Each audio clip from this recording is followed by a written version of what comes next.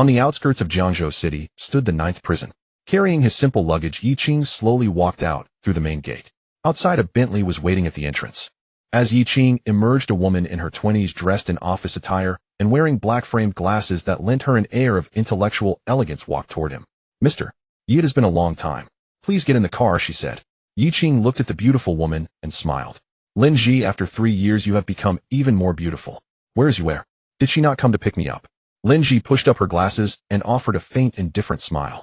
"President Gao Qingwei has an important meeting today, so she entrusted me to pick you up instead. The time is about right. Everything at the hotel has already been arranged. Please get in the car."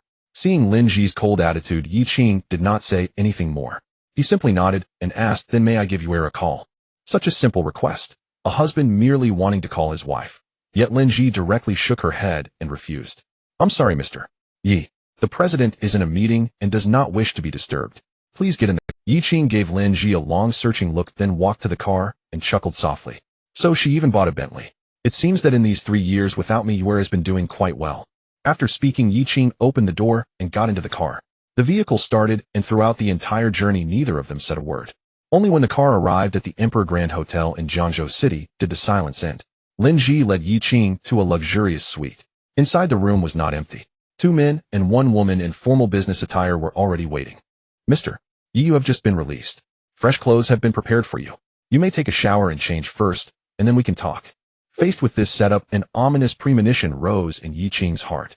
Yet he said nothing. He merely smiled, then went into the room to shower and change. Half an hour later, when Yi Qing stepped out of the room again, everyone present could not help but have their eyes light up. Yi Qing was undeniably handsome, a kind of wicked, alluring handsomeness. With his height of 1.85 m and a strong, well-built physique, he was the sort of man who compelled a second glance after the first.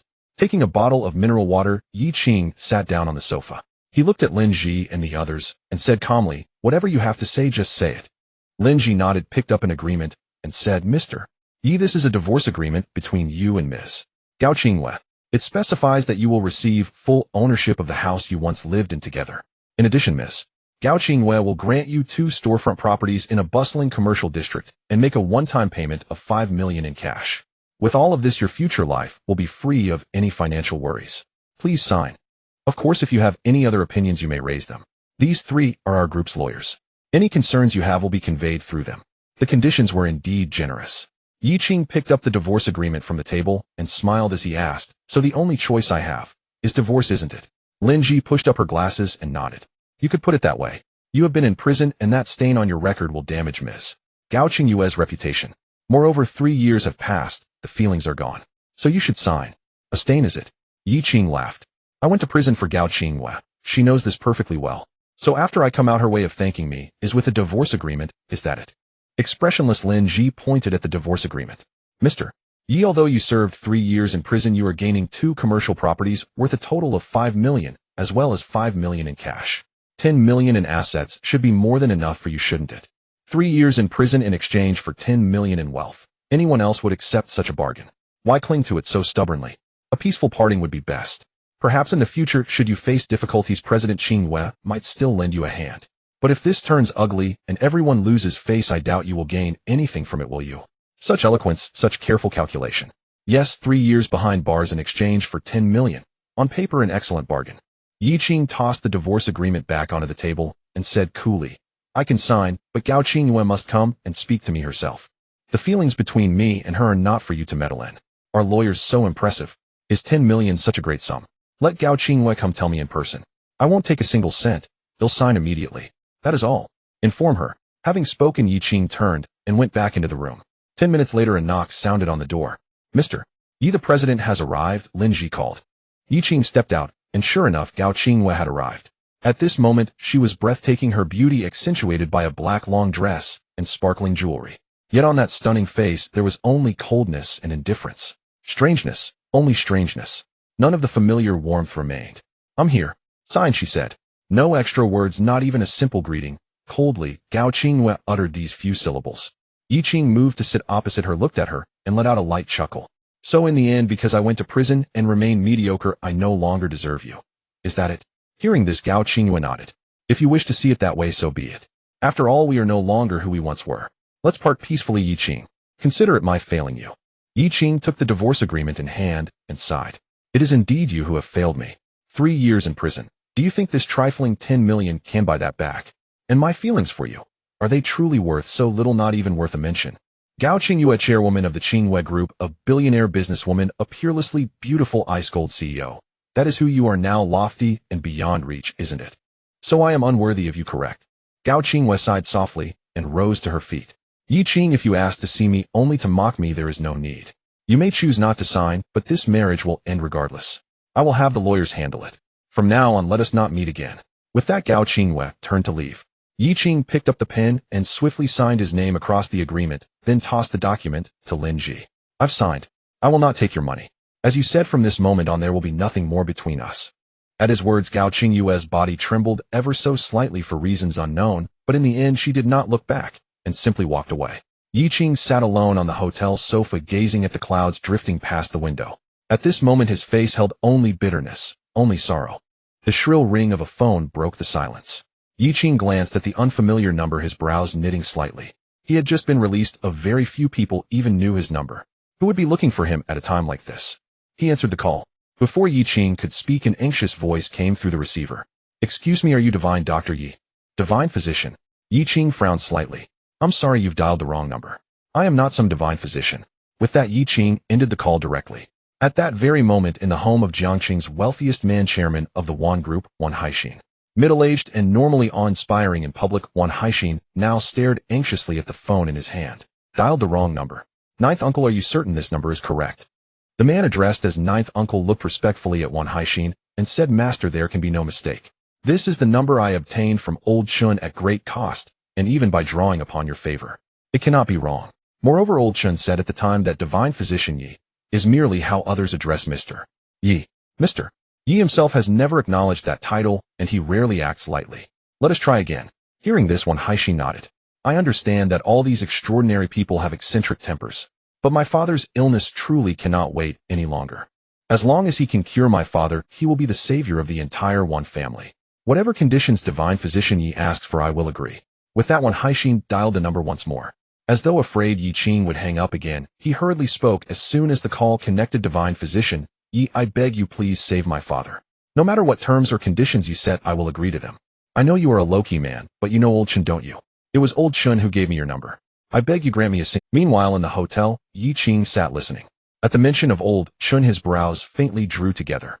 He sighed softly and said, for old Chun to give you my number, it's clear that you either paid a tremendous price or your relationship with him runs deep. However, old Chun does not truly owe you anything. He knows full well that the moment he gives out my number, he owes me another life. I can make a move, but I will not guarantee that I can definitely save him. I must make that clear first. Having obtained Yi Qing's promise, Wan Haixin was already trembling with excitement over the phone. Good. As long as you are willing to come, everything can be discussed. Mr. Yi, where are you now? I will send someone to pick you up, all right. Yi Qing replied, I still have matters to attend to over the next few days. Send me the address. Within 3 days I will come to your door in person. Afterward, Yi Qing ended the call directly. In the end, I am out of prison now.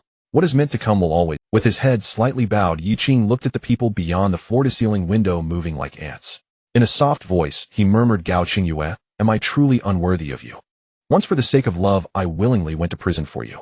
Even behind bars, I came to know many powerful figures and asked them to watch over you in secret and help you. 3 years later, you have become the beautiful CEO everyone envies, while I, Yi Qing, have become nothing but dust and an ant in your eyes. But I am not an ant. Looking up at the sky, Yi Qing said softly, if I so desired, I could be a dragon soaring through the heavens, drawing the reverence of countless people. I could be a deity seated upon the clouds, looking down on mankind as one looks down on ants. You could have stood with me at the summit of this world, enjoying the worship of the masses. Yet you kicked me aside with one stroke, cast away like a worn-out shoe.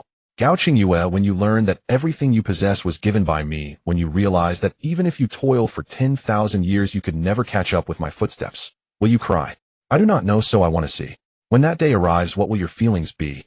At the same time, Gao Qingyue and Lin Ji had already left the hotel. Sitting in the car, Gao Qingyue was silent for a moment, then looked at Lin Ji and asked, Lin Ji, did I do the wrong? Lin Ji shook her head at once and said firmly, no, President Gao, you are not wrong. Your choice is the right one, and only this can be the best outcome for both of you. Yi Qing is far too ordinary.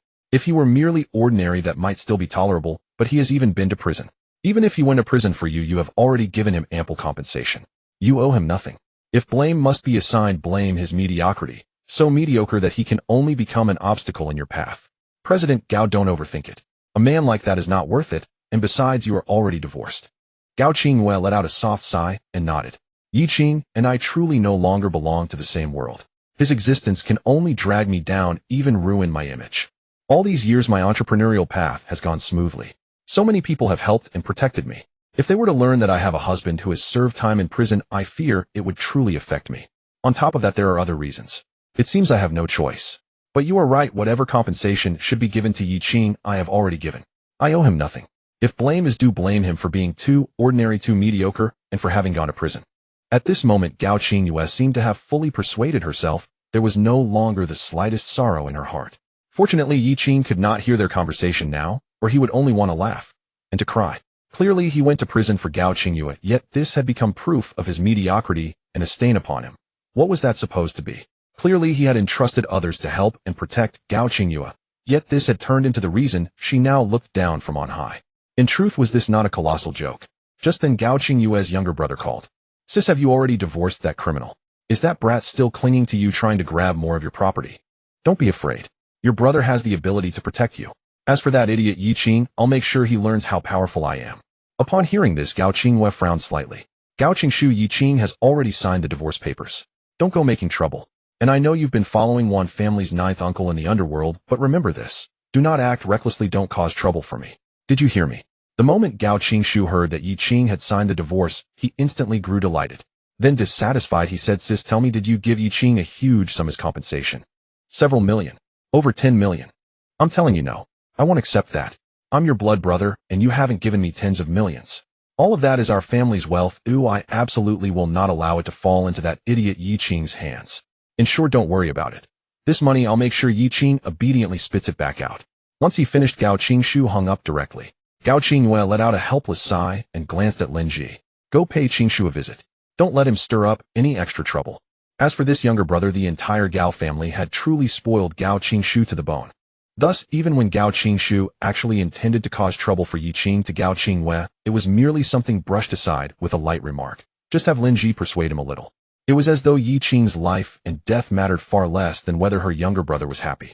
At this moment, Yi Qing had left the hotel and returned to the home he once shared with Gao Qingyue. The house was not large, merely a 3-bedroom apartment of over 100 square meters, yet it was warm and held many beautiful memories.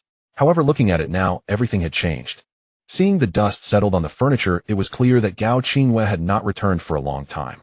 After all, a successful and wealthy female CEO would not live in such a rundown place. Moreover, it was a place once shared with a criminal. Yet what Gao Qingyue discarded, Yi Qing treasured deep. Picking up a rag, Yi Qing began to clean the room. This was his home. Even if it was dirty, shabby, and small, it was still his harbor. However, these once beautiful memories had now turned into piercing pains, leaving Yi Qing feeling somewhat bitter and sour. At this moment, Yi Qing still did not know that his dearly beloved little brother-in-law Gao Qingshu had changed into a different person and was on his way to cause him trouble. The Luyuan Villa district was considered a high-end community in Jiangxing, with each house valued at over 10. Gao Qingshu and his parents lived here. The house was purchased a year ago by Gao Qingyue as a gift. Mom, my sister has already met Yi Qing, that useless man, but it seems she has given him a large compensation, probably no less than 10 million. Gao Qingshu sat on the sofa looking at a middle-aged woman adorned in gold and silver, dressed like a wealthy lady, and spoke with some dissatisfaction. Upon hearing this, Gao's mother widened her eyes and exclaimed, What? 10 million compensation? What a joke.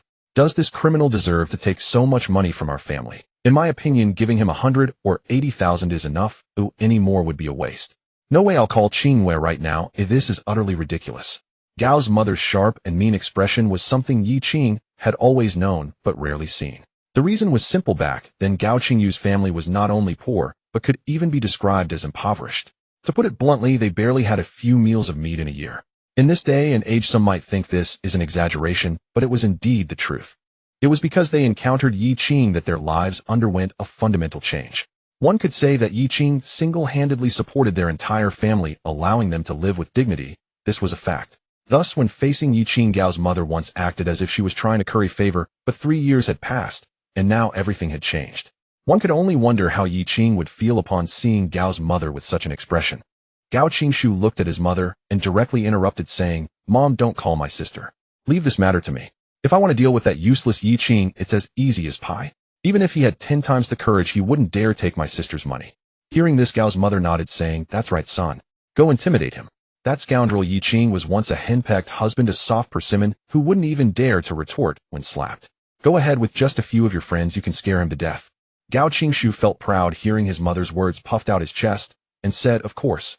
Your son is someone in Jiangqing now. Mom, alright, I won't talk to you much. I'll head out now. Oh, just wait at home for my good news." After saying this, Gao Qingshu left directly, and outside the house a business vehicle was waiting with 4. "Gao Xiao, are we heading out now to deal with your brother-in-law?" Gao Qingshu sneered and said, "Brother-in-law? Does he even deserve that title? He's just a useless man. Let's go teach this blind scoundrel a lesson.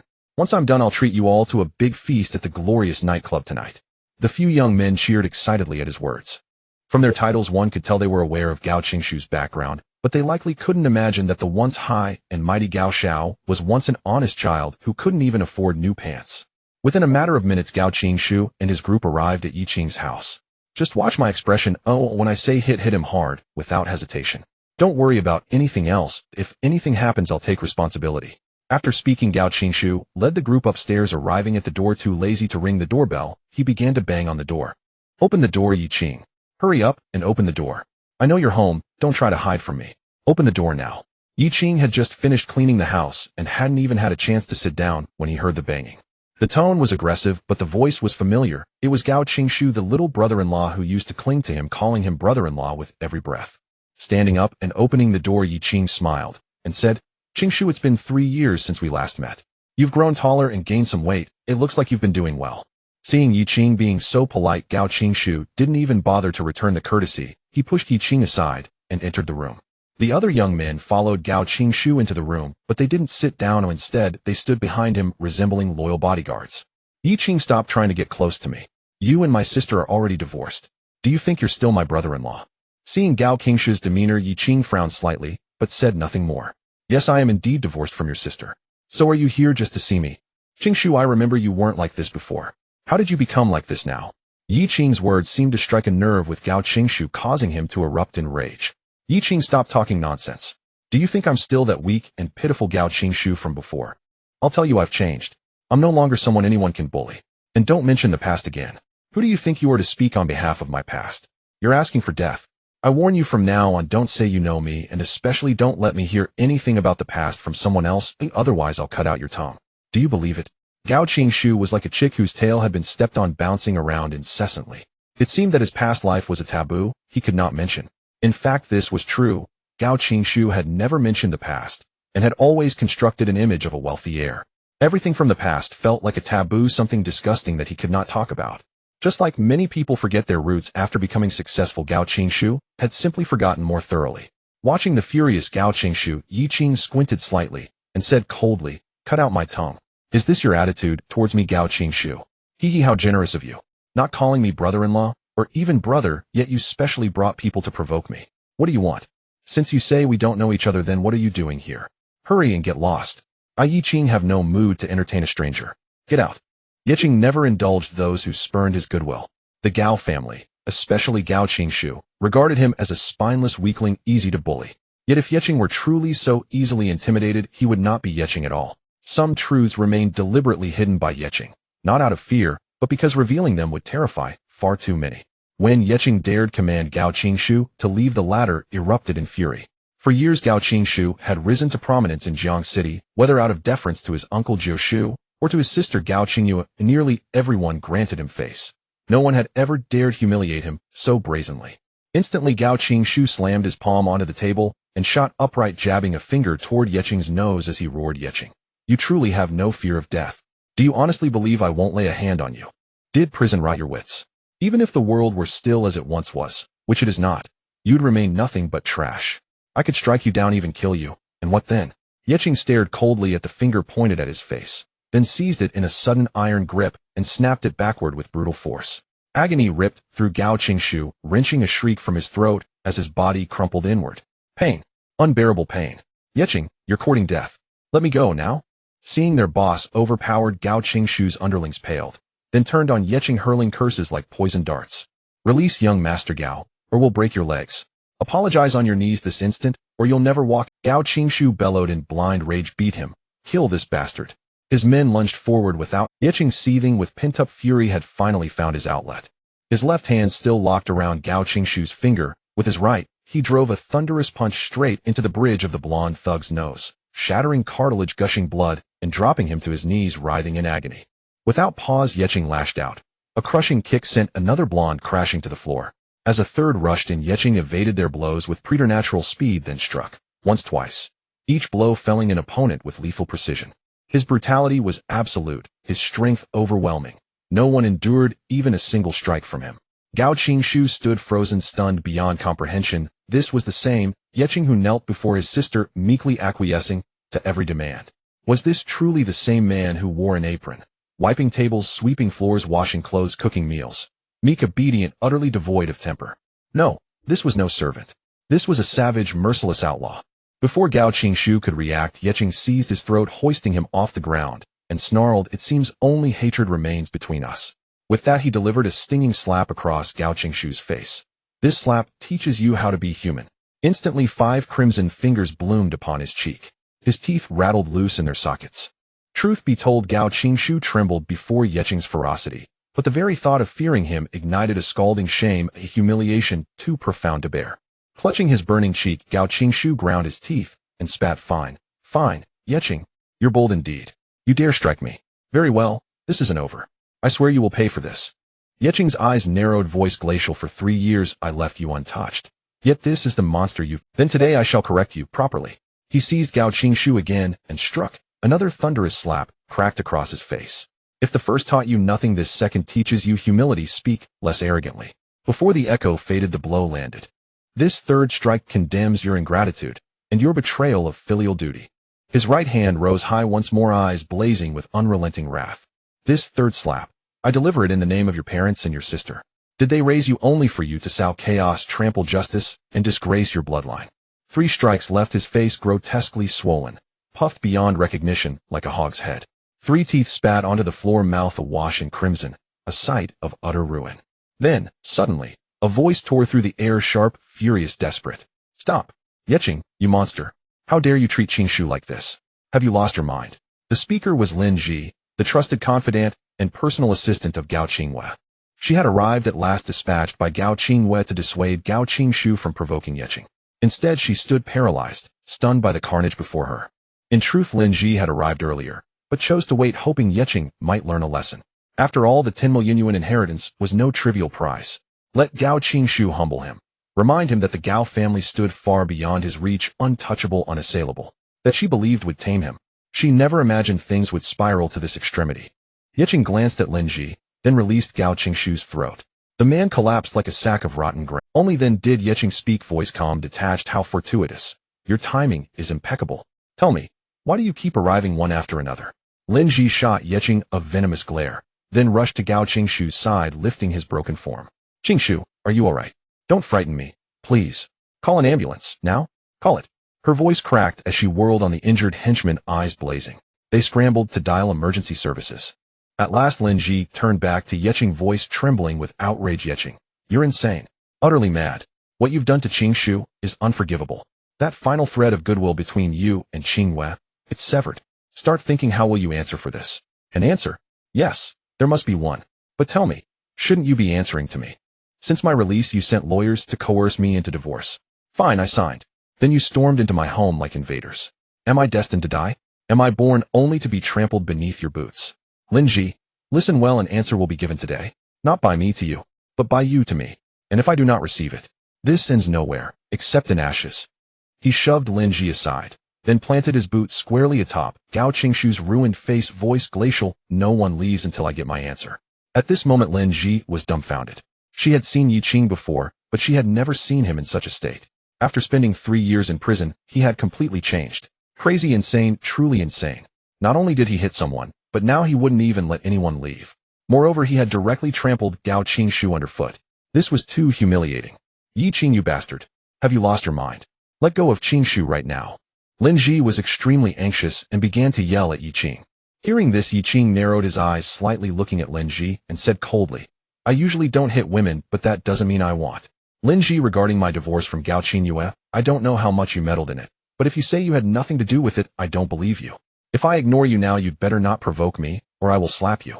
This statement infuriated Lin Yiqing. Not only hit Gao Qingshu, but now he also wanted to hit her. Alright then, let him try and see if he has. Yiqing, fine, you want to hit me. Come on. He'll let you hit me. You selfish bastard. Taking out your dissatisfaction on Qinyu's brother, this is all you can do, isn't it? But you might feel good today. Have you thought about tomorrow? You're doomed, Yiqing. I'm telling you, you're finished. Yiqing looked at Lin Ji, who was shouting at him, and sneered, the Gao family. What a formidable Gao family. In the 3 years I was away from Jiangqing, a heartless and ungrateful Gao family has risen. So what? With just this you dare to be arrogant in front of me. What gives you the right? Is it because the Gao family has money, power, or because Gao Qinyue is cold-hearted and ungrateful? No matter what you rely on, if you want to provoke me, you need to consider the consequences clearly. Now if you want to take someone away, let Gao Qinyue come personally to apologize to me, and then take him away. Otherwise no one will take him. The name of the Gao family might intimidate many, but to scare Yiqing, that's simply impossible. Let alone the fact that Yiqing was never an ordinary person. Even if he were, should he be bullied by the Gao family, trampled underfoot, and spat on. This is simply too much.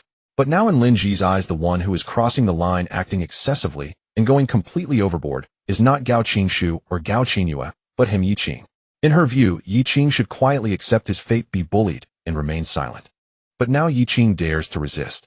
This is simply going against heaven.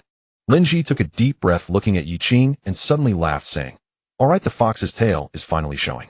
Yiqing, you keep talking, but you still can't forget about Qinyue Qinyu. That's why you're trying to attract her attention this way, showing her that you're not the soft persimmon you used to be, that you can fight and have some skills, right? It's simply ridiculous. Do you know that right now you're nothing but a clown? Your little schemes are disgusting and pathetic. If Qinyue comes and sees this scene, she will only hate you more and will not change her mind about you at all. Yiqing, don't you understand? You are simply not worthy of Qinyue, not worthy at all. Her words pierced the heart. Clearly it was she who was ungrateful and cold-hearted, yet she spoke as if they were the ones with the grand logic, treating others like fools. Yiqing just wanted to laugh. How can a person be so shameless? Distorting right and wrong, muddling the truth. Does having money and power make one become like this? Lin Ji, does it really matter how much nonsense you spew? Since you all think I am unworthy and that I am deliberately picking a fight, then let's just say I'm picking a fight on purpose. Go on, notify Gao Qinyue.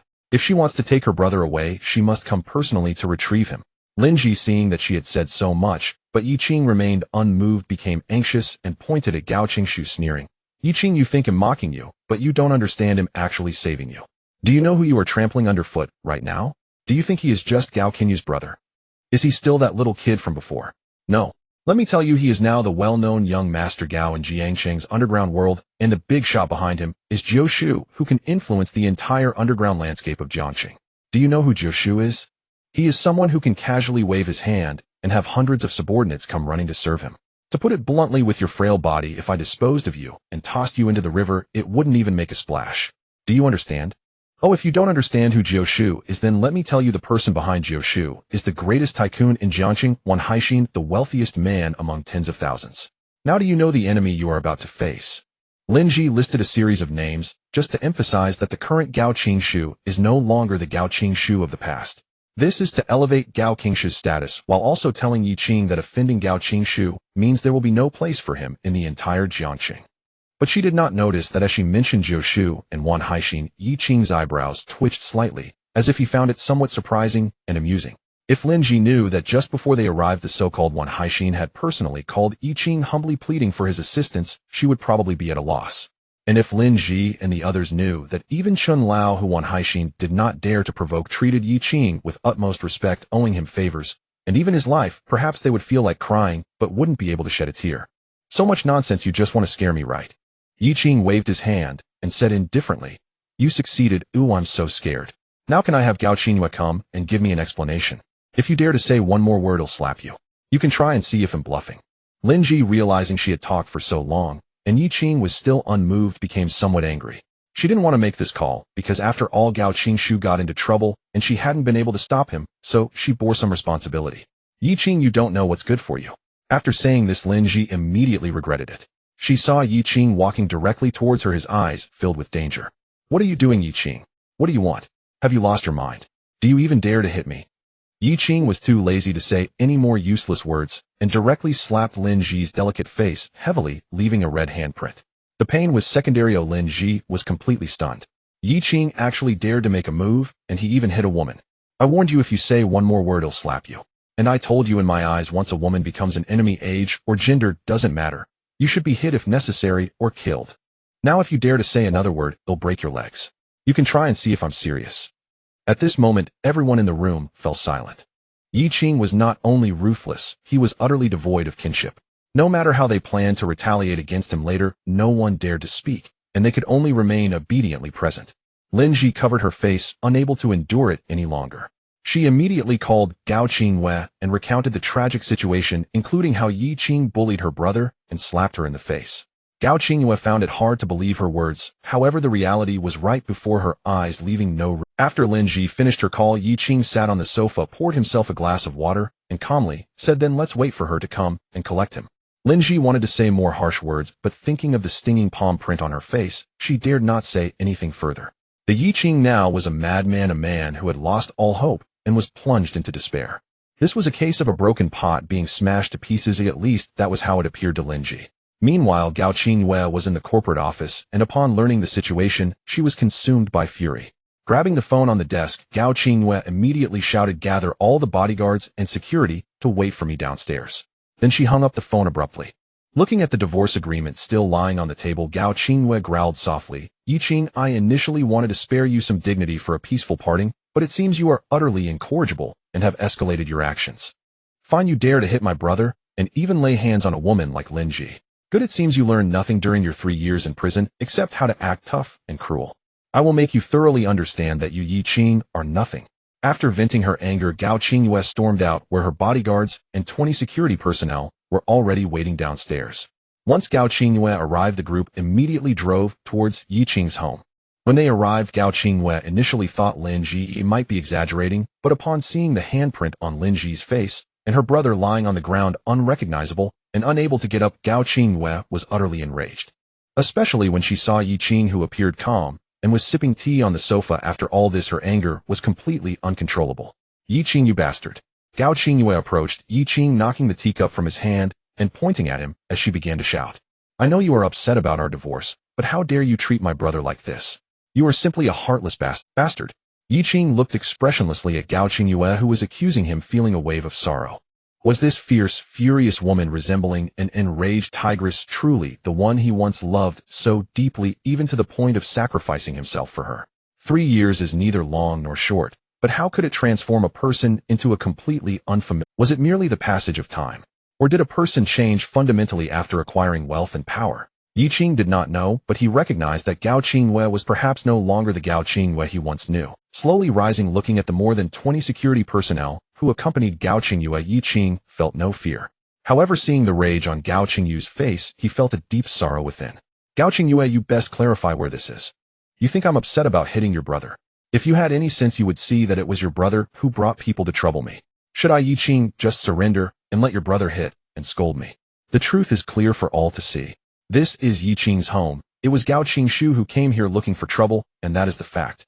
But no matter the facts, Gao Qingwei would not care. All she cared about was that her brother had been severely injured by Yi Qing, which was what truly angered her. That was her brother, her own brother.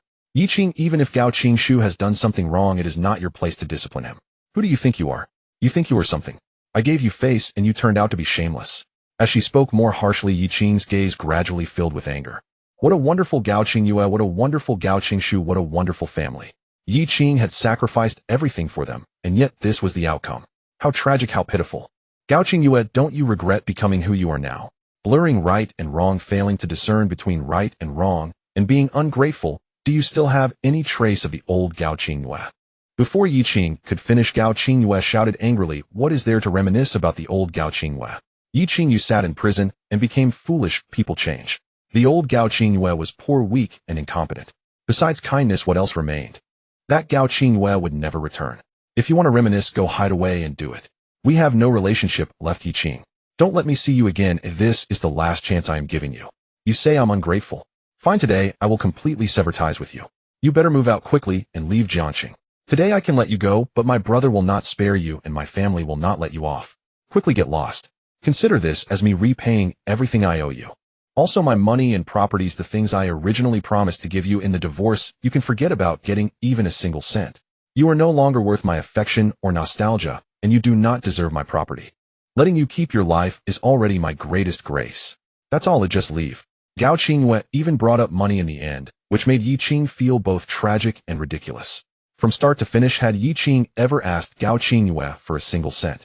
Everything was just Gao Qingyue's self-righteousness.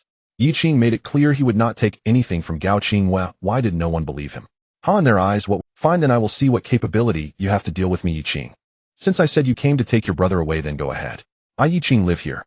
Anyone dissatisfied can come at me. Now, Gao Qingyue, I do not want to see you anymore. You disgust me. The one who should leave is you. This. After saying that, Yi Qing pointed to the doorway and shouted, now immediately get out. Gao Qingyue looked deeply at Yi Qing and suddenly smiled, saying, Yi Qing, perhaps I should really let you open your eyes and see this world. Yi Qing did not expect such a statement to suddenly come from Gao Qingyue's lips, and he furrowed his brows, asking. Gao Qingyue shook her head after having someone help Gao Qingshu up. She said, in the next few days I will arrange to meet you. If you have the guts, don't hide from me. Don't worry, I won't do anything to you. Of course, if you're scared, you can run away. With that, Gao Qingyue turned and left with her entourage. After reaching the ground floor, Gao Qingyue sent Gao Qingshu to the ambulance and then got in the vehicle with Lin Ji. Today, Gao Qingshu had suffered such severe injuries, and she couldn't pretend to be unaware or not tell her mother. However, she feared that informing her mother would lead to even greater trouble. Lin Ji, I'm sorry for the trouble this has caused you. Don't worry, I will compensate you. Lin Ji herself had made some mistakes, so she dared not accept compensation from Gao Qingyue. She just felt an uncomfortable pressure. Qingyue, are you really going to let Yi Qing go? Even if you let him go, Qingshu won't. Once he wakes up, he will definitely report to Uncle Jio, and then Uncle Jio will surely send someone to deal with Yi Qing. Also, you just said you would arrange to meet Yi Qing in a few days. Are you having second thoughts? Lin Ji's greatest fear was this point. She actually knew that although Gao Qingyue appeared strong and resolute, she harbored some guilt and regret towards Yi Qing. As for whether there were still feelings left, Lin Ji dared not conclude. Perhaps there was still a trace. After all, Yi Qing had treated Gao Qingyue and the entire Gao family exceedingly well. Upon hearing Lin Ji's words, Gao Qingyue simply shook her head lightly, a hint of coldness appearing on her face. Regret? No, I just feel that would be too lenient on Yi Qing, and it would not let him understand the vast difference between us. Since he doesn't know, then let him find out. Lin Ji, do you know what brings the most despair to a person? Lin Ji shook her head and asked what. It is when two people who were once somewhat matched or had some differences suddenly find themselves in a chasm between heaven and earth, whether in values or worldviews and habits or environments, everything has changed. This is what brings the greatest despair to a person. Because he wants to pursue, but no matter what he cannot catch up, ultimately only able to lament his own mediocrity and weakness from then on, even daring not to speak loudly. I want Yi Qing to clearly see how great the gap between us is now. I want him to thoroughly understand that in front of me, he is merely an ant that will never catch up to my footsteps. Lin Ji's eyes lit up at her words, nodding vigorously. I understand now. You want Yi Qing to feel completely inferior, never able to lift his head again, right? Good, this is good. Only then can we thoroughly erase his confidence from within, letting him live in regret, in pain, inferiority, and despair from now on. This is excellent, Qingyue, you are truly remarkable. Upon hearing this, Gao Qingyue revealed a hint of a proud smile. Just then a call came in. Looking at the name on the phone, Gao Qingyue frowned slightly, but still answered. By Roro, why did you think of calling me? Didn't you say you were angry with me? From the phone came a gentle female voice that reached Gao Qingyue's ears. Gao Qingyue, I am angry with you, but today that's not what I'm calling about. I want to ask, has Yi Qing been released from? Did you really divorce him? Hearing Bai Ruo mention Yi Qing in such a gentle manner, for some reason Gao Qingyue felt uncomfortable in her heart, as if someone was coveting her beloved toy. What does it matter to you whether Yi Qing is out or not? And whether I divorced him also seems irrelevant to you, Bai Ruo. If I remember correctly, you are already engaged. How can you still think of another man? Aren't you afraid of being called unvirtuous? Upon hearing Gao Qingyue mention her engagement, Bai Ruo fell silent for a moment before replying with a slightly despondent tone, I know I have no right, I didn't in the past, and I don't now. But Gao Qingyue, I don't want you to hurt him. Yi Qing is the best man in the world. If you miss him, you will really regret it. While there's still a chance, Qingyue, listen to my advice. Don't do anything you'll regret, or you will cry later. Hearing Bai Ruo still trying to persuade her under such circumstances, still infatuated with Yi Qing, Gao Qingyue became somewhat furious. Bai Ruo, I advise you to take care of your own affairs. Also, whether Yi Qing is a good man or not has nothing to do with you. You care about him, right? Fine, if you care about him, then go protect him, go find him. I have already divorced him, you go ahead. I want to see if you, Bai Ruo, dare to risk being discovered to show sympathy and concern for Yi Qing. Don't forget what would happen if the Bai family found out what is the current situation of the Bai family. If it gets back to young Master Tan, not only will you be in danger, but the entire Bai family will suffer with you. After saying that it seemed like Gao Jingwei was acting out of spite as she directly gave Bai Ruo Yiqing's address and phone number, as if wanting to see if she really had the courage to care for Yiqing. If she couldn't even do that, why should she look down from a high moral ground and scorn the wrongs Gao Jingwei had committed? At this moment on the other side of Jiang City, a sweet-looking woman in a white dress, appearing gentle and graceful, stared blankly at her phone. In her eyes, apart from heartache, there was pain, as if her life were undergoing tremendous changes. Gao Jingyue, even now I envy you for having received Yiqing's love, but why don't you cherish it? Clearly I wanted to cherish it so much, yet I no longer have the right to love Yiqing. Perhaps this is my tragedy. Bai Ruo gently lowered her head, a tear sliding down her cheek. She knew that if she wanted to remain unscathed, she shouldn't seek out Yiqing. Yet she desperately wanted to see the man she had deeply loved for so long, to see if he was in pain after being abandoned. Ruo, why are you crying? A middle-aged woman appeared behind Bai Ruo, looking at her tears, and softly sighed. Ruo, I know you don't want to marry Tan Xiao, and neither do I. That Tan Xiao is just a playboy, utterly useless except for attracting attention. However, the Bai family can only rely on the Tan family for salvation now. I know it's unfair to you. Bai Ruo looked at her mother, wiped the tears from the corners of her eyes, and said softly, Mom, I'm fine. You don't need to worry about me. I know what to do. This is my destiny. I can't deny it, nor can I escape it. The entire Bai family needs me to save them. No matter how reluctant I am, I will never do anything to harm the Bai family. You can rest assured. It's tragic that the prestigious Bai family, once well known in Jiangxing, now has to rely on marrying off their children to save the family. The most frustrating part is knowing that the other party is not a good match, yet feeling too afraid to refuse, leaving one with a sense of helplessness. Bai Ruo had accepted her fate, but when her beloved grandfather bent down to plead with her, and when everyone in the Bai family begged her to save them, she knew that her life was over. Mom, I'm going out for a while. If you need anything, just call me. With that, Bai Ruo left the room. She decided to go see Yiqing.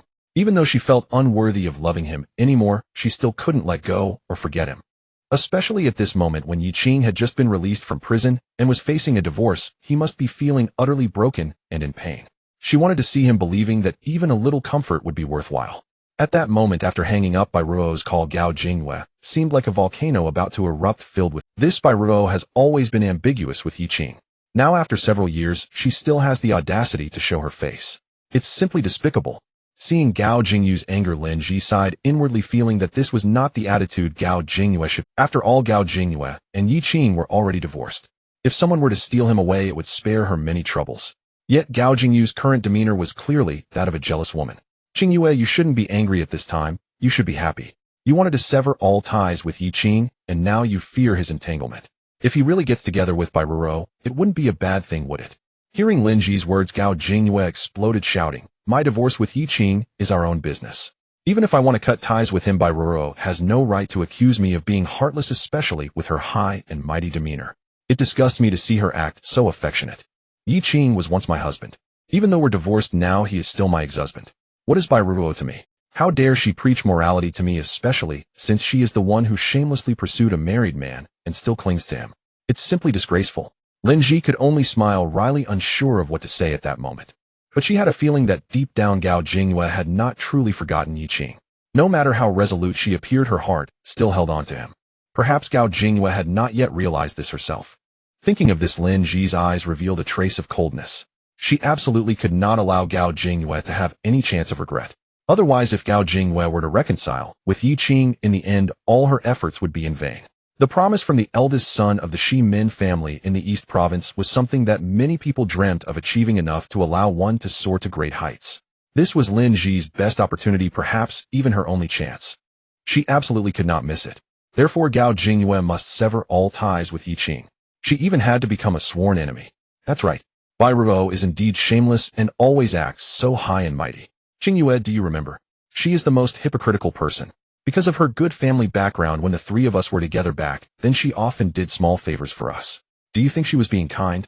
No, she was just trying to satisfy her own vanity and pride. She looked down on us, treating us with a charity mentality. She is the most despicable person. Lin Ji followed Gao Jingyue in criticizing Bai Ruo, forgetting that the hypocrite she spoke of was the very person who had helped them countless times in the past, offering assistance without even expecting gratitude, often being cautious to avoid hurting their pride. How did that transform into pride and charity? Gao Jingyue, upon hearing this, lowered her head, clenched her fists, unable to quell her anger. Lin Ji added fuel to the fire, saying, Honestly, Jingyue, you shouldn't be angry. What you should do now is let Bai Ruo meet Yiqing. In the end, regardless of what happens between them, it is still up to us to decide, right? Moreover, given Tan Xiao's temperament and character, do you think he would let Bai Ruo and Yi Qing go? At that time, Tan Xiao would undoubtedly deal with Bai Ruo. If you don't want Yi Qing to get hurt, you could appear as a savior. Being able to advance or retreat is the best choice. Hearing this, Gao Jingyue glanced deeply at Lin Ji and said, "You seem to hate Yi Qing and Bai Ruo even more than I do." Lin Ji replied, her heart trembling, slightly smiling and shaking her head.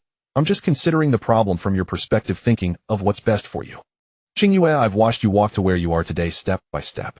You must not let Yi Qing ruin your future again, or there will be no time for regrets. And don't forget the young master of the Shimin family will be coming to Jiangxing soon. If you don't suppress Yi Qing now, any trouble that arises later could end with him taking action. Then Yi Qing will truly be finished. So you must control Yi Qing. If possible, it would be best to have him locked up for a few days. At least this counts as a kind of protection for him, right?" After hearing this, Gao Jingyue fell silent for a moment and said, "He'll think about it. If it comes to that, then I will have to do it. I'm doing this to save Yi Qing's life. After all, he is just too ordinary and too plain. Sai, I've truly done my utmost for Yi Qing, but alas, he has no idea of my heartfelt intentions. Good intentions are often repaid with ingratitude. He probably curses me behind my back, but whatever. After all, I have nothing to do with him anymore. I don't expect his gratitude. Oh, I just hope he won't come to pester me again in the future." After saying this, Gao Jingyue let out a light sigh, as if she had done a great deed and suffered tremendous grievances. However, what she was about to do was truly a matter of harming others. At this moment, Yi Qing sat in the old house gazing at the room that had just been tidied up, yet was still in disarray, letting out a gentle sigh. This was not the life he had imagined. He had originally thought that upon his release from prison, he would be greeted by a sweet and happy life, or at least a life of mundane happiness, but reality often defied expectations. Qingyue, can wealth and power truly change a person so completely?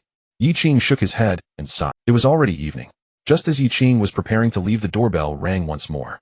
This time Yi Qing frowned, directly feeling a bit angry. Was this never ending? However, when he opened the door in a huff and saw a girl in a white dress, clean and kind, standing outside, all his anger vanished completely. "Bai Ruo, what brings you here?" The visitor was none other than Bai Ruo, who had called Qingyue earlier, and she was also Qingyue's former close friend. Looking at Yi Qing, Bai Ruo revealed a smile, genuinely happy to see him out of prison. "Yi Qing, you've lost weight after 3 years. Well, it's not too bad. Although the food in prison isn't great, I actually ate quite well. Come in and have a..." In this regard, Yi Qing was not lying. His treatment in prison was quite different from that of ordinary criminals. However, Bai Ruo might not believe it regardless. Once inside the room, Bai Ruo noticed the mess Yi Qing hadn't had time to clean and frowned slightly. "Did Qingyue come to cause trouble? Is it because of the divorce that you were forced into?" Yi Qing glanced at Bai Ruo and said, "You already know. Well, it makes sense, you two are close friends. But it can't really be called trouble, just some misunderstandings." Was it really a misunderstanding? But now Yi Qing could perhaps only say that, otherwise how could he explain that he was beaten by his former brother-in-law? This line of reasoning felt meaningless. Bai Ruo looked at Yi Qing and gently shook her head. "I haven't been in contact with Qingyue for nearly 3 years. Our relationship changed completely after your imprisonment. Yi Qing, I already know about the situation. Now I really want to ask you, do you regret it?" Upon hearing Bai Ruo's words, Yi Qing fell silent. Regret? Did he regret falling in love with Qingyue, or regret treating her too well? Or perhaps regret taking the blame for her?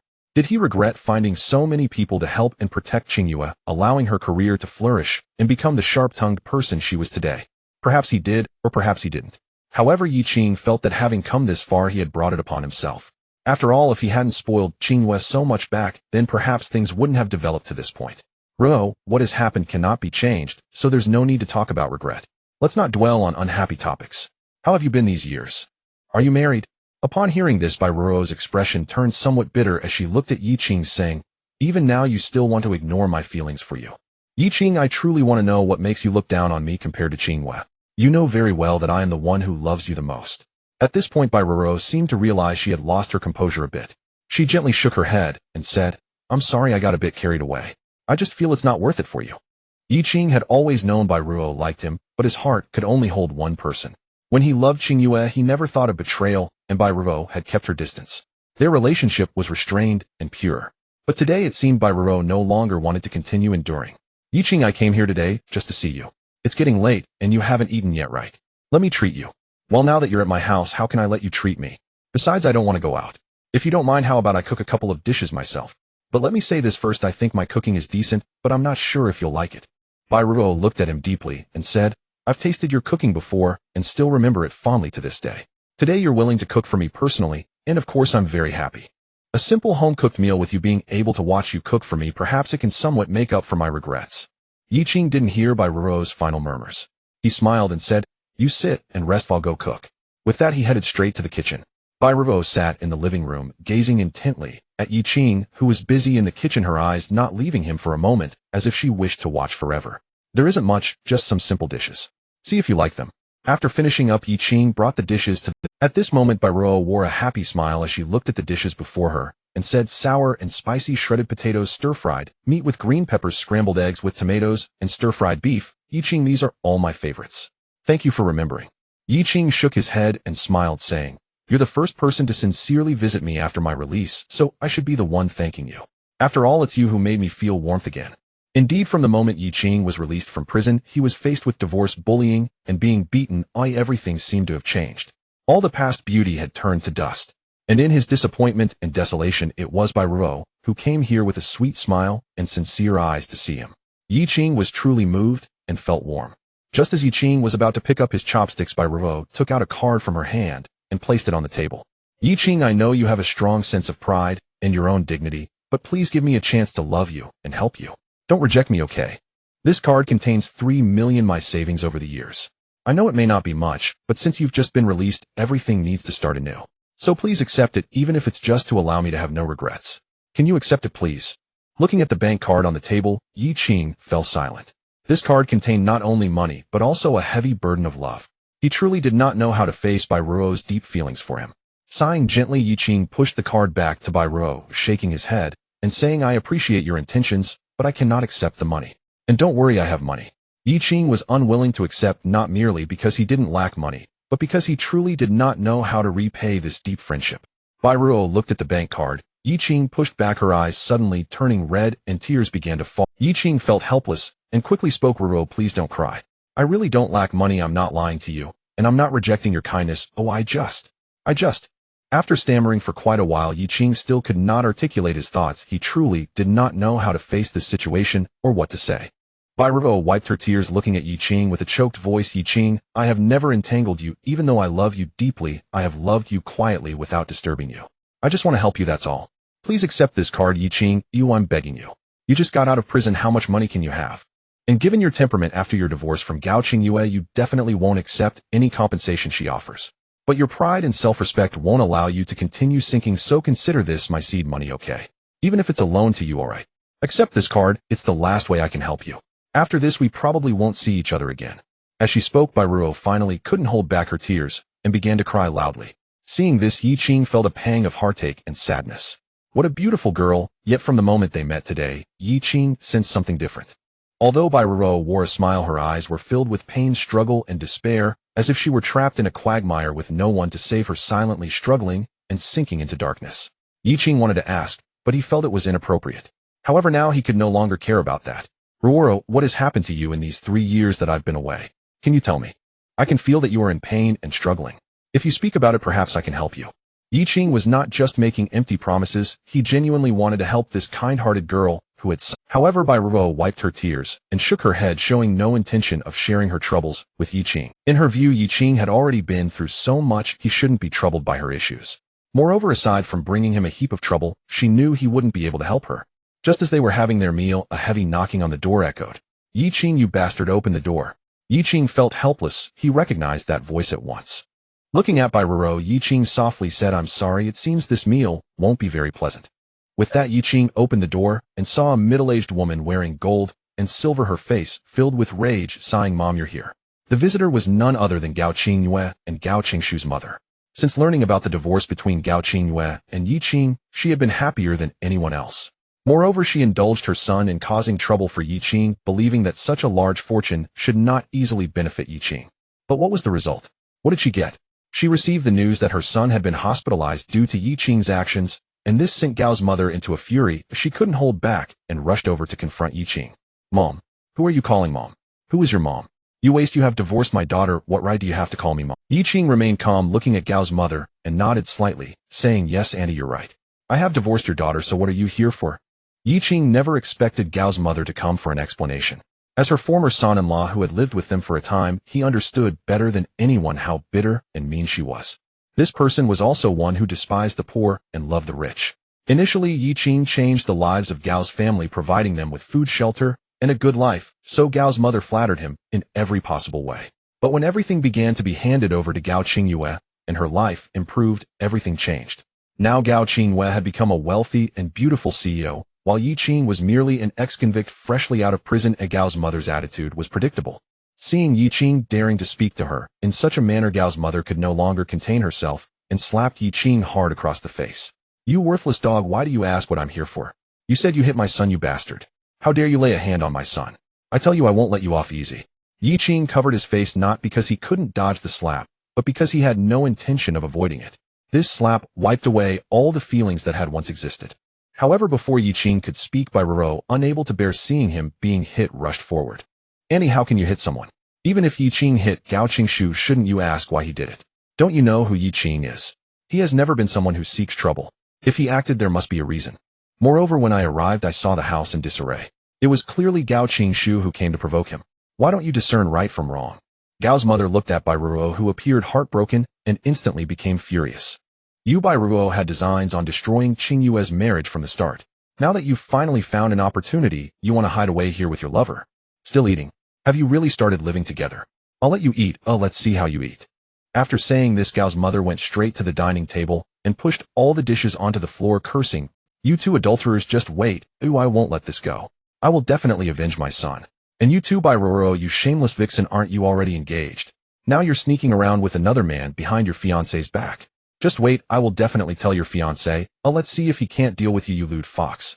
As soon as these words were spoken, Bai Ruo's face turned pale, while Yi Qing's expression grew darker and filled with anger. "Enough. And I still call you aunt for now, so please have some self-respect. Moreover, I no longer have any ties with Gao Qingyue. This is my home, please leave.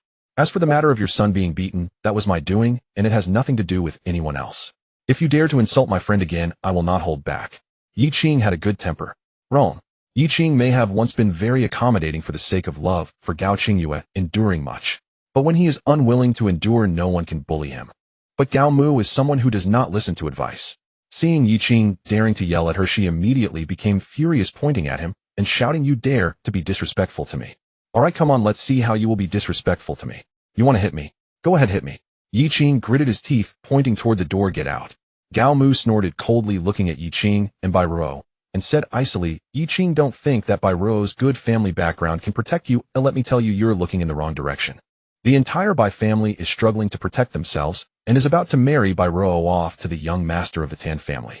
By then she won't even be able to protect herself. Do you think she can protect you?" At this point, Gao Mu looked at the pale-faced Bai Ruo and sneered, "Bai Ruo, you are here secretly meeting with Yi Qing. Just wait. When the young master of the Tan family finds out, not only will you get a good beating, but your Bai family will also suffer. And as for Yi Qing, with Tan Xiao's bad temper, will he let him off? Haha, I can't wait to see how you all die. You shameless fox, you're really lowly, getting involved with such an incompetent criminal that you lose your senses. You're truly disgusting and shameless." Upon hearing Gao Mu's words, Yi Qing could no longer hold back and directly slapped Gao Mu hard across the face. "If you dare to talk any more nonsense, I will smash your mouth." At this moment, Gao Mu was shocked and furious, never expecting that Yi Qing would actually dare to hit her, that he would actually slap her. In that instant, Gao Mu went crazy like a shrew, grabbing and scratching at Yi Qing. "Ah, you worthless piece of trash, how dare you hit me? I will fight you to the death. I swear I will not let you off, you dog, how dare you hit me? You deserve to die, you deserve to die." Seeing Gao Mu throwing a tantrum and scratching at herself, Yi Qing could no longer hold back, directly grabbing her hand and delivering 2 slaps. Immediately, Gao Mu's face turned somewhat red and swollen. "I will say this one last time, leave now, otherwise I won't mind smashing all your teeth." At this moment, Yi Qing's gaze was cold and dangerous. Gao Mu looked somewhat dazed and a bit scared. She had never seen Yi Qing with such a fierce and cold gaze. At that moment, she felt that if she did not leave and continued to cause trouble, Yi Qing would really take ruthless action against her. It must be said that at this moment, Gao Mu was intimidated. All right, you two dog lovers, just wait. I will." After saying that, Gao Mu angrily left. Once Gao Mu was gone, Yi Qing looked at Bai Ruo, who was dazed and pale, and gently sighed, "I'm sorry for making you suffer." Bai Ruo shook her head, the tear stains on her face still visible, making her look pitiful. "No, it's me who should apologize to you. Because of my irrationality, I fear I will bring you some trouble. Yi Qing, you should go leave Jiang City for now. Go hide for a while, okay?" In Bai Ruo's view, if Gao Mu had not discovered them today, everything might have been fine. But since Gao Mu found out, and was this angry, she would definitely spread the news. By then, while Bai Ruo herself might suffer some torment, that was one thing, but she did not want to implicate Yi Qing. In her eyes, Yi Qing would not be a match for Tan Xiao, and Tan Xiao's temper would definitely lead him to take revenge. By then, Yi Qing would definitely get hurt, and it was not impossible for him to have his limbs broken. After all, Tan Xiao had done such things more than once or twice. Yi Qing gently sighed, and said, Ruo, you are doing this for my sake. You came to see me to help me, how could this be your fault? Besides, I could tell from the moment you arrived that your emotions were not right. What was that engagement she mentioned just now? And what about this, Tan Xiao? Are you getting married? But I can't see any happiness in you.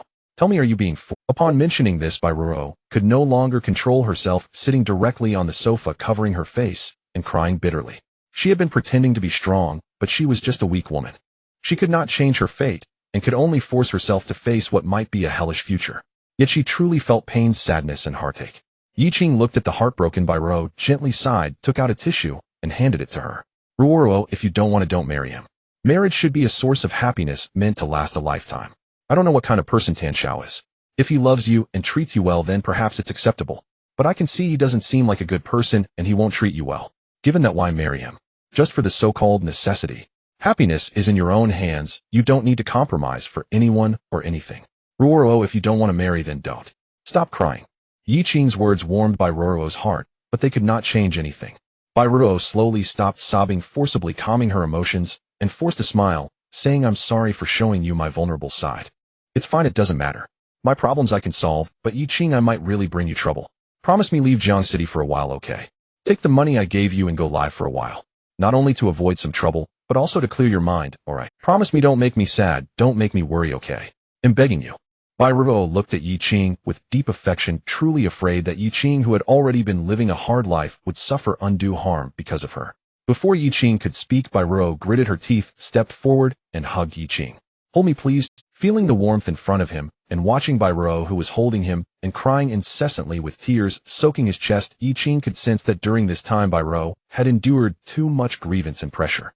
A pure and kind girl who had never changed, a girl who loved him deeply and selflessly, yet now found herself in such a predicament. Yi Qing felt a pang of sympathy. Gently embracing Bai Ruo, Yi Qing spoke softly, Ruo, I have left my bank card behind. Even if it is your investment, I will bring you returns that will make everyone envious and jealous. Although you haven't told me what happened, I know you are unhappy, and that is enough. The rest I will handle. Trust me, I will. Upon hearing Yi Qing's words of concern, Bai Ruo's sobs grew louder, as if only in front of Yi Qing in his embrace could she find warmth and safety. It wasn't until a few minutes later that Bai Ruo slowly calmed her choked sobs, and looked at Yi Qing, saying, I'm sorry, I lost my composure. I know you care about me, and that is enough. But Yi Qing, please, for my sake, for your own sake, promise me you will leave Jiang City, okay? Even if I beg you, please leave.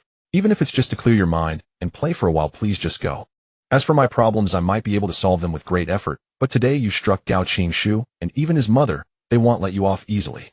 Gao Qingshu is no longer the Gao Qingshu of the past, and he has gained some notoriety in the underground world of Jiang City, backed by the ninth uncle of the Wan family, who is the true overlord of the underground world. You cannot contend with them. Even if I beg you, please leave, okay? Yi Qing knew that no matter what he said now, it would be useless, because Bai Ruo would not believe he had the capability to solve the problem. However, not wanting to worry Bai Ruo, Yi Qing could only temporarily agree to ease her mind. Okay, Ruo, I promise you don't need to worry about me. I will take care of myself. Moreover, if I told you that I am not afraid of that Tan Xiao, or the ninth uncle of the Wan family, would you not believe? In fact, I am not only unafraid of them, they have something to ask of me. Bai Ruo felt that this statement was not at all funny, but considering the man's pride and dignity, she did not intend to expose Yi Qing. After all, as long as Yi Qing promised to leave and could ensure safety, that was enough.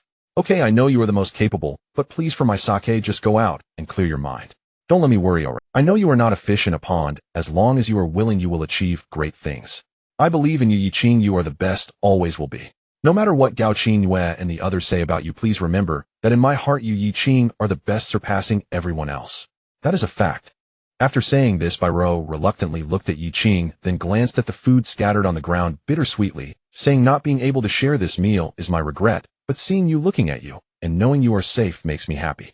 Yi Qing, goodbye. After saying this, Bai Ruo left without looking back, as if afraid that if she turned her head, she would be unable to bear to leave. Yi Qing watched Bai Ruo's retreating figure, letting out a soft sigh, saying, Ruo, how can I repay your unwavering affection? Perhaps what I can do is help you solve your problems, and I will also show you through my actions that I truly am not afraid of these people. It is they who should be afraid. The Wan family and the ninth uncle. Perhaps I should pay them a visit. Mentioning the ninth uncle and the Wan family, Yi Qing's eyes brightened slightly, and he made a decision in his heart. At this moment, within a small meeting room of the Yunduan Group, a giant conglomerate in the Daxiao region, with assets worth several hundred billion, several executives of the Yunduan Group, or rather brothers of the Yun family, sat together, all with furrowed brows and expressions of anger. What does the old man mean? The letter says he has transferred his shares to a young man. This is simply outrageous. The Yunduan Group belongs to our Yun family, and no one else has the right to interfere. A middle-aged man looked extremely furious, as if something of his had been stolen. In fact, the situation was quite similar. The Yunduan Group was founded by the old man Yun, and had developed over several decades to amass astonishing assets of several hundred billion. Yet he simply handed over shares to someone else without a word which no one could comprehend. After all, this was the Yunduan Group. Just 1% of the shares represented hundreds of billions of wealth. Moreover, the old man still held 30% of the shares, which was over 100 billion in wealth.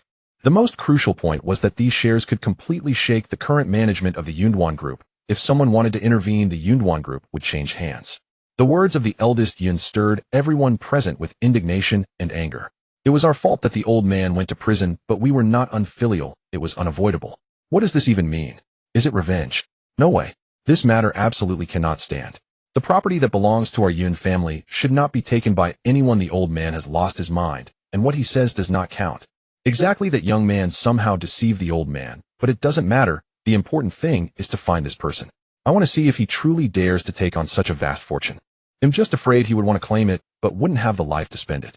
Send someone to investigate and clarify everything. If the young man who received the old man's shares is sensible, let him transfer them for a small sum. If he is not sensible, then he should be killed. The brothers of the Yun family quickly settled the matter. At this moment, Yi Qing still did not know that he had unwittingly attracted more trouble, but even if he knew, he would not care.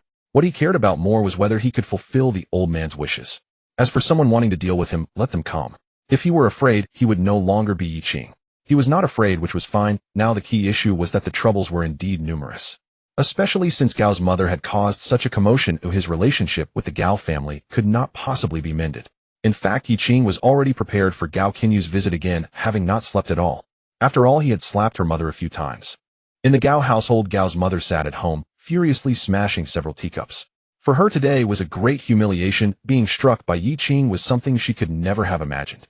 Gao Qingyue soon returned home, and upon learning of her mother's ordeal, she was filled with intense rage. Yi Qing striking Gao Qingshu was already unacceptable to her, and now he had even harmed her mother. Was there no law?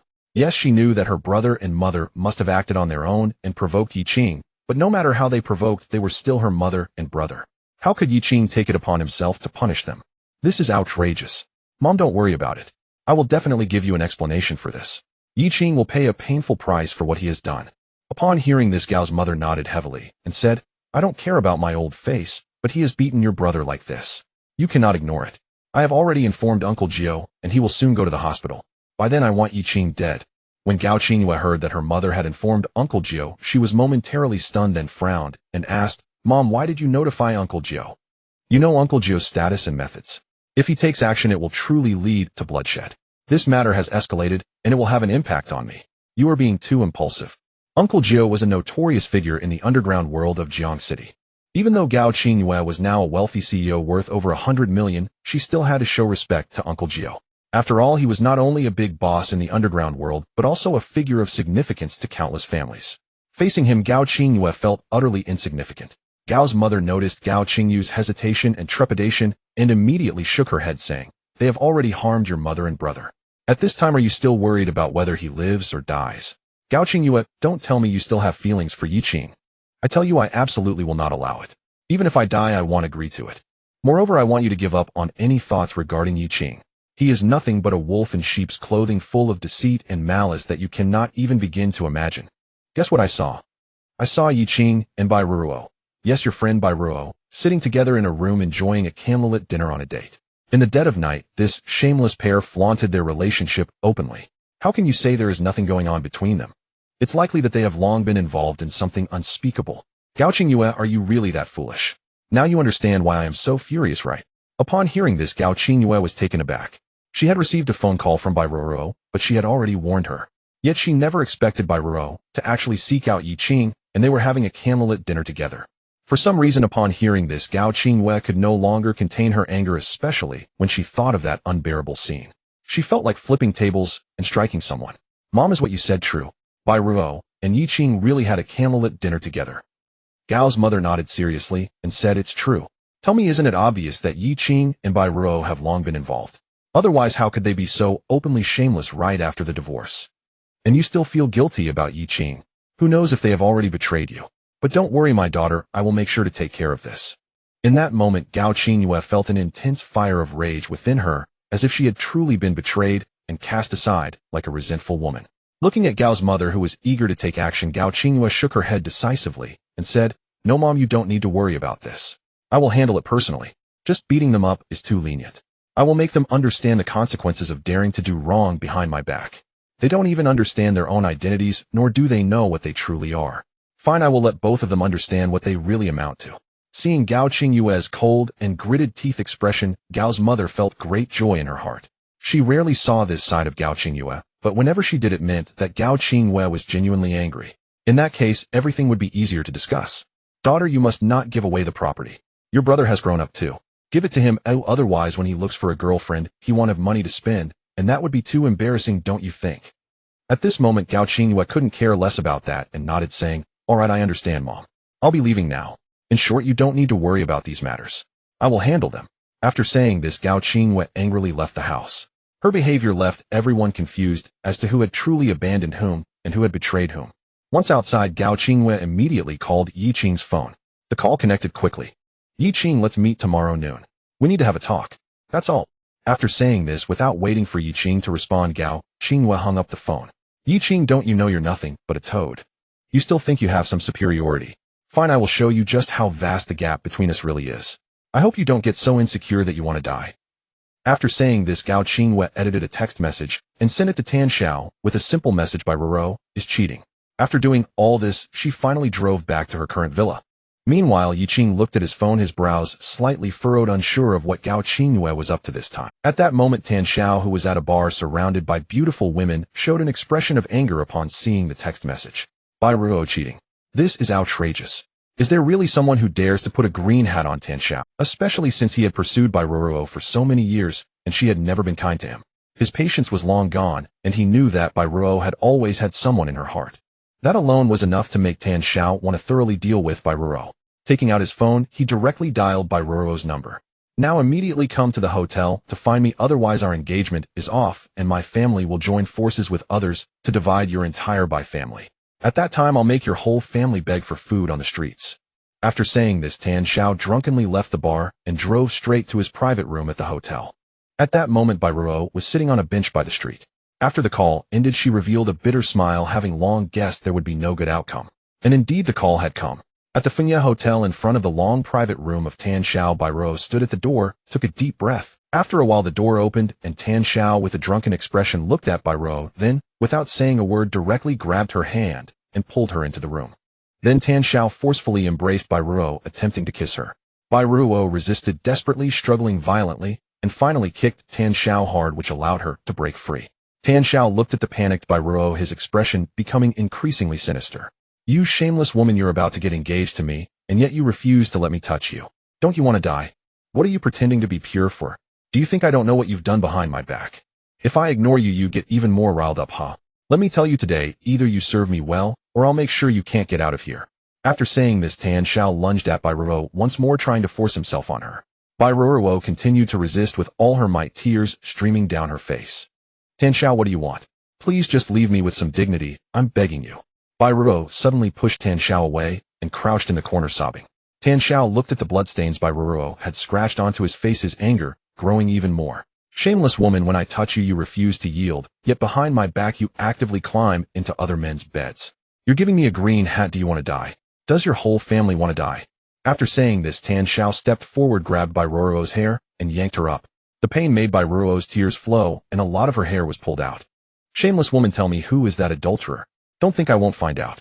Once I do, I will break his legs and arms in front of you, and then we'll see if you still fancy him. You filthy woman, why won't you let me touch you? Am I not enough in love with you? Haven't I treated you well enough? How dare you hurt me like this? Today I will let you understand who Tan Xiao really is and how you should behave in front of me from now on.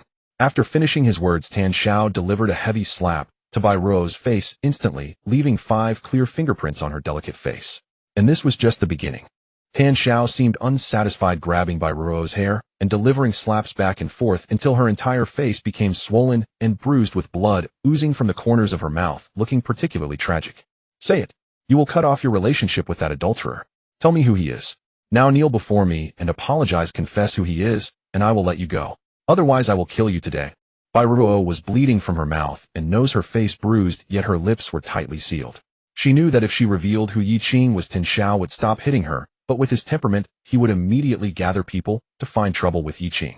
At that time Yi Qing would truly be in grave danger. Therefore Bai Ruo was determined not to say anything. She would never allow Yi Qing to be harmed, especially because of herself. Ten, if you have the guts, just kill me. I've already said that I have no inappropriate relationship with anyone. You're just overthinking it. Also, in 2 days I'm getting engaged.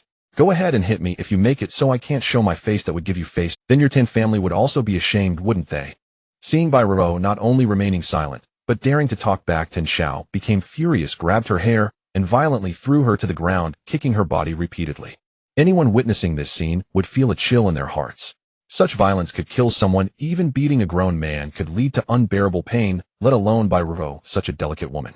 But Tan Xiao did not care, continuously kicking and hitting Bai Ruo until she finally lost consciousness, her whole body bruised, and only then did he feel his anger subside. Get up. Stop pretending to be dead. If you dare to act dead in front of me again, I'll really kill you. Tan Xiao kicked Bai Ruo, who was lying on the ground, but she showed no reaction. Tan Xiao then squatted down, nervously checking Bai Ruo's breath with his hand. Feeling that she was still breathing, he finally breathed a sigh of relief. If he really killed Bai Ruo, regardless of whether he actually cared or not, this matter would be difficult to resolve. No matter what, the Bai family still held some power. Beating Bai Ruo was manageable, but if he killed her, it would truly be a broken relationship, turning them into enemies.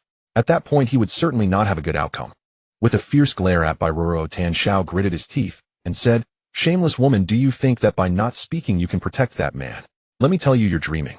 Today I'll let you go for now, but when you recover, I will make you watch as I kill that adulterer right in front of you." After saying this, Tan Xiao called for an ambulance and then arranged for his men to immediately rush to the hotel to take Bai Ruo to the hospital, while he, Tan Xiao, simply lay on the bed and fell asleep, unwilling to even go to the hospital. At this moment, in the VIP ward of Jiang City Hospital, Old Master Wan was urgently admitted due to a sudden deterioration in his condition. Wan Haixin, the head of the Wan family, was anxious, and the entire Wan family almost filled the hallway. Looking at the chattering crowd, Wan Haixin could not help but become furious. "Shut up. What chaos are you causing here? Go back, all of you, go back." In the Wan family, Wan Haixin was the absolute authority. When he was angry, no one dared to defy him, especially when it concerned Old Master Wan's health. Everyone had to be cautious.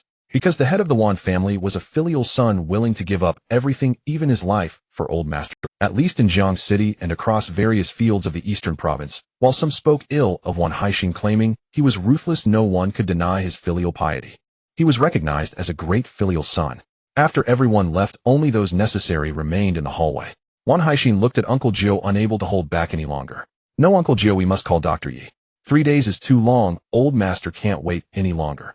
Uncle Jio does not share the surname Wan, however, within the entire Wan family his standing is second only to Wan Haixin, who deeply trusts him. Moreover, Uncle Jio is a big shot in the underground world, so even the direct descendants of the Wan family must show him the utmost respect. Uncle Jio looked at the anxious Wan Haixin and nodded earnestly, saying, "Indeed, there are urgent matters. The old man's condition has changed, and we need to inform Dr. Yi about this." The family head replied, "This call may require your personal touch." Upon hearing this, Wan Haixin immediately took out his phone, but as he looked at the time displayed, which was early morning, he hesitated. "Uncle Jio, will this disturb Dr. Yi at this hour? Such extraordinary individuals often have peculiar temperaments. If we offend him, he might refuse to help, which would truly mean utter despair. The old man is currently in the hospital in critical condition, still alive, providing a glimmer of hope. Perhaps we can still wait for Dr. Yi's arrival, but if he refuses to come, then there will be no salvation." Uncle Jio heard this and gritted his teeth, saying, "That won't happen. Since Dr. Yi agreed to come, it signifies his commitment. As a doctor, he understands that a patient's condition can change at any moment, and he should be mentally prepared for this. Family head, go ahead and make the call. If Dr. Yi is displeased, we will do everything we can to apologize. Right now, nothing is more important than the old man's safety." Upon hearing this, Wan Haixin nodded and gritted his teeth, saying, As long as Dr. Yi can save the old man's life, even if it costs me mine, I will accept it. With that one, Haixing directly dialed Yi Qing's number. Just a few seconds into the call, the anxious expression on Wan Haixin's face transformed into one of joy. After hanging up, Wan Haixing looked at Uncle Jiao and said happily, Dr. Yi is a good person. Upon learning that the old man's condition had suddenly worsened and he was sent to the hospital for emergency treatment, he immediately asked for the address and said he would come right away. A good person, truly a good person. I initially thought Dr. Yi would be upset about being disturbed at this late hour, but I didn't expect him to be so committed and kind. This is truly wonderful. Seeing Wan Haixin's happiness, Uncle Jiao also let out a sigh of relief and nodded gently, saying, Family head, we must treat Dr. Yi well. Regardless of whether he is Chun Lao's savior or has other connections, just the fact that he can save the old man and is so loyal means we must treat him with respect.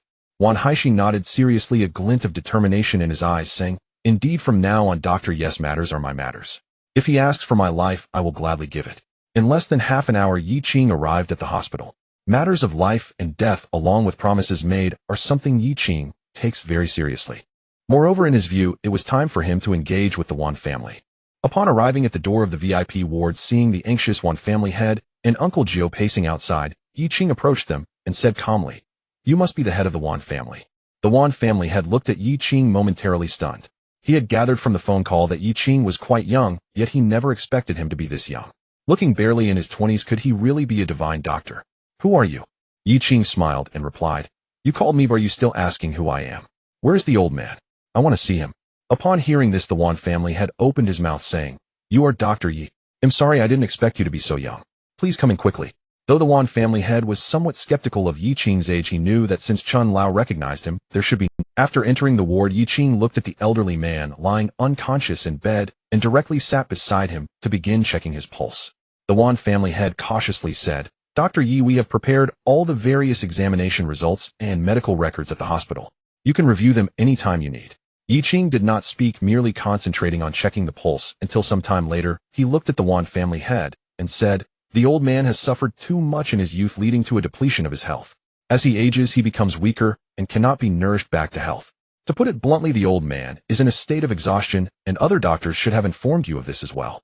Upon hearing this, the Wan family head nodded and said sadly, That's right, other doctors have said the same, so aside from emergency treatment to save his life, there is almost no hope left.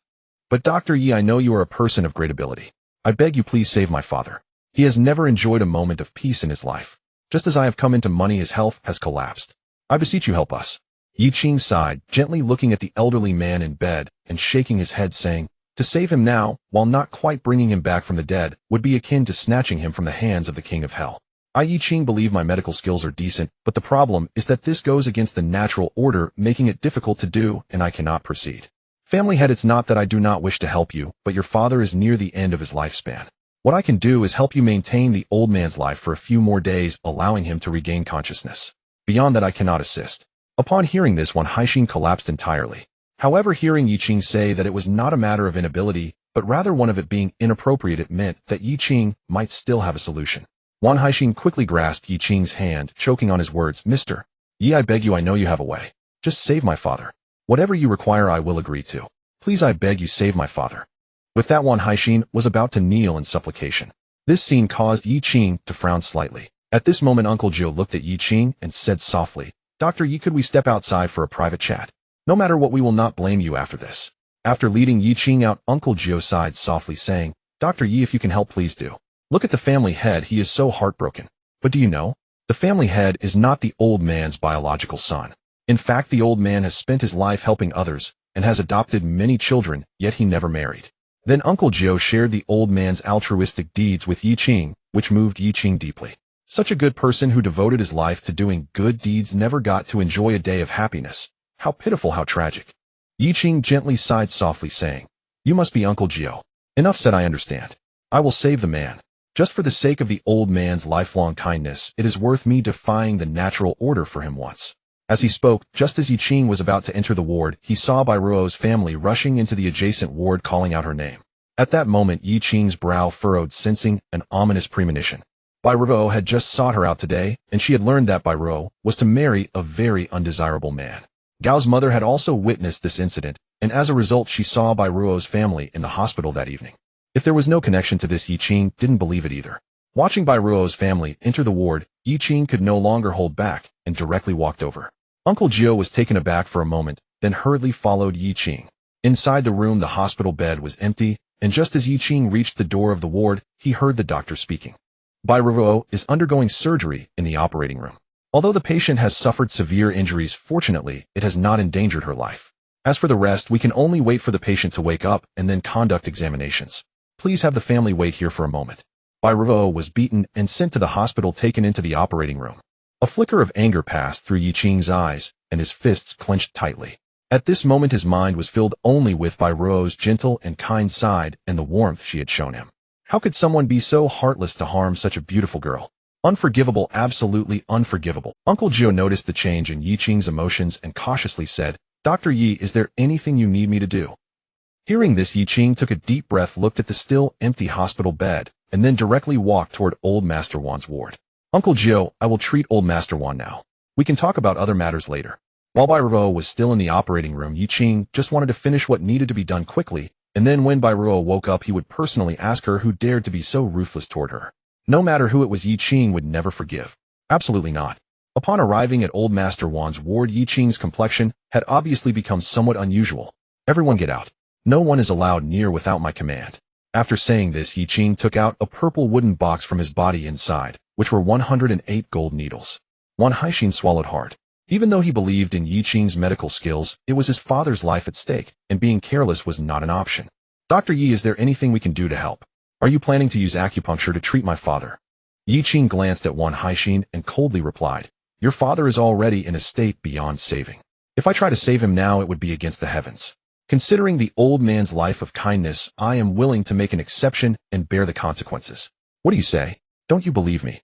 Hearing this, Wan Haixin repeatedly shook his head, saying he didn't dare to disbelieve. Yi Qing waved his hand and said, "Leave. I don't like being watched while treating patients." Wan Haixin, upon hearing this, didn't dare to say more and quickly left the ward with Uncle Gio. After exiting the ward, Wan Haixin looked at Uncle Gio and whispered, "Uncle Gio, why does it feel like Dr. Yes' emotions are a bit off? Did something happen?"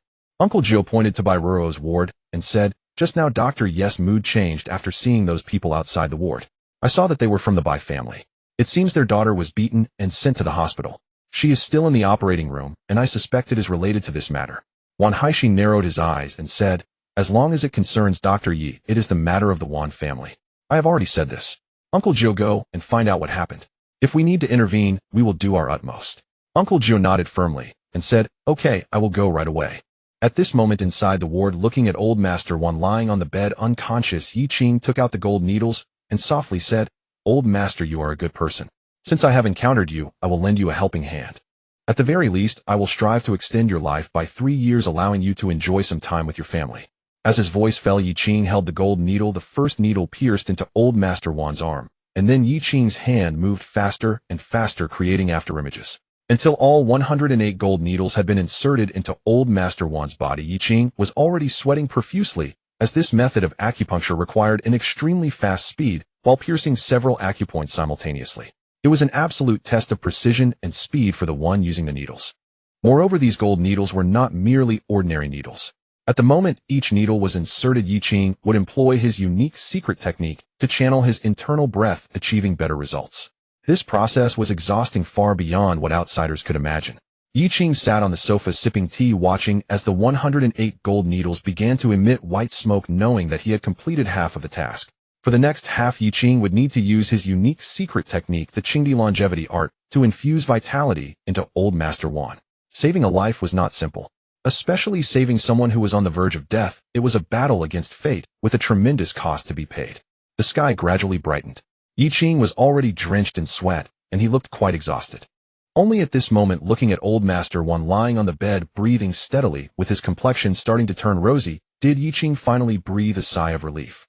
He opened the door, and the head of the Wan family and Uncle Gio had been anxiously waiting outside, not daring to disturb Yi Qing in the slightest. Upon seeing Yi Qing's extremely weak appearance, although they did not know exactly what Yi Qing had done, they understood that he had probably paid a tremendous price. "Dr. Yi, are you alright? My father, is he okay?" Yi Qing took a deep breath, slowly sat on the chair by the wall, waved his hand, and said, "Don't worry, Old Master Wan's life has been saved. Moreover, if there are no accidents today, he will awaken and his health will improve. However, head of the Wan family, you must be prepared 3 years, at most 5 years, and old master Wan will pass away. What I can do is only to help him extend his life for a few years while allowing him to eat, walk, and communicate normally during these years. You should let him enjoy family time without leaving any regrets. It may not seem like a long time, but for those who truly understood old master Wan's condition, this was nothing short of a miracle. Yi Qing not only managed to help old master Wan recover, but also spoke of extending his life by 3 to 5 years. Was he still human? This was no longer just medical skill, it was akin to divine magic. The head of the Wan family and Uncle Jiao exchanged glances, both seeing shock in each other's eyes. At this moment their respect for Yi Qing reached its peak. Dr. Yi, I truly do not know how to thank you. In short, just one thing: as long as you need anything from my Wan family, please, just say the word. Whether it is climbing a mountain of knives or descending into a pit of fire, even if it costs my life, I will not hesitate. Yi Qing nodded and said, Don't call me Dr. Yi. I don't like to show off. Go and check on the old master. I have other matters to attend to, so I will take my leave now. After saying this, Yi Qing glanced at Bai Ruo's ward, then stood up somewhat weakly and walked toward Bai Ruo. Uncle Jiao, not daring to be negligent, moved directly to Yi Qing's side, reaching out to support him. Yi Qing waved his hand and shook his head, saying, I am fine, just a bit weak, but I am not unable to walk. Uncle Jiao, upon hearing this, looked at Yi Qing with respect and said, Mr. Yi, I have already sent someone to inquire about the Bai family situation while you were treating patients. Let me report to you first. Yi Qing paused, immediately looking at Uncle Jiao, and said, All right, tell me what happened. Who seriously injured Ruo? What about her engagement? Tell me everything you know. At that moment, Bai Ruo had refused to tell Yi Qing what had happened, fearing that he might get hurt. After all, to Bai Ruo, Yi Qing was just an ordinary person who had just been released from prison. If something happened to him, it would indeed be a huge trouble. Especially the Tan family, which had considerable power. Dealing with a mere Yi Qing would be as easy as lifting a finger. They wouldn't even need to intervene directly, someone could do it to please young Master Tan. Therefore, Bai Ruo insisted that Yi Qing leave Jiang City to avoid any accidents. However, she underestimated Yi Qing, just like Gao Qingwei and the others had underestimated him. Uncle Jiao had witnessed Yi Qing's miraculous abilities. How could someone like him be an ordinary person? Especially considering that even without mentioning his medical skills, the fact that old Qin owed Yi Qing a life debt was enough to allow Yi Qing to walk freely in half of the eastern province. And Uncle Jiao had a premonition that what he had seen was merely the tip of the iceberg. Mr. Yi, the Bai family has been poorly managed over the years and is facing financial difficulties. Coupled with other business moguls eyeing them, the Bai family has reached the brink of bankruptcy. The Tan family took advantage of this opportunity to pressure the Bai family into forcing Bai Ruo to marry young Master Tan, which is the reason for their engagement. Miss Bai Ruo is doing this for her family, while that young Master Tan is notoriously reckless, indulging in debauchery and having a bad temper. This time Miss Bai Ruo was beaten by young Master Tan. As for why he was so brutal, I have yet to find out the specifics, but it seems it was because Miss Bai Ruo had cheated on him. When Yi Qing heard Uncle Jiao say this, he no longer needed to investigate further. He already understood why Bai Ruo had been brutally beaten. It was because Bai Ruo had come to see him, and young Master Tan must have found out. However, Bai Ruo said nothing to protect herself, which led to young Master Tan's fury and his violent attack on her. Yi Qing had pieced together the situation. The more he thought about it, the stronger the guilt and anger in his heart. Bai Ruo had been beaten like this to protect herself, and even after suffering such a brutal beating, she still wouldn't reveal his name. Bai Ruo's deep feelings for him left Yi Qing at a loss for how to repay her. And young Master Tan, he deserves to die? How dare he beat Bai Ruo like that? He deserves to die. And those who informed him, they all deserve to die. Mr. Yi, as long as you speak the Wan family, and I will be ready to serve you at any time. Although the Tan family is powerful, whatever you, Mr. Yi, wish to see, we will do our utmost to ensure they receive the outcome you desire. Uncle Jiao immediately expressed his stance and conveyed the promise on behalf of the head of the Wan family. This was not only gratitude to Yi Qing, but also a practical action to seek Yi Qing's friendship. Yi Qing had no intention of being polite. It would naturally not be a problem for him to catch young Master Tan himself, but it would be a waste of time. Why go the long way when there are already people available? This was not the reason for Yi Qing's pretentiousness. Then I will trouble Uncle Jiao. Please help me find young Master Tan's location and just inform me. Uncle Jiao had intended to say something more, but upon seeing Yi Qing's cold and angry expression, he immediately closed his mouth. In any case, whatever Yi Qing wanted him to do, he would do it. Rest assured, Mr. Yi, I have already arranged it, and I know his location at all times. Yi Qing nodded, and then walked towards Bai Ruo's hospital room. At this moment inside the hospital room, only Bai Ruo's parents were present. Bai Ruo had already awakened from her comatose state but the pain from her injuries caused her to furrow her brow and sweat profusely. Bai Ruo's mother was sobbing, seemingly very distressed for her daughter. As for Bai Ruo's father, the head of the Bai family, at this moment, apart from sighing, he could only express his anger. However, what was truly pitiful was that his anger was not directed at the person who had hurt his daughter, but at Bai Ruo. The Tan family has already informed me of the situation. Tell me, what disgraceful things have you done? Who did you meet that you shouldn't have met? Are you trying to ruin the Bai family's reputation and make us all bankrupt and homeless? I know you dislike young Master Tan, but no matter what, since you have promised, you shouldn't betray him. Bai Ruo, tell me who that person is. If it weren't to protect him, you wouldn't have been beaten like this. But where is he? After the incident, did he dare to come see you apart from hiding?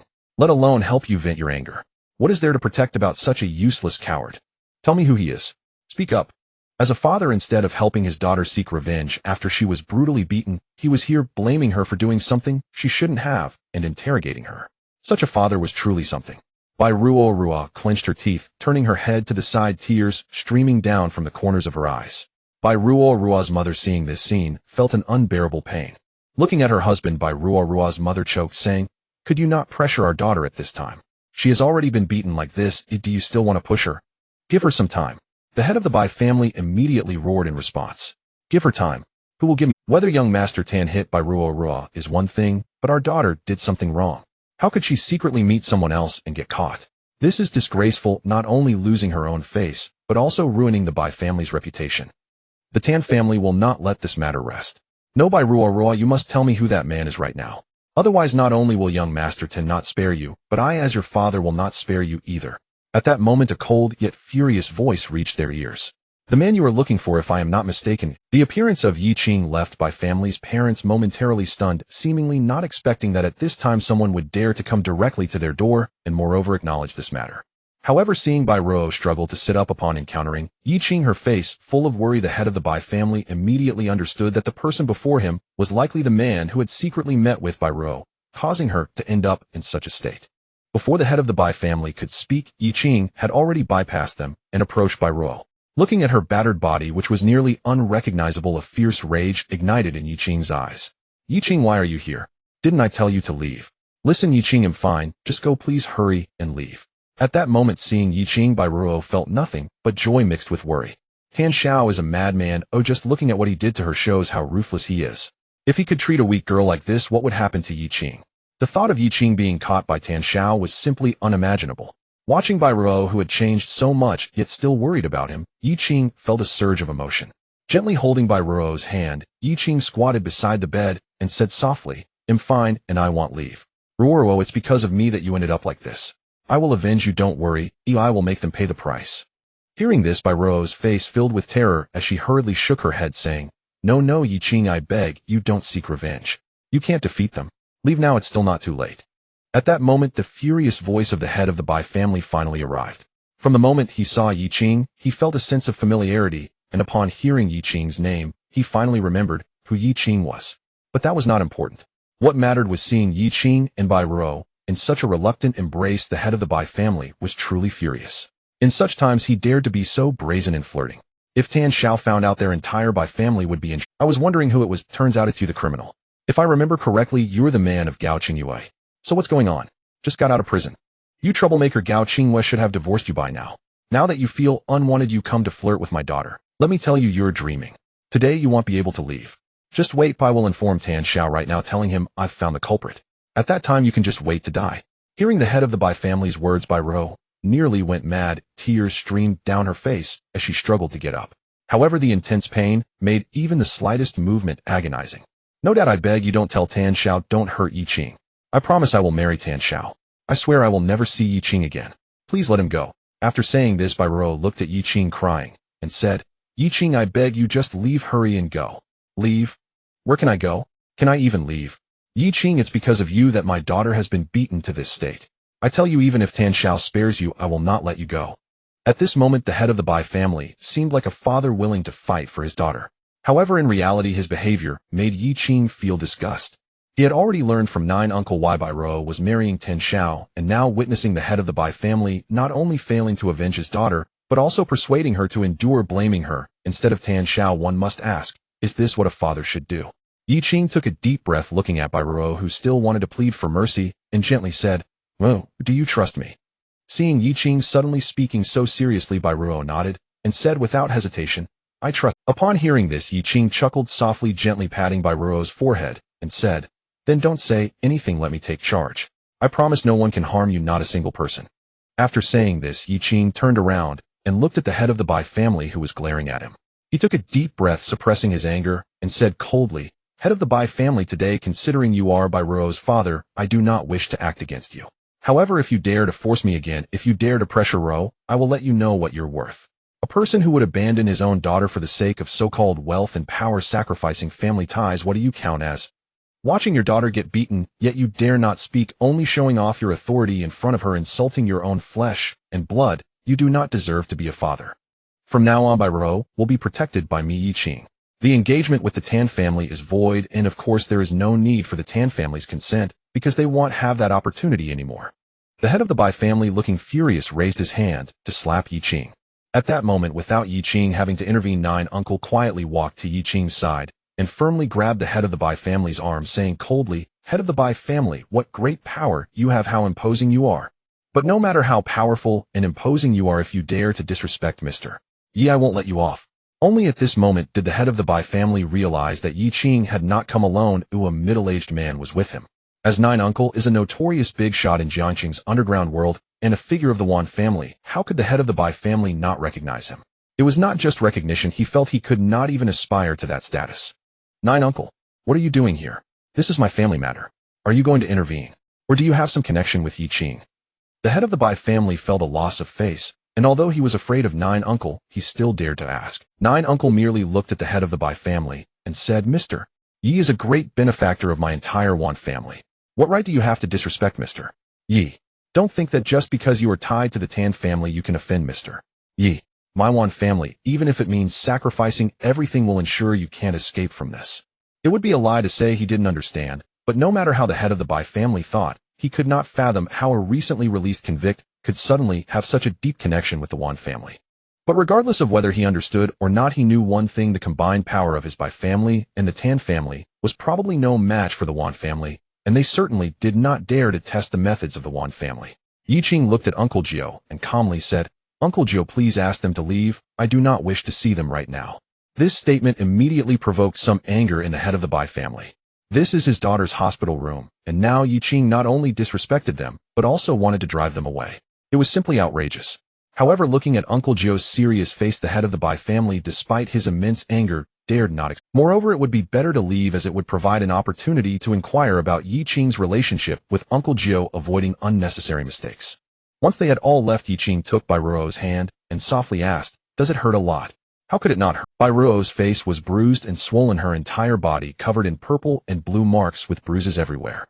Just a glance could convey the pain, not to mention how Ruo herself felt. Ruo wiped the sweat from her forehead, gently shook her head, and said, It's all right, they are just superficial injuries. I will be fine after a while. Yi Qing, do you know Uncle Jiao? Do you have a connection with the Wan family?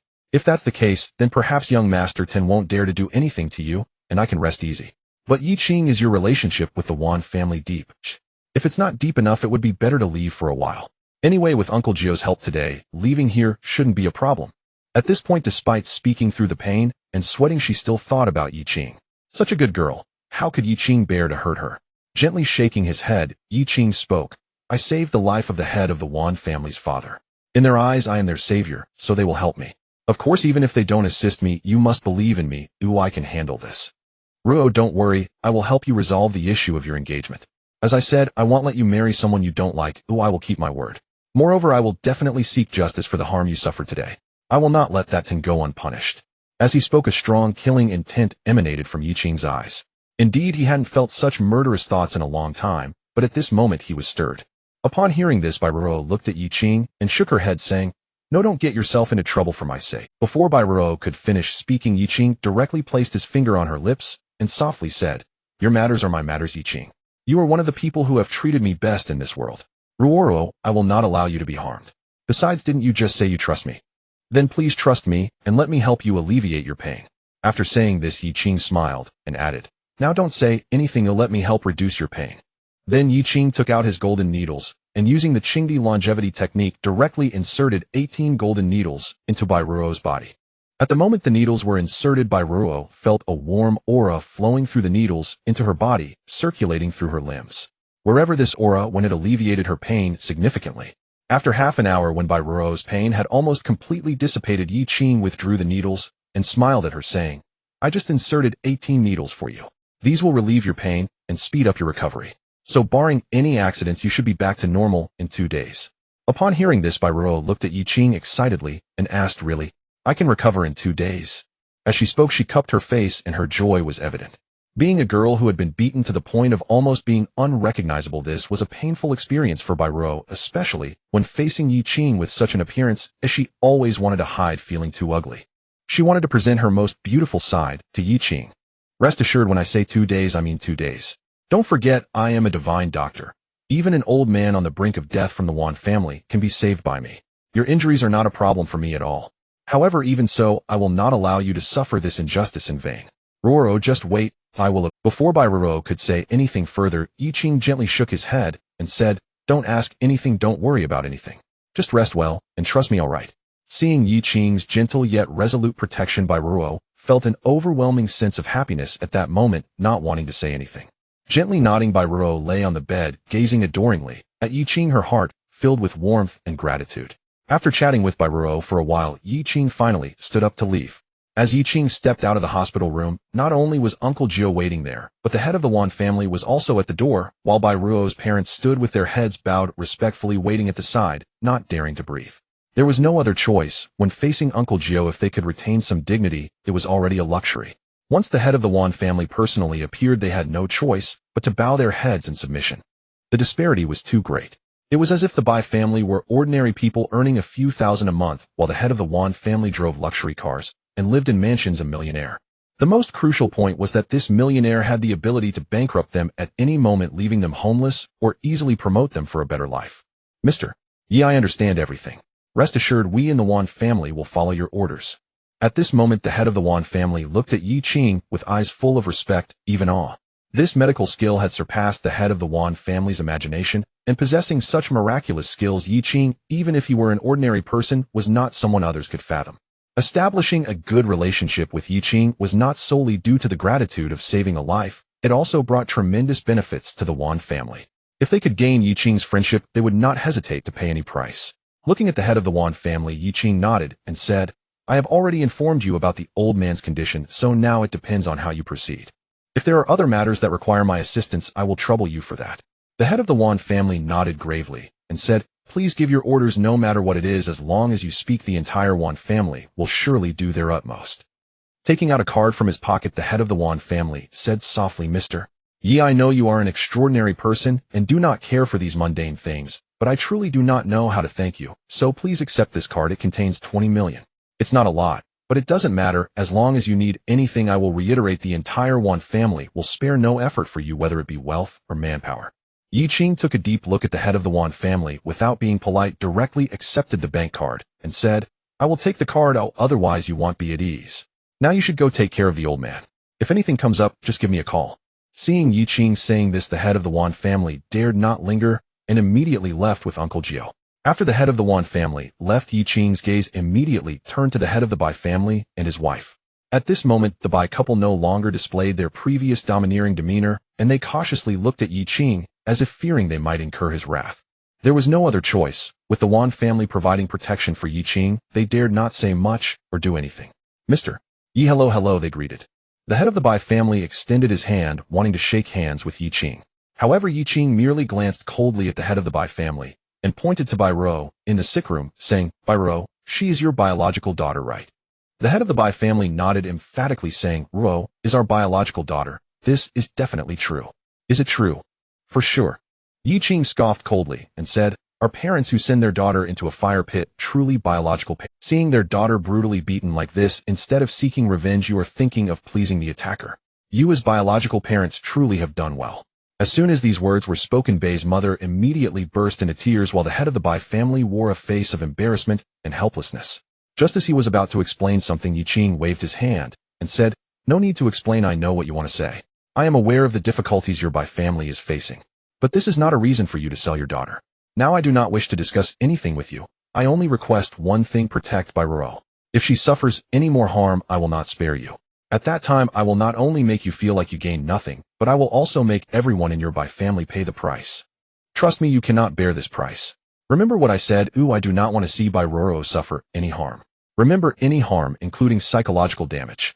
After saying this, Yi Qing glared fiercely at the head of the Bai family, his gaze almost murderous. The head of the Bai family swallowed hard and nodded vigorously, saying, Mr. Yi, rest assured we know what to do now. Roro is also my biological daughter, and I feel for her. In the past we had no choice, we made mistakes, but we will change starting now. Yi Qing nodded, and then said nothing else, directly leaving. The head of the Bai family watched Yi Qing's departing figure, finally, sighing in relief. Just now he was truly scared. After all, if Yi Qing said anything, the Wan family would immediately make them pay dearly. Bei's mother looked at the head of the Bai family and choked, saying, What do we do now? How do we explain to the Tan family? The head of the Bai family, upon hearing this, glared and whispered angrily, Explain what? This bastard beat my daughter so brutally, he clearly does not regard us at all. Before we had to endure, but what is there to endure now? Didn't you hear what Yi Qing said earlier? He will avenge Roro, so this matter no longer needs us to worry. With the Wan family helping Yi Qing, the Tan family will be too busy to care for themselves. Saying this, the head of the Bai family revealed an excited expression. With Roro having such a backing, it is equivalent to our Bai family also having such backing. Good, this is truly good. This is much better than the Tan family.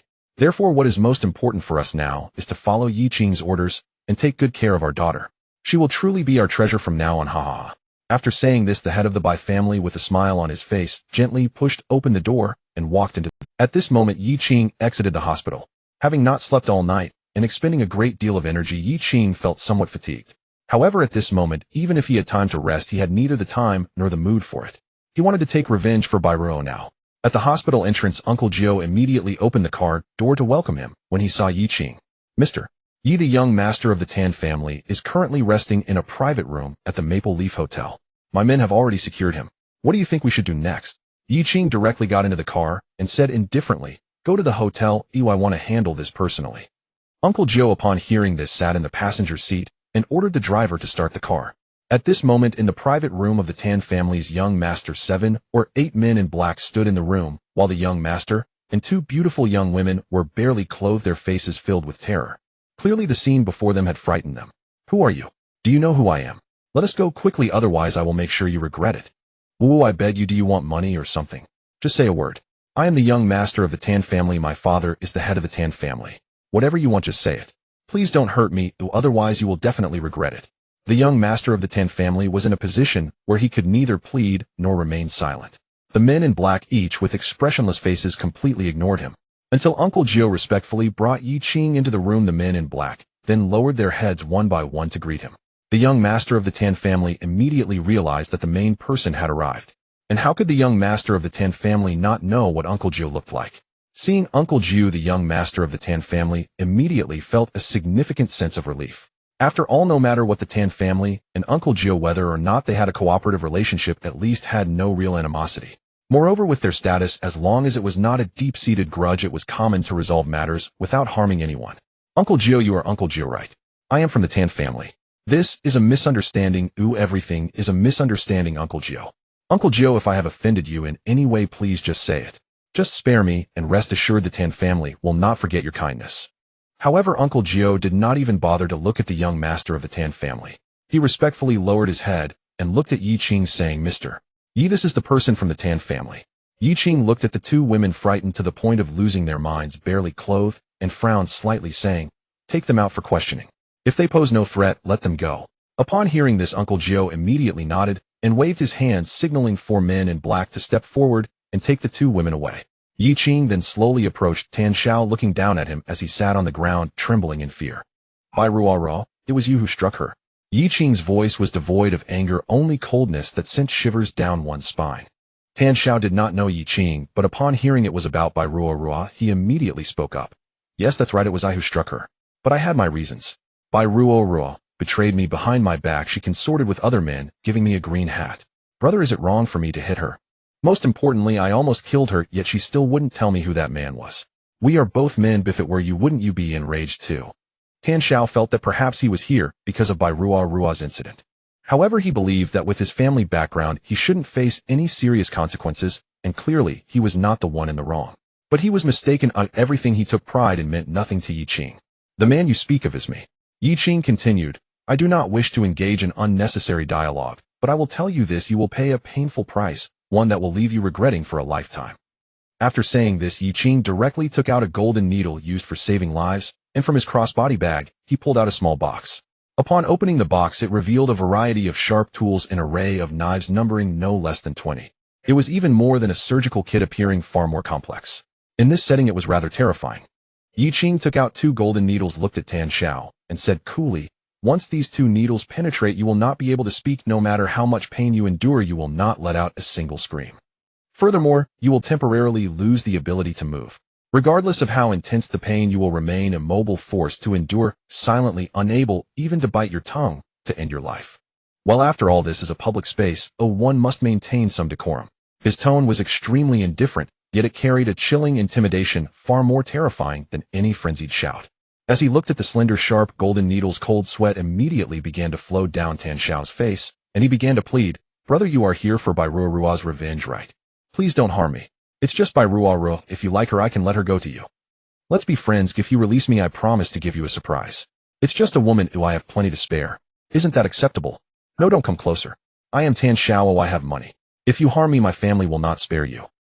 Yi Qing ignored Tan Xiao's screams and directly inserted a golden needle infused with the internal breath of the Qingdi longevity technique into Tan Xiao's body, and his scream instantly ceased. He opened his mouth wide, wanting to make a sound, yet not a single sound escaped. This situation was exactly as Yi Qing had described. With that one action, Tan Xiao was thoroughly terrified and immediately stood up, attempting to flee. However, just as he was about to move, another needle pierced into him, and it was as if Tan Xiao had been frozen in place, unable to move. At this moment, Yi Qing nodded, lifted Tan Xiao's right hand, and softly said, it is these hands that struck Rorua, isn't it? After saying this, Yi Qing took out 10 golden needles and began to pierce each one through the gaps of Tan Xiao's fingernails. With 10 fingers connected to the heart, if Tan Xiao could move or scream at this moment, it would surely be a deafening scream. But he was utterly immobile and unable to scream. Nevertheless, Uncle Gio and the others watched in horror. Just from the movements of Tan Xiao's eyes, they could see that he was on the brink of madness. The piercing of 10 golden needles into the fingernail gaps was just the beginning. When Yi Qing took out bizarre tools from his kit, the subsequent scenes made Uncle Gio and the others vomit their scalp tingling, questioning whether they had descended into hell. Each of these tortures made one wish for death, and they were thus inflicted upon Tan Xiao by Yi Qing. Although Tan Xiao could not speak or move, and even struggled to lose consciousness at this moment, Uncle Gio felt a genuine sympathy for Tan Xiao, and his awe for Yi Qing reached its peak. Is this a divine doctor? More like a demon doctor, or a devil doctor. Yi, Mr. Yi, if this continues, Tan Xiao will probably be unable to hold on and die, right? Uncle Gio, suppressing the feeling of nausea, cautiously reminded Yi Qing, who was earnestly torturing Tan Xiao, resembling an artist meticulously sculpting a perfect piece. Upon hearing this, Yi Qing chuckled lightly and said, don't worry, he won't die. I have taken away 10 years of his lifespan to stimulate his vitality, so he will live. Once these words were spoken, Uncle Gio was left uncertain about what expression to wear. Previously, when Yi Qing mentioned extending the lifespan of Old Master Wan by 5 years, it had already been unfathomable and terrifying. Now, with Yi Qing claiming to have taken away 10 years of Tan Xiao's lifespan and converting it into vitality to ensure he remains conscious to endure punishment, it was simply unbelievable. Whether it was true or not, Uncle Gio could not tell, but he knew that Yi Qing was truly fearsome, utterly terrifying. It will soon come to an end. After saying this, Yi Qing pierced 36 needles into Tan Xiao's head, swiftly pulling out the golden needles. The torture lasted for over an hour, and now it could be considered over. Yi Qing washed his hands in the restroom, then looked at Tan Xiao, who had completely lost any human semblance, and smiled at Uncle Gio, saying, I have always said I am not a divine doctor. Rather than saving lives, my true expertise lies in punishment and killing. This statement, had it been before Uncle Gio, would never have believed, but looking at Tan Xiao before him, he dared, Mr. Yi, is there anything else we need to do next? Should we let him live or dispose of him? Yi Qing, upon hearing this, smiled and shook his head, saying, no need. If I wanted him dead, I wouldn't have to go through all this. Mr. Yi, do you have any suggestions on how to handle the matter with the Tan family? They won't simply stand by after their son has been dealt with in such a way. However, Yi Qing remained indifferent and said calmly, every grievance has its source, and every debt has its owner. If the Tan family seeks revenge, let them come. This matter ends here. Thank you for your trouble, though I have other matters to attend to, so I will take my leave now. Uncle Gio quickly escorted Yi Qing out. Once Yi Qing left, both Uncle Gio and his subordinates breathed a sigh of relief. Witnessing Yi Qing's devilish methods, they could not calm their hearts no matter what. Uncle Gio, where did this powerful figure come from? His methods are truly terrifying, unlike anything I've ever heard of before. Especially when he was administering punishment, his expression was so indifferent, as if life meant nothing to him. No, it was more than that. It was as if in his eyes life was utterly inconsequential. Uncle Gio took a deep breath, nodded, and said, "Remember his name, Yi Qing. He is someone absolutely not to be trifled with. When you see him, you must be respectful, even if it means kneeling you. Otherwise, if Mr. Yi spares you, I certainly want. Do you all understand?" Uncle Gio's subordinates nodded vigorously.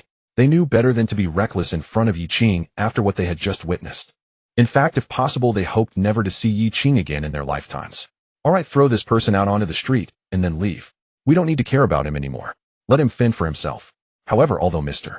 Yi doesn't want us to interfere with the Tan family's affairs, we should still proactively help him resolve some troubles. I will first speak with the head of the Wan family about today's situation. You all should rest well after your work. Everyone has been startled today." After saying this, Uncle Gio left. His subordinates, suppressing their disgust through the wretched Tan, shouted directly onto the street, leaving him to wallow in his pain and roam freely. At this moment, Yi Qing had arrived at the entrance of the Qingwei group. Once he promised something, he would certainly follow. Since Gao Qingwei had invited him, he had to come. As for whether Gao Qingwei intended to take revenge, that was of no concern to him. If she had the ability, let her come. Soon Gao Qingwei appeared, not alone, but accompanied by 4 bodyguards in black suits. Upon seeing Yi Qing, Gao Qingwei coldly said, "Yi Qing, not only did you hit my brother, but I also heard you dared to hit my mother." Yi Qing nodded and replied, "I did hit him. As for an explanation, I believe it's unnecessary. You don't need to explain either. If you called me here for revenge, then bring it on. However, those behind you probably aren't enough to handle me."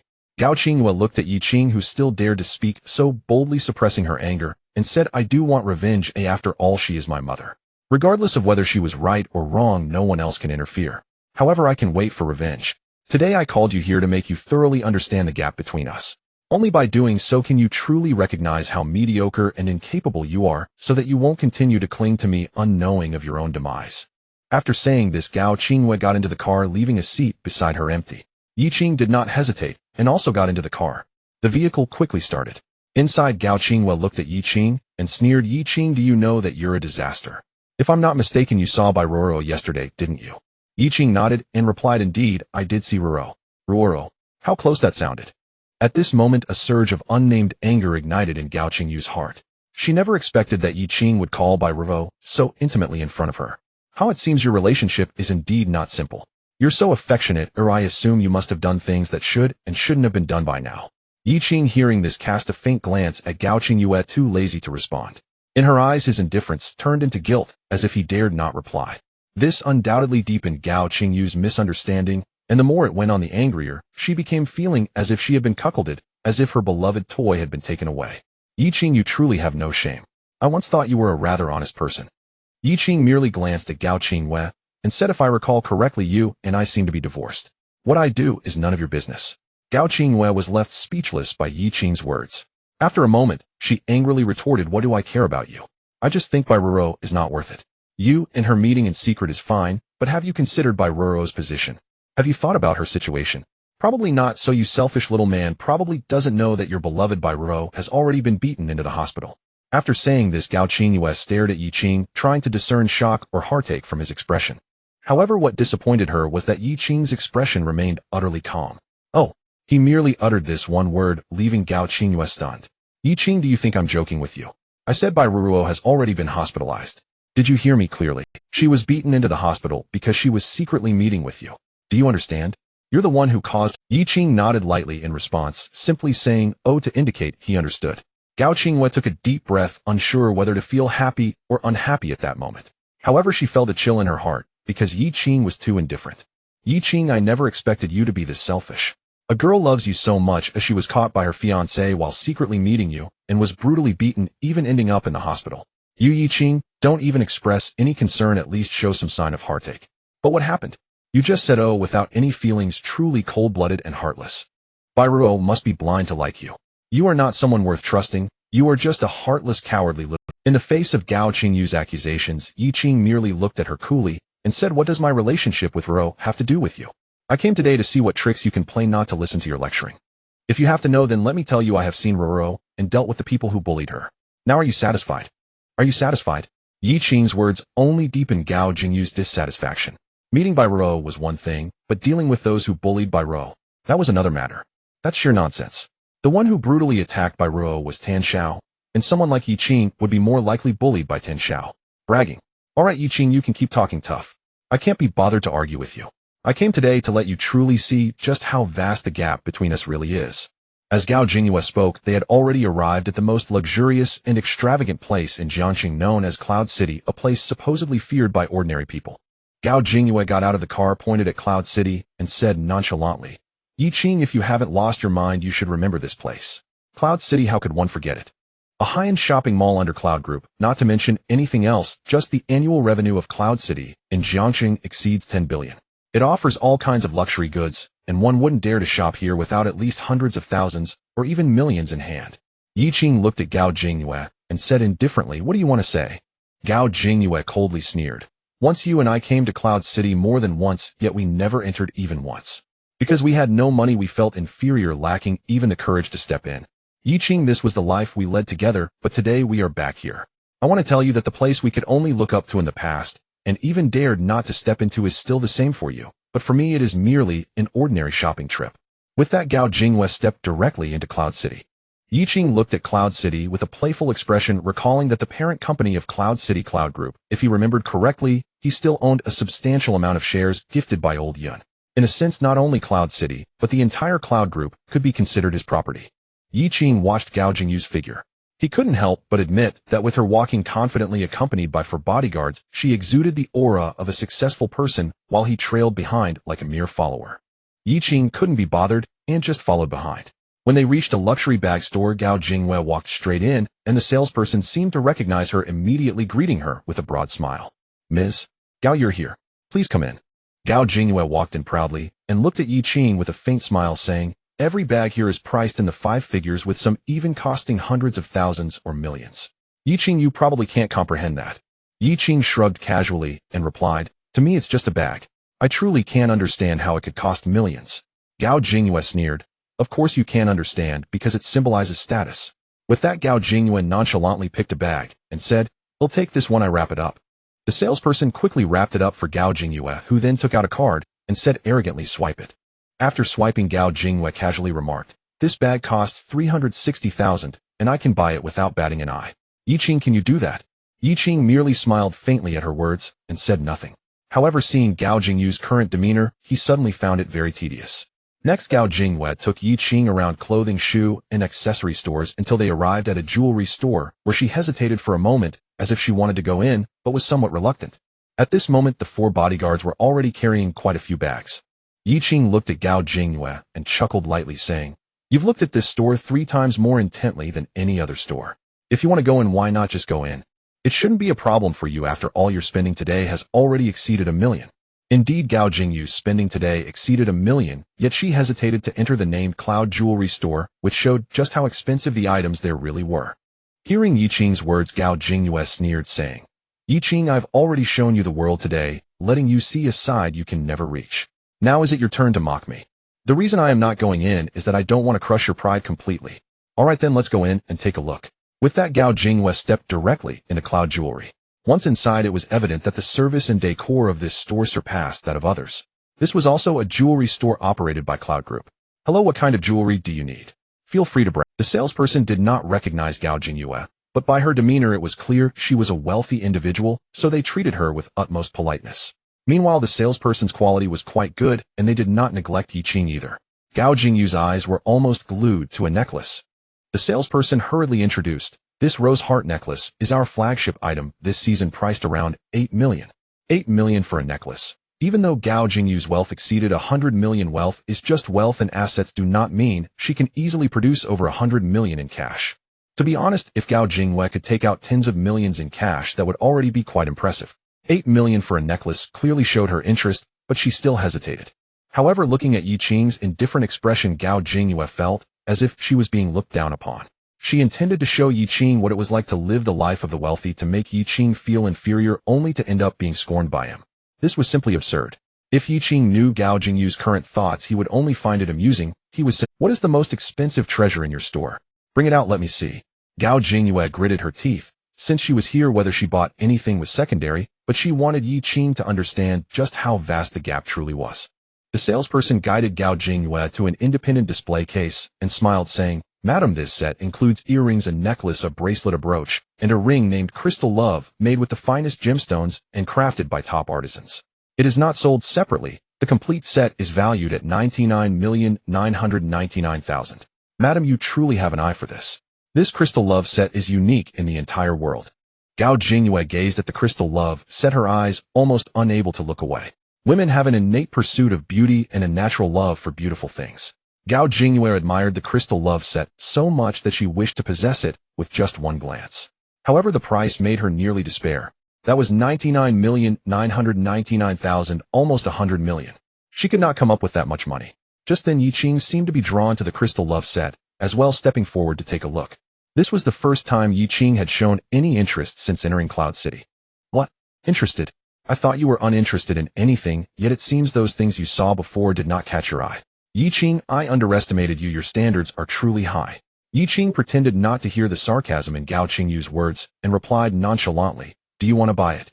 This remark infuriated Gao Jingyue. How could she not want to buy something so beautiful? Who wouldn't like it? But the price was simply too high. If it were just over 9 million, Gao Jingyue would grit her teeth and buy it. Even if it were over 10 million, it would not be unbearable. But now the price of this set, White Crystal Love, was a staggering 99 million. How could she afford it? Even if she wanted to buy it, she didn't have that much cash on hand. "What does it matter to you whether I buy it or not? But what are you looking at? Can you afford it?" Yi Qing ignored Gao Jingyue and calmly said, "Ladies first, if you want to buy it, I will let you take it." Upon hearing this, Gao Jingyue covered her mouth and laughed. "Let me take it. Forget it, don't let me have it. If you want to buy it, then buy it. I want to see what you used to pay for it.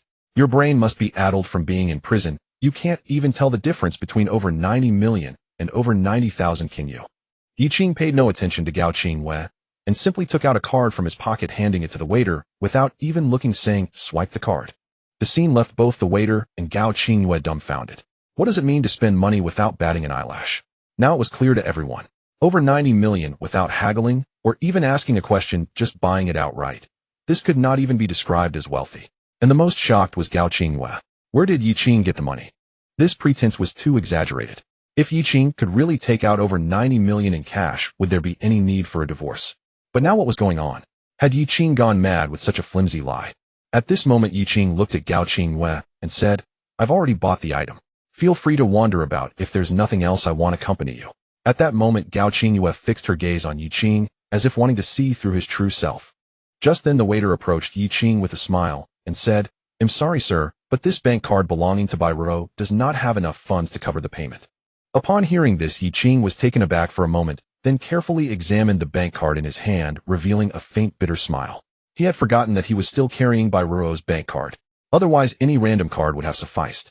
As Yi Qing was about to pull out another card, Gao Jingyue burst into laughter. "Yi Qing, I thought you had some skills. You really put on a good act. You told me to leave first because you were afraid I would see your current humiliation, right? Knowing you're insecure, you wanted to deceive me in this way to make me regret it. But you should at least come up with something more clever. Can you really present such a flimsy trick? Aren't you afraid of being laughed at?" As she spoke, Gao Jingyue's eyes turned cold and filled with mockery. "You're using Bairuo's card. Hee, it seems you must have been living off her yesterday. Bairuo must have given you all the money she saved, right? And what happened? She was hospitalized and you didn't even ask about her or show any concern. Instead, here you were putting on a show with me. Indeed, I did not misjudge you. You are selfish and heartless, simply disgusting." With that, Gao Jingyue turned around and left the Yunwan jewelry store. Yi Qing, watching Gao Jingyue's retreating figure, sneered without explaining anything. He directly pulled out another black card from his pocket and handed it to the waiter, saying, "If I remember correctly, this card allows me to make purchases without payment in all properties under the Yunwan group. I will give you the address and you can send the items to me." The waiter had initially wanted to mock Yi Qing, but upon seeing the card engraved with a golden cloud, she swallowed hard and hurriedly checked its authenticity on the computer. Once confirmed, the waiter trembled slightly as she returned the card to Yi Qing. "Dear Mr. Yi, hello. Please rest assured that we will deliver the items to your door on time. Is there anything else?" Yi Qing shook his head and then left Yunwan jewelry. After Yi Qing departed, the other waiters quickly really what was going on? What kind of card was that? It doesn't require payment. At first I thought this handsome guy was a fraud. Could he have a significant background? The female waiter named Jinjin gazed dreamily at Yi Qing's back and said, All employees of the Yunduan group have heard of a card in training that is the Yunduan card, which truly requires no payment. It can even withdraw up to 1 billion from any location within the Yunduan group. This kind of card, it is said, has less than 3 in existence. I didn't expect we would see one, and the card holder is so young. By the way, I just paid special attention to the card number. This Yunduan card is a number 1 card which is said to be owned only by the founder and chairman of the Yunduan group. This Mr. Yi couldn't be the hidden big shot behind the Yunduan group, could he? While several waiters were gossiping, Yi Qing did not hear them, and even if he did, he wouldn't care. However, Gao Qingwei did not witness the scene of Yi Qing swiping the card to purchase White Crystal Love. If she had, her jaw would likely drop in shock. As Gao Qingwei looked at Yi Qing, who followed behind her, her eyes were filled with disdain and mockery. Clearly, after the previous scene, her attitude towards Yi Qing had reached a new low.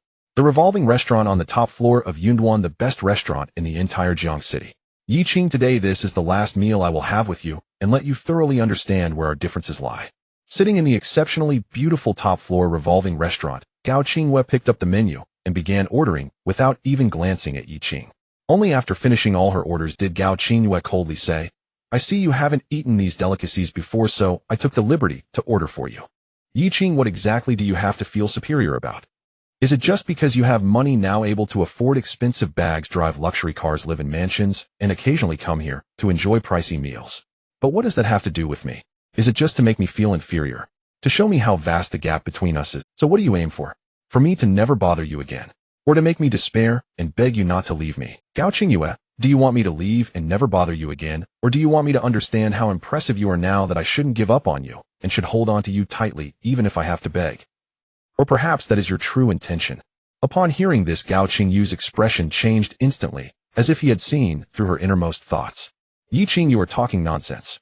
At this moment, Gao Qingwei shouted loudly, as if someone had stepped on her tail, completely losing her However, after the outburst, realizing the surroundings, Gao Qingyu's face turned red. She lowered her voice, glaring at Yi Qing, and said, "Yi Qing, stop saying shameless things. Do you really think too highly of yourself? I do this to prevent you from leaving me. Why don't you just go die? With your kind of nothingness, what do you even have? You're an utterly mediocre waste. Who would even care about you? Moreover, the situation with Bairoro has made me see you clearly. You are just a selfish, cold-hearted scoundrel. A man like you isn't even worth a dog, so get lost. I only have one purpose in doing this, which is to make you face reality and keep your distance from me. Do you? Also, I, Gao Qingyue, have people who like me and whom I like in return. You, Yi Qing, will never be worthy to be with me. Just leave." Listening to Gao Qingyu's words, Yi Qing merely smiled faintly, then slowly stood up, looking at her with a cold smile, and said, "Then I wish you happiness. From now on, don't contact me again. We are already divorced, remember that. And I have seen everything your family has done. Rest assured, I will never forgive you in this lifetime. Similarly, please never regret this in your lifetime." After saying this, looking at the table full of expensive delicacies, Yi Qing shook his head and said, "A table full of costly delicacies may give you a sense of superiority, but do you really enjoy eating them? Compared to all this, I prefer to eat a bowl of noodles from a street vendor for 8 yuan, drink 1 yuan mineral water, and enjoy various snacks that you wouldn't even look at now. That is the happiness I want, the feeling I cherish. What about you? Do you really like your current life, the current you? Gao Qingyue, take care of yourself." After saying this, Yi Qing turned and left, walking decisively and thoroughly. As for Gao Qingyue, she sat there staring blankly at Yi Qing's back, her fists clenched so tightly that they turned pale. "Yi Qing, you can only talk tough. You are just making excuses for your incompetence and mediocrity. You scoundrel who feeds off women, yet is heartless. Just wait, I will ensure you have a bad ending." After saying this, Gao Qingyue was about to turn her anger into appetite. However, at that moment, a call from Lin. Gao Qingyue answered the call, feeling irritated, and said, "What is it?" Lin Ji sensed the hostility in Gao Qingyu's tone and quickly said, "Miss Gao, it's like this. The Wan family has decided to hold a charity banquet tomorrow night. Firstly, to celebrate old Master Wan's recovery, and secondly, to accumulate virtue and pray for blessings. They have specially sent you an invitation. Do you want to attend?" Upon hearing this, Gao Qingyue was taken aback for a moment, then nodded and said, "Old Master Wan has recovered. This is indeed a miracle. However, I must attend the Wan family's charity banquet. Not to mention that our Qingyue group has many business dealings that require the Wan family's support. My brother Qingshu is also associated with the Wan family's 9th uncle, so I must show my face. All right, tell the Wan family that I will definitely be there on time." At this point, Gao Qingyue thought for a moment and asked, "Will young Master Shimin make it tomorrow? Or will he arrive in a couple of days? If I can go to the Wan family with young Master Shimin, it will be very beneficial." Lin Ji replied, "Well, you might have to communicate with young Master Shimin directly. However, it is said that old Master Ximen's birthday is approaching and young Master Shimin will likely be very busy. Nevertheless, young Master Shiman has always liked you, so perhaps he will make time for you. Upon hearing this, Gao Qingyue shook her head and said, then forget it. Old Master Ximon's birthday is more important. I will contact him to express my best wishes. After that, Gao Qingyue gritted her teeth and said, there's one more thing, Lin Ji, we can prioritize the issue with Yi Qing. A person like him doesn't deserve to live in this world. Inform Qing Shu to let Ninth Uncle's people know that they can take action against Yi Qing in the next few days. He dared to strike my brother, dared to hit my mother, and dared to mock me. I want him to understand that he is just an ant. Clearly, Gao Qingyue was deeply angered by Yi Qing today, and at this moment, she was ready to find someone to deal with him. Lin Ji was quite happy to take on this task. As for Yi Qing, after leaving Cloud City, he didn't care how Gao Qingyue thought. However, he knew that perhaps his peace would indeed be broken. This was because the appearance of the Cloud 1 card used to purchase the White Crystal Romance would definitely cause a huge uproar. However, whether it was a good thing or a bad thing was currently uncertain. And just as Yi Qing had thought, once the Cloud 1 card was activated in the system, the upper echelons of the entire Cloud group became excited. Because this card represented Old Master Yun, and now everyone knew Old Master Yun would not use this card for the time being. Therefore, the identity of the person using this card became intriguing. But regardless of who used it, it represented one thing. That is, the current owner of this card must know the whereabouts of Old Master Yun. Moreover, this card's owner was likely the one to whom Old Master Yun had gifted shares, almost half of the Cloud Group's ownership, who could truly influence the future of the Cloud Group. This person had finally appeared, and no one could remain indifferent or calm. In the office of an elder of the Cloud Group, a dozen senior executives had gathered, all of them being direct descendants of Old Master Yun, generally not young. At this moment, an elderly man with somewhat graying hair, but still in good spirits, excitedly spoke. The appearance of the Cloud 1 card signifies that Old Master Yun's heir has appeared. I will arrange to go to Jiang City immediately to find this young man. You all must protect Old Master Yun's legacy at headquarters. Remember, do not let others take advantage of this situation. Hearing this, the others nodded seriously and said, Elder Gu, rest assured with us here, those ungrateful children of the Yun family cannot take away Old Master Yun's hard work. We will wait for your return. Elder Gu nodded and said, time is of the essence, I will set off right now. However, since we know this news, the Yun family must also be aware. They will likely take action, so remember, the group belongs to the Yun family, but more importantly, it belongs to Old Master Yun. His words are what we must heed, and nothing else matters. After saying this, Elder Gu waved his hand, dismissing the meeting, and immediately boarded the group's private plane to fly to the Eastern Province. As Old Master Yun had anticipated, the Yun family also began sending people to Jiang City to find Yi Qing. However, their purposes were completely different. Elder Gu was going to meet Yi Qing to support him, while the people from the Yun family were there to reclaim shares through coercion and inducement. After leaving Cloud City, Yi Qing returned home. At this moment, two young men were waiting at Yi Qing's door. One of them wore glasses exuding an aura of scholarly elegance, while the other had long hair that gave him a somewhat fierce appearance. Both of them were individuals Yi Qing had met in prison who had provided him with considerable assistance, thus they followed Yi Qing loyally. The bespectacled young man looked at the long-haired youth and said, Tiger Fong, it's been a while since we've seen Mr. Yi. Are you excited? Tiger Fong smiled brightly and replied, Four Eyes, are you not excited? Mr. Yi is our savior, and he has given us a second chance. I dream of seeing Mr. Yi again, and now my wish has finally come true. I'm more than happy. I just hope that the achievements we've made this past year can still meet Mr. Yes expectations. At this point, Tiger Fong felt a bit anxious, like a student awaiting a teacher's inspection of their homework, fearing that poor performance would disappoint their instructor. Four Eyes looked at Tiger Fong, smiled, and said that won't happen. Over the past year, you and the others have built a significant reputation in East Continent and established a substantial territory. Everyone can see that, Mr. You will have no complaints. As for me, with the powerful weapon Mr. Yi provided, my progress has been slow, and I truly feel unworthy of his guidance. Tiger Fong immediately shook his head and said, Four Eyes, don't belittle yourself. Your steady approach is correct. The Myth Group has only been established for just over a year, yet its assets have surpassed billions. This is without even launching the Life Essence product in the market. Once it is released, the assets will soar tenfold, 100-fold is not out of the question. Don't worry, Mr. You will understand. Yes, both Four Eyes and Tiger Fong may seem ordinary, but in reality their accomplishments far exceeded others' imaginations. Take Tiger Fong for example. He has already become a renowned underground overlord in East Continent. In just over a year, he has grown strong enough to rival established powers, demonstrating the strength of Tiger Fong and his group. Moreover, this was achieved without any backing, otherwise the entire East Province would likely have been swept by Tiger Fong and his allies. Even so, in Jiang City, Tiger Fong is a well-known figure, his strength not inferior to that of Uncle Gio. As for Four Eyes, he leveraged a life essence product used only by the wealthy, successfully propelling the group past the billion asset threshold almost entirely in cash flow, making him a king of cash. With such strength, who would dare say they are weak?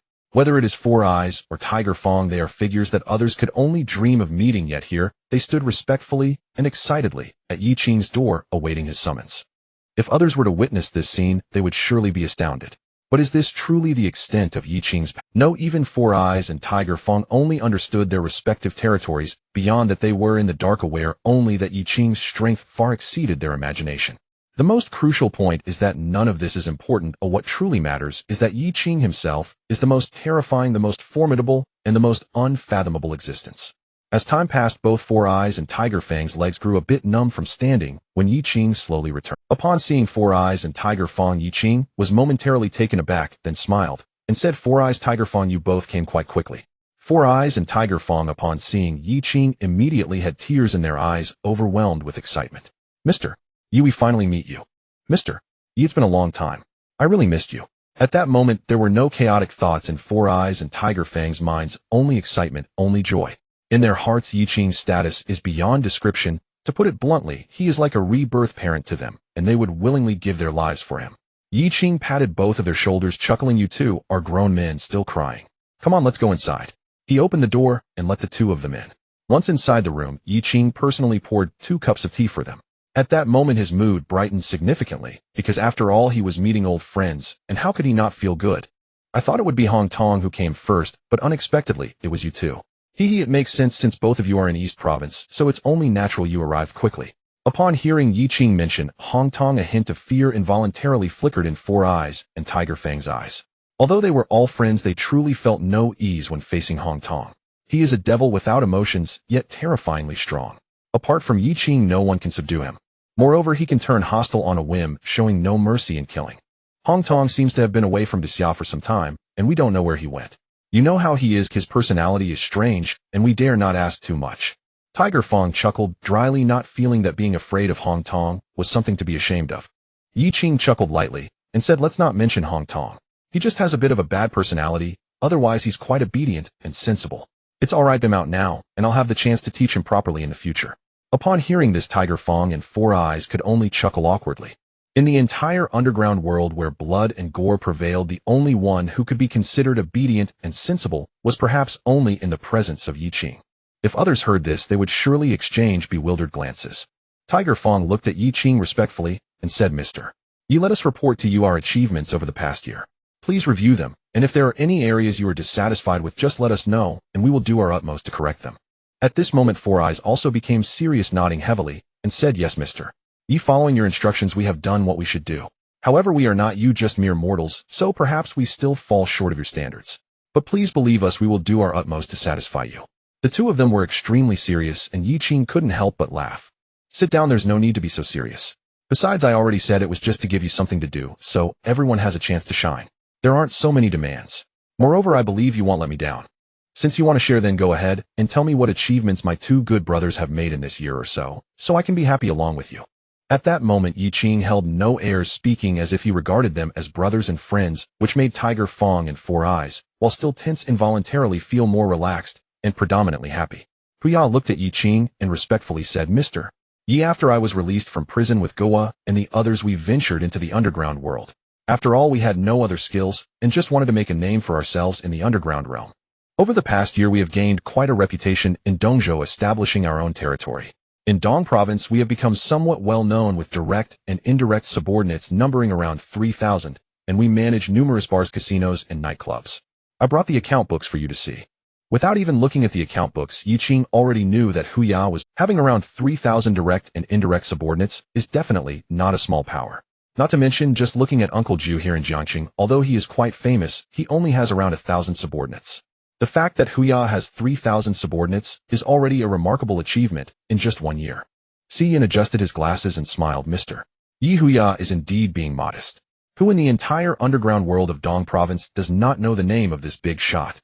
Although there is still some distance from the giants of the underground world, with enough time, it won't be a problem for Huya to take their place." Yi Qing nodded slightly at these words, then frowned and said, I have no objections to venturing into the underground world, but I must make one thing clear in advance: it is not allowed to bully good people, and it is forbidden to force people into prostitution. These 2 points are non-negotiable, do you understand? Furthermore, regarding gambling, I know it can bring huge profits, and you have many subordinates to support, but gambling and drugs are the same. They can change people's character and lead to ruin. These 2 things must not be touched. If you lack funds, I can subsidize you. Upon hearing this, Huya immediately stood up and nodded, saying, Mr. Yi, you can rest assured that we will never get involved with drugs. I will always remember your teachings. If anyone among us is found with drugs without anyone else needing to intervene, I will personally deal with them. As for the casinos, they can be closed down. You can rest assured that your will is the highest authority, and we will follow your orders. Yi Qing waved his hand, signaling Huya to sit down, and then said lightly, people have their dos and don'ts. Even in the underground world, the same principles apply. There are rules and boundaries to observe. Work hard, and as long as you don't cross the line, I will do my best to support you.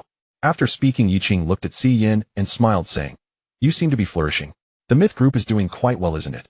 Si Yin adjusted his glasses and replied, the Myth Group is now valued at over 10 billion, hailed as a true legend. However, everyone knows that its value goes far beyond that. And all of this is not my doing. It is entirely thanks to the life essence you provided me upon my release. With this magical treasure, anyone can achieve this level. The term life essence is indeed well-deserved. Its primary function is to suppress aging and even make one younger, while also altering one's constitution to enhance vitality. In short, it is incredibly useful, and anyone who uses it can immediately feel the change. It truly is a miraculous treasure. Life essence is a fitting term. Mr. Yi, I remember your teachings well. The true value of life essence is not in money, but in the terrifying network of connections it can bring. Nowadays, anyone who knows the value of life essence is almost knocking on our door to purchase it. A vast network built on life essence has already been woven together. Next, how the Myth Group moves forward depends on your arrangements. My plan is to dilute the life essence by 10-fold and 100-fold to release into the market, thereby rapidly expanding the Myth Group and absorbing vast amounts of capital. What do you think, Mr. Yi? Yi Qing rested his chin in his hand, pondered for a moment, then nodded, saying, you can handle the matter of life essence. Since the Myth Group is entrusted to you, I won't meddle. I have my own things to focus on. In short, I trust you to get the job done. This trust is a truly precious thing, and Si Yin was so moved that he nearly cried. After all, this is the Myth Group. This is life essence. To say this is wealth worth trillions is not an exaggeration, and Yi Qing has simply entrusted it all to him. What great trust this is. Si Yan's eyes turned red as he looked at Yi Qing and respectfully said, Mr. Yi, in this life, I will dedicate myself to you, never turning back. If I ever betray you, may heaven and earth conspire against me, and may man and spirit alike be enraged. He began to make a solemn oath, pledging his loyalty. Yi Qing smiled and shook his head, saying, all right, let's not speak of this anymore. We are all brothers, and I believe in you all. Now that the serious matters are concluded, let's talk about something else, like drinking. Ha ha, it's not right for good brothers to meet without having a drink. Yi Qing then took Huya and Si Yin to a street stall where they enjoyed barbecued food and drank beer. Just as Yi Qing told Gao Qingwei today, he prefers the human warmth over luxurious delicacies. While they were eating, chatting, and drinking, Tan Xiao, who had been abandoned by Uncle Jiu outside the hotel, was finally found by his family and taken to the hospital for emergency treatment. Despite appearing as a half-human, half-ghost figure now, Yi Qing had said that as long as he could keep Tan Xiao alive, Tan Xiao would not die. Moreover, Yi Qing had even taken away 10 years of Tan Xiao's lifespan to enhance his potential for life, making it even harder for him to die. When the head of the Tan family and Mrs. Tan saw Tan Xiao's condition, they were so furious that they nearly fainted. Was this still their son? He looked like a complete monster. Just a glance at him was enough to terrify them, and they could hardly imagine the immense suffering and torment Tan Xiao had endured. Coincidentally, the hospital where Tan Xiao was being treated was located near the hospital where Bairo was staying, even on the same floor. Thus, at the first moment, Bairo's parents also saw Tan Xiao's ghastly appearance. The two exchanged glances, swallowed hard, and felt a surge of fear. Did we see that correctly? That monster with not a single inch of good skin on its body, and who can't even be recognized as human, is Tan Xiao. The head of the Bai family held on to Mrs. Bai and cautiously asked, wiping the cold sweat from his forehead, it is not that the head of the Bai family is cowardly, rather the scene before him is simply too astonishing. All of that is no longer important. What matters now is that Tan Xiao is the one who put their daughter in the hospital. Yet now Tan Xiao is in a state of torment, neither human nor ghost. Who did this? Though he has some suspicions in his heart, he dares not believe it. Madame Bai looked at the head of the Bai family, gritted her teeth, and said, who else could it be but Tan Xiao? He deserves it. Who told him to be so inhumane and to beat our daughter so mercilessly. He deserves to die. This is his retribution. Upon hearing this, the head of the Bai family quickly covered Madame Bai's mouth and said, keep your voice down. The Tan family is still here. Why say such things at this time? What I mean is, could it really be Yi Qing who did this? Let's not forget that Yi Qing said he would take revenge for Ruo, and then, that very night, Tin Xiao was brought in like this. Who would believe it if it wasn't Yi Qing? Madame Bai nodded and said, then it must be Yi Qing. I just didn't expect Yi Qing to be so ruthless. But it's fine, after all he's avenging our daughter, and that makes me happy. The head of the Bai family couldn't help but smile bitterly. While he was indeed happy, he was worried about the consequences that might fall upon them. Just then the head of the Tan family seemed to have spotted the Bai couple and walked over with a frown. The head of the Bai family immediately became extremely nervous. Head of the Tan family, what brings you here at this late hour? I just saw you sending someone into the operating room. Who is it? What happened? The head of the Tan family looked coldly at the head of the Bai family and said, it was my son. What? Can't you tell? Also, do you know anything about how my son ended up like this? The head of the Bai family quickly shook his head and said, no, how could we know? We've been at the hospital with our daughter the whole day and haven't gone anywhere. This was indeed the truth, but it was impossible to reassure the head of the Tan family. The head of the Tan family looked at Bai Ruo lying in the hospital room and sneered, head of the Bai family, if I'm not mistaken, Bai Ruo's injuries were inflicted by my son. I admit my son is not mature enough to do something like this. It's simply outrageous. However, no matter how outrageous it is, he is still my son. Whatever grievances we have as his father, I should take the blame. Even if he needs to be taught a lesson, that should be my responsibility. I cannot allow anyone to beat my child so brutally. Head of the Bai family, you can understand my feelings, right? The head of the Bai family dryly laughed and said, I can understand, head of the Tan family. But this matter really has nothing to do with us. The head of the Tan family looked deeply at the head of the Bai family and said, fine, since you say it has nothing to do with you, I will believe you. It's quite a coincidence that Bai Ruo was just beaten and hospitalized, and shortly after my son ended up like this. Just a beating would be fine, but now my son is in a state of torment, neither human nor ghost. The methods used are truly vicious. I will definitely investigate this thoroughly. Don't let me find out who did this. Once I do, regardless of who it is, I will risk everything to take revenge for my son. Having said that, the head of the Tan family coldly snorted and turned to leave. However, the look in his eyes and his tone were clearly a warning to the head of the Bai family, and he did not believe that this matter was unrelated to him. Seeing this, the head of the Bai family broke out in a fine cold sweat. He truly felt some fear towards the head of the Tan family. Moreover, this matter really had something to do with them. After watching the head of the Tan family leave, the Bai couple hurried into the hospital room, fearing further involvement. At this moment, Bai Ruo had already woken up. Not only had she awakened, but her injuries had also started to improve significantly. Even the swelling on her face was nearly gone. The speed of recovery was astonishing, making even the doctors feel it was miraculous. They could not understand the reason and could only say that Bai Ruo's constitution was remarkably good.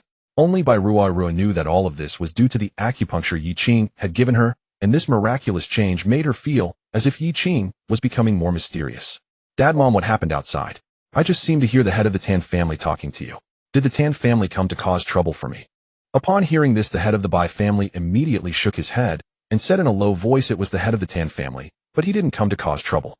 Ruo, it's Tan Xiao. He was beaten into the hospital. Moreover, I just caught a glimpse from afar, and it was terrifying. Tan Xiao has almost no good spot on his body. The torment he suffered is enough to scare anyone. Your revenge has already been taken. Upon hearing this, Bai Ruo's eyes lit up, and she said excitedly, was it Yi Qing? The head of the Bai family quickly shook his head and said, I don't know. However, Ruo, even if it was Yi Qing who helped you take revenge, you must act as if you don't know. Otherwise, it will bring trouble to Yi Qing. The head of the Tan family has gone mad. He just swore to find the person who attacked him and will not rest until he does. We cannot take this on ourselves, otherwise it will truly cause trouble. Just then Uncle Joe pushed the door open and walked in, smiling and saying, trouble. I want to see who dares to let Mr. Yi into trouble. Head of the Bai family, you are overthinking. Seeing Uncle Joe, the head of the Bai family finally felt relieved. He had genuinely been afraid when facing the head of the Tan family alone, but with Uncle Joe present, everything was different. Uncle Joe, you're here, please sit. Upon hearing this, Uncle Joe smiled and shook his head, saying, I want sit. I'm here to deliver an invitation for the head of the Bai family and Miss Ruo. Because the old man's health has improved, the head of the family is very happy and has decided to hold a charity dinner tomorrow night to help those in need. Head of the Bai family, Miss Ruo, I hope you will honor us with your presence. Upon hearing this, the head of the Bai family immediately accepted the invitation with both hands and said with a smile, Uncle Joe, rest assured we will definitely arrive on time. This kind of charitable endeavor is what the head of the family supports, and we will fully support it. But I don't know if Ruo will be able to attend by then. Upon hearing this, Bai Ruo shook her head and said him fine Uncle Gio. Will Yi Qing also be going? Uncle Gio smiled and nodded saying Mr. Yi is the great benefactor who cured the old man our savior. We will definitely invite him personally. Upon hearing this by Rua's face broke into a smile. The chance to see Yi Qing again was the happiest thing for her. Uncle Gio, don't worry you, I will go. At this point by Rua hesitated and looked at Uncle Gio saying, Uncle Gio, from what you just said it seems you know about Tan Xiao being beaten. Was it really Yi Qing who did it? If so, he won't run into trouble, right? Upon mentioning this matter, a hint of fear flashed in Uncle Gio's eyes, as if recalling the scene made him feel a bit uncomfortable, even causing his body to chill. Uncle Gio took a deep breath looking at Bai Ruo, and the head of the Bai family nodding slightly, and said, That's right, it was Mr. Yi himself who took action, and I was right there watching the whole time. Uncle Gio had originally considered whether to conceal this from Yi Qing, after all such ruthless actions could scare people. However, thinking of the expressions on the faces of the Bai family couple, and seeing that Yi Qing had no intention of hiding it either, he decided to speak frankly. In this way, it could also prove that Yi Qing was extremely devoted to Bai Ruo. Don't think that just because Mr. Yi didn't kill this young Master Tan, he is being merciful. To tell you the truth, Mr. Yes, methods are extraordinary and unimaginable. This time young Master Tan will not face life-threatening danger. Of course, although it looks very tragic now, what awaits him is even worse. In the future, even if young Master Tan recovers, he will oscillate between sanity and madness, living a life worse than death, neither human nor ghost. This is the revenge Mr. Yi has taken for you, Miss Ruo. As these words were spoken, the Bai family couple exchanged glances, swallowing hard, and dared not say anything more. Bai Ruo's eyes sparkled. She did not care what young Master Tan would become. All she remembered was that this was all done by Yi Qing for her.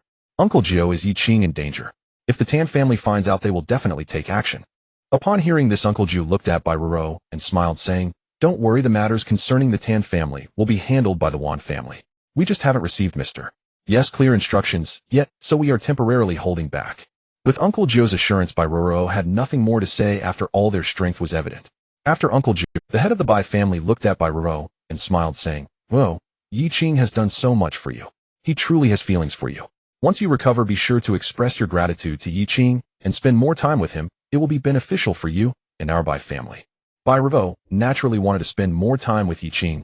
This had never changed from the beginning, or else she wouldn't have taken the risk to find him. However, now hearing her father's words made her feel uncomfortable. Dad, no matter what my relationship with Yi Qing is like, I don't want you to think about using him. You've seen Yi Qing's temperament. If he really gets unhappy, don't say, I didn't warn you. Upon hearing Bai Ruo's words, the head of the Bai family nodded with a smile saying, Understood, understood. Ruo, rest assured we won't interfere in your relationship with Yi Qing. However, our family is indeed facing difficulties. If possible, we still hope Yi Qing can lend a hand, even if it's just to say a few good words. It can resolve our family's crisis. You really shouldn't just ignore this. Bai Ruo felt helpless, but what her father said was also true, so she could only nod in agreement for now. At that moment, Yi Qing was drinking with Si Yin and Hu Yao at a street stall. The drinks were enjoyable, and they didn't encounter any troublesome people or matters. The three of them drank until midnight, and when they were somewhat tipsy, Hu Yao and Si Yin returned to the hotel, while the next day they would leave. As for Yi Qing, he returned to his small room to sleep. He didn't wake up until noon the next day. Remembering that there was a charity banquet of the Wan family tonight, Yi Qing shook his head and began looking for clothes in the wardrobe. However, because Yi Qing did not like wearing formal suits, the entire wardrobe contained nothing but the one suit worth over 3,000 that he wore at his wedding. There really wasn't anything else suitable. After putting on that suit, Yi Qing looked in the mirror. His physique had not changed, or in fact it looked even better now, fitting him perfectly and making him appear tall and strong, as if it were tailor-made. Once he was dressed in the suit, Yi Qing opened the box containing the luxurious white crystal love, which had been specially delivered to him last night from Yunduan City. Looking at the jewelry set inside the box, a smile appeared at the corner of Yi Qing's mouth. It's perfect for Ruo, she should like it. After saying this, Yi Qing casually took the white crystal love set and headed out to hail a taxi towards the hospital. With such a relaxed demeanor, it was hard for anyone to imagine that he was carrying jewelry worth over 100 million. Meanwhile, in Gao Qingyu's villa, Gao Qingyue was selecting suitable dresses and jewelry. Lin Ji, standing beside her, looked at the stunningly beautiful Gao Qingyue with envy, saying, Qingyue, you are so beautiful. If you attend the banquet in this white dress, you will definitely be the most eye-catching one in the room. Gao Qingyue revealed a proud expression and chuckled, saying, Lin Ji, take a photo of me and send it to young Master Shiman. He can't make it today, but I want him to see my outfit. Lin Ji immediately took out her phone and smiled as she took a picture of Gao Qingyue. However, a hint of jealousy flashed in her eyes. Qingyue, once this beautiful photo is sent over, young Master Shiman will definitely be mesmerized. I bet he would want to fly over to see you immediately. Upon hearing this, Gao Qingyue covered her mouth and chuckled, then looked at the jewelry around her neck, sighing and somewhat unwillingly saying, "Yesterday, I saw a set of jewelry called White Crystal Love in Yunduan City. It was stunning and enchanting, but unfortunately, it was just too expensive. Otherwise, paired with my outfit today, it would definitely dazzle everyone." Mentioning White Crystal Love, Gao Qingyue's eyes were filled with infatuation, clearly indicating her desire for that set of jewelry. In Gao Qingyue's mind, only she was worthy of that set of White Crystal Love. However, the jewelry worth over 100 million was something she truly couldn't afford right now. Linji looked at Gao Qingyue and smiled, saying, "It's just a set of jewelry. As long as you want it, you can definitely get it. It's just a matter of whether it's today or tomorrow. Moreover, you won't even have to buy it yourself. Once young Master Shimin learns about it, he will buy it for you immediately to win your favor." Gao Qingyue nodded proudly, saying, "That's right. Although that set of White Crystal Love is worth nearly 100 million, Gao Qingyue will eventually have it." Lin Ji was taken aback upon hearing that the jewelry was worth nearly 100 million, her face displaying a look of astonishment. No wonder Gao Qingyue didn't buy it. It turned out she couldn't afford it. Otherwise, with Gao Qingyue's character, she wouldn't have waited until now, as she would have snatched it up long ago. 100 million isn't a big deal. With young Master Ximon's family background and feelings for you, he wouldn't hesitate to spend 100 million, 200 million, or even 300 million, as long as it makes you happy. Qingyue, you are truly fortunate. Lin Ji's continuous praise for young Master Shimin naturally had her own benefits and intentions. Gao Qingyue smiled slightly and nodded, saying, "You don't know, but because of this White Crystal Love, Yi Qing even put on an act for me. Just thinking about that moment makes me laugh. It's truly ridiculous." As she continued speaking, Gao Qingyue started laughing as if it was genuinely amusing. Lin Ji knew that Yi Qing went to Yunduan City with Gao Qingyue, but she was truly unaware of what specifically happened. However, it was guaranteed that Gao Qingyue and Yi Qing were definitely not out there for a romantic rendezvous. "What's wrong? Tell me about it." Gao Qingyue smiled and said, "I won't mention other jokes, but about this set of White Crystal Love, it is indeed the treasure of Yunduan City. Even I, Gao Qingyue, can only admire it from afar, for I cannot afford it. Do you know what Yi Qing did?" Lin Ji hurriedly showed a curious expression and said, "He wouldn't have claimed he could afford it, would he?" Gao Qingyue nodded emphatically and said, "You guessed it right. Yi Qing is putting on an act trying to impress me, but if you're going to pretend, at least do it convincingly. Do you know what he did? He said that if I couldn't afford it, he would go out and browse himself, and then he pulled out a card and handed it to the waiter. But of course the money was definitely insufficient. No need to think about it. But do you know whose card it was?" Lin Ji shook her head, genuinely unable to guess whose card it was. Gao Qingyue smiled and said, "It's Bai Ruo's. After Bai Ruo met Yi Qing, she gave him a card, and Yi Qing is just pretending to be someone he's not with it." When the waiter said the money wasn't enough, Yi Qing's face changed. "It's truly amusing. He tried to provoke me, but ended up making a fool of himself. Tell me, is there something wrong with Yi Qing's brain? Has he become foolish after being locked up in prison?" Such a ridiculous lie rolls off his tongue, and on top of that, he's living off Bai Ruo. It makes me find him up. While speaking of Yi Qing's foolishness, a hint of coldness and anger flashed in Gao Qingyue's eyes, as if Yi Qing accepting Bai Ruo's bank card was a betrayal against her. Lin Ji frowned as she looked at Gao Qingyue and said, "Yi Qing actually accepted Bai Ruo's bank card. I thought he was ambitious, but is this all he is? He's truly a two-faced person. Qingyue, leaving him was the best decision you've ever made. This Yi Qing is nothing but a petty man." Gao Qingyue nodded seriously and said, "Do you know what makes him even more petty?" Lin Ji shook her. Gao Qingyue sneered, a hint of disdain flashing in her eyes, and said, "Bai Ruo secretly met Yi Qing, and Tan Xiao found out about it, which led to Bai Ruo being hospitalized. I told Yi Qing about this, but do you know how he reacted? He merely responded with an "oh" and showed no reaction whatsoever. Bai Ruo had devoted her heart to Yi Qing, and what was the result? Bai Ruo was seriously injured for Yi Qing and ended up in the hospital, yet Yi Qing showed not a shred of concern. He is nothing but a cowardly and selfish petty man. Such a person is truly a disaster."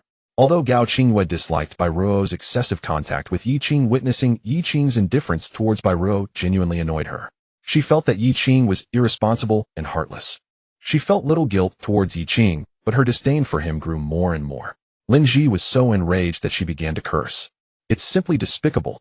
While I also dislike Bai Ruo and believe she's not a good woman, she not only gave Yi Qing money to spend, but also suffered injuries for him, yet he remains indifferent and unconcerned. A petty man, truly a thoroughgoing petty man. This Yi Qing really deserves to die. I used to think he had some semblance of manly spirit, but it turns out it was all a facade." Gao Qingyue sneered, saying, "It's all fake. Fortunately, I divorced him, otherwise I wouldn't know how long I would have been kept in the dark. This heartless petty man deserves a lesson. Just wait, Tan Xiao will deal with him sooner or later, then we'll see if he can still pretend."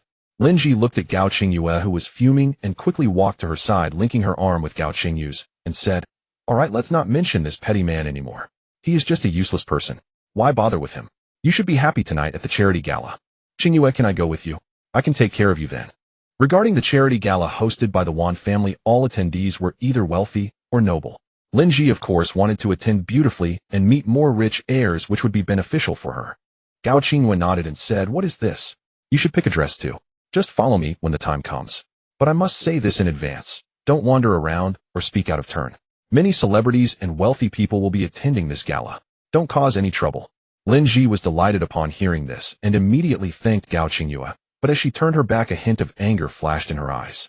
Back then, Gao Qingyue's family background was even worse than Lin Ji's. Sometimes it was Lin Ji who treated them to meals.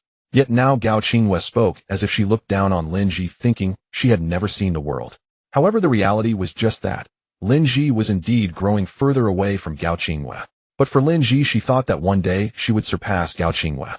After all, she possessed the looks she needed. Why couldn't she succeed? At this moment, Yi Qing, whom they misunderstood and looked down upon, was already dressed in a suit and had arrived. Upon seeing Yi Qing, the head of the Bai family hurriedly pulled him into a room and cautiously said, "Mister, what brings you here? But you must be careful. The Tan family is in the adjacent ward.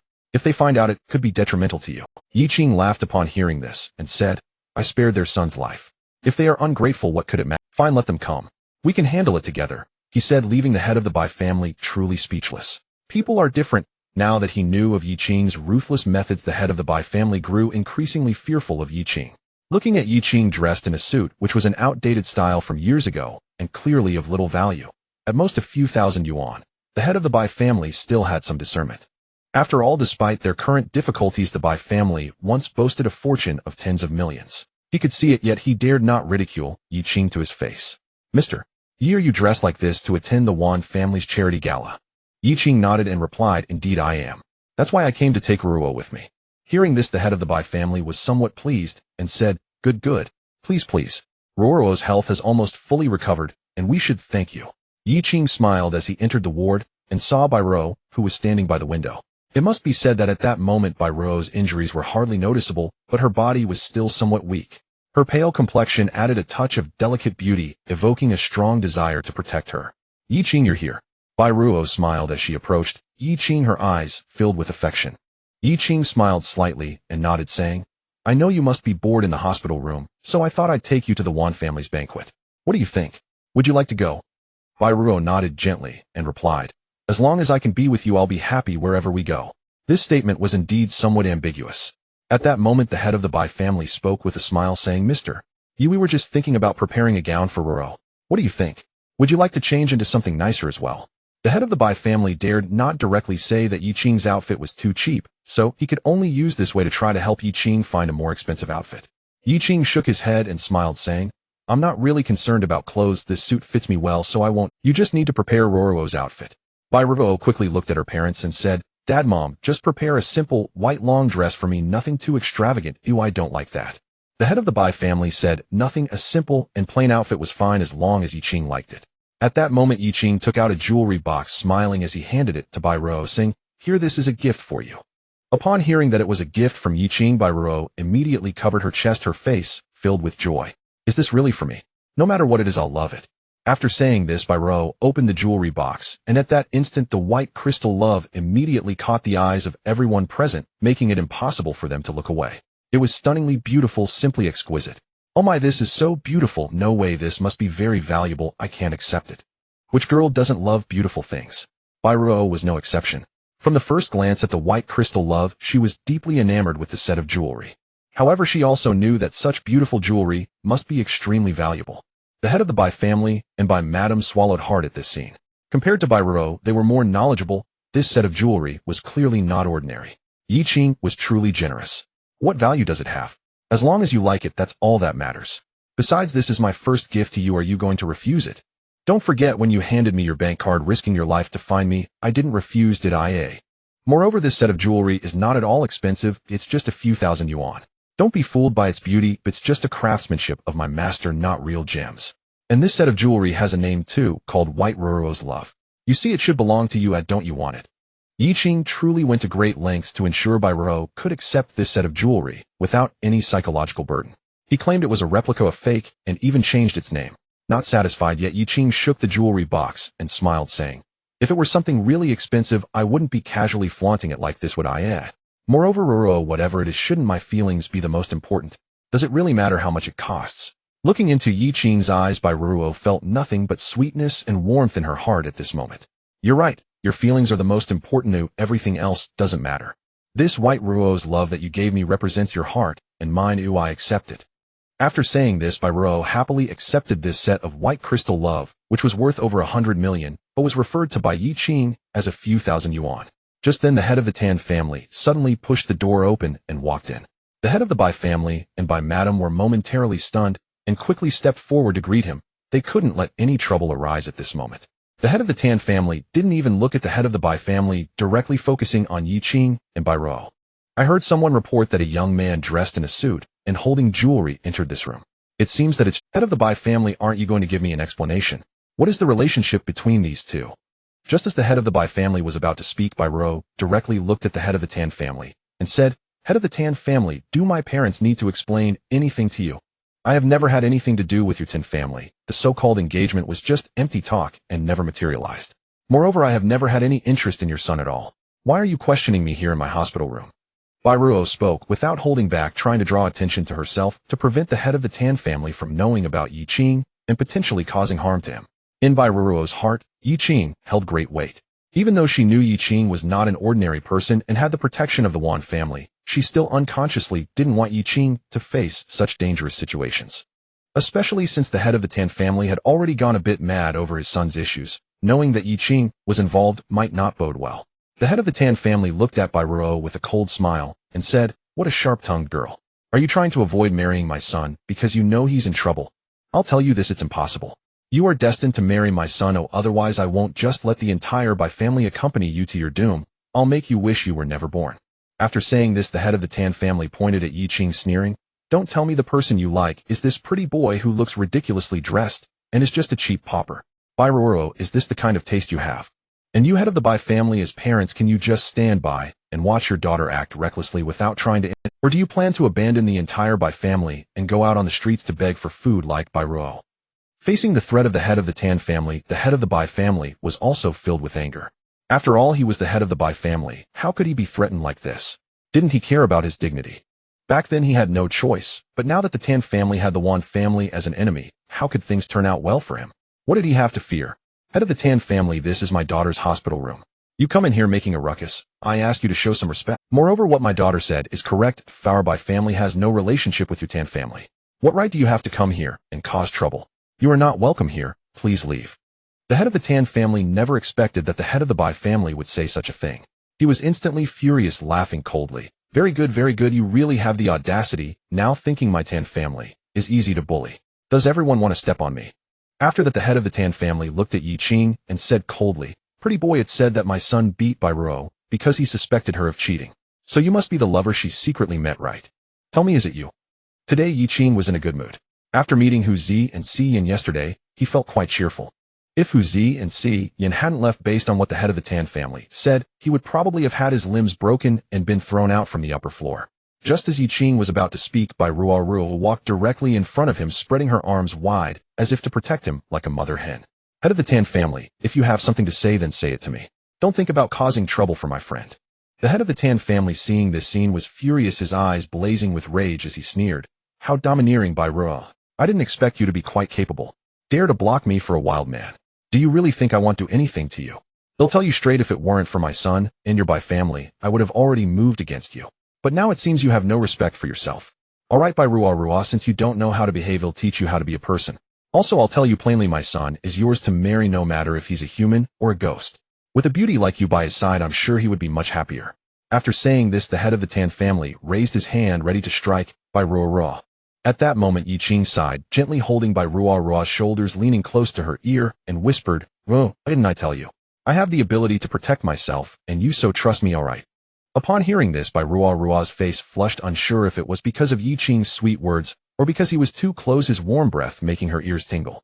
Yi Qing then pulled Bai Ruo behind him, and looking at the enraged head of the Tan family, scoffed, unrepentant, and worsening head of the Tan family, you are truly seeking death.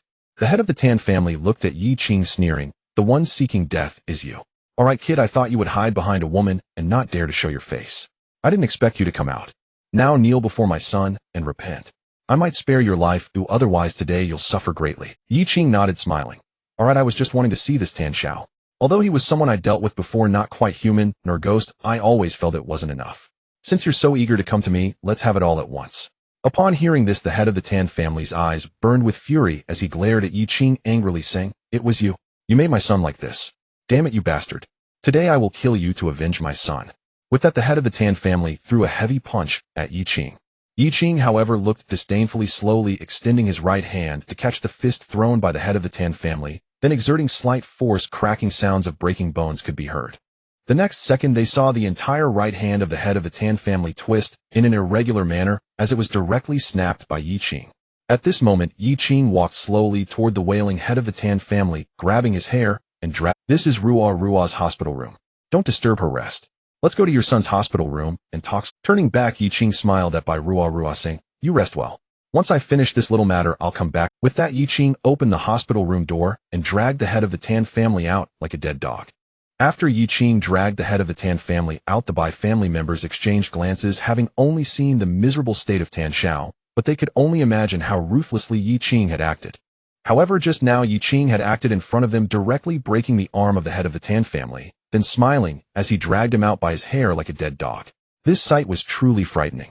Only by Rua, rather than being concerned about how ruthless Yi Qing, was worried about his situation. "Dad, Mom, I hope Yi Qing isn't in any trouble. No, I should go check on him." With that, Bai Rua was about to chase after Yi Qing. The head of the Bai family quickly stopped Bai Rua, smiling wryly. "My little ancestor, can't you see? This Yi Qing is the real formidable one, while the head of the Tan family is the one in grave danger. You should worry less about him and more about what methods Yi Qing will use to deal with the head of the Tan family. Rua, if you really want to be with Yi Qing, your dad, and I want object. This Yi Qing is no or." At this moment, Bai Rua's face turned red as she shyly said, "Dad, Mom, what are you talking about? Yi Qing and I aren't at that stage yet, we are just friends." After saying this, Bai Rua turned her head, sitting on the bed holding the white crystal named by Rua's love, by Yi Qing unable to put it down, as if holding a rare treasure. The head of the Bai family observed all this with a smile, but said nothing, lost in thought.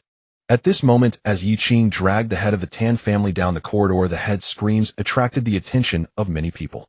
However, seeing the head of the Tan family being bullied like this, no one dared to speak up, as it was clear that someone who could bully the head of the Tan family was not to be trifled with. However, Mrs. Tan and the Tan family's bodyguards, seeing this scene, rushed forward, surrounding Yi Qing, ready to take action at any moment. "You bastard, what are you doing? Let go of my husband. And you all, why are you just standing there? Hurry up and kill him." Yi Qing looked at Mrs. Tan and the few bodyguards about to rush at him, smiling, faintly pointing at the door of Tan Xiao's hospital room, saying, "If you have something to say, let's talk inside. Don't disturb others. Of course, if you're not afraid of losing face, we can settle this here too." Mrs. Tan bit her lip, looking at the onlookers, and said, "Fine, come in."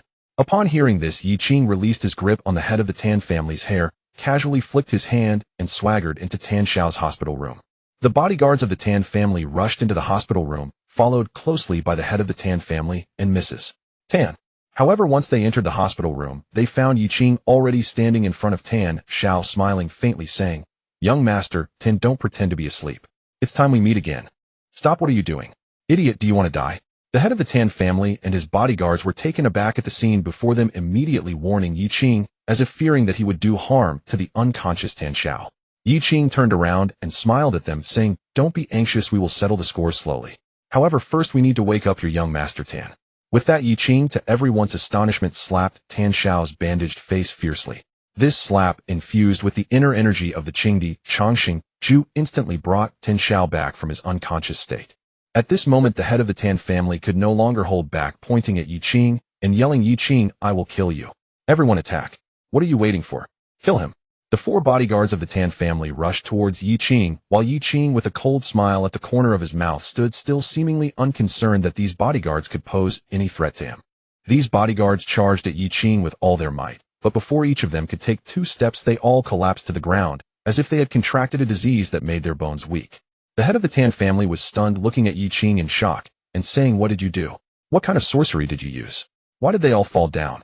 Yi Qing smiled slightly, and pointed at the fallen bodyguards, calmly replying, "It's not sorcery.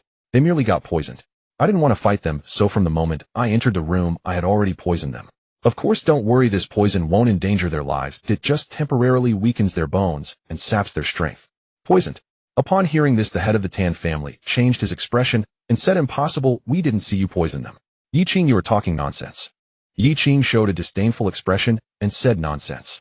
You are merely frogs at the bottom of a well. I advise you to calm down and stand there obediently, otherwise not only will your bones go weak, but you will also experience intense itching all over your body, suffering immensely." Having said that, Yi Qing turned to look at the lying Tan Xiao and smiled, saying, "It's time to wake up."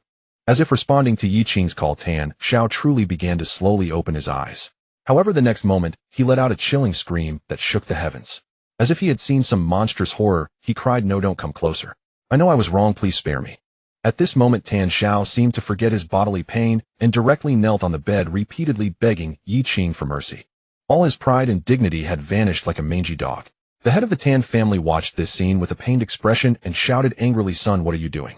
Hearing his father's voice, Tan Xiao froze for a moment, and then sorrowfully said, "Dad, please let him spare me. I know I was wrong, I really know I was wrong. Help me, plead for me." The head of the Tan family understood the kind of terrible person his son was, yet no matter what, his son shouldn't be reduced to such a lack of dignity. Seeing him like this only meant one thing. Yi Qing had thoroughly terrified Tan Xiao. Otherwise, he would never have been like this. "Yi Qing, what have you done to my son?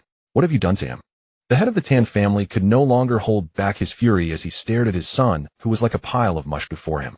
Yi Qing, with his hands clasped behind his back, looked at the head of the Tan family indifferently and said, "What's wrong? It's just that all the injuries on him were inflicted by my own hand." "What?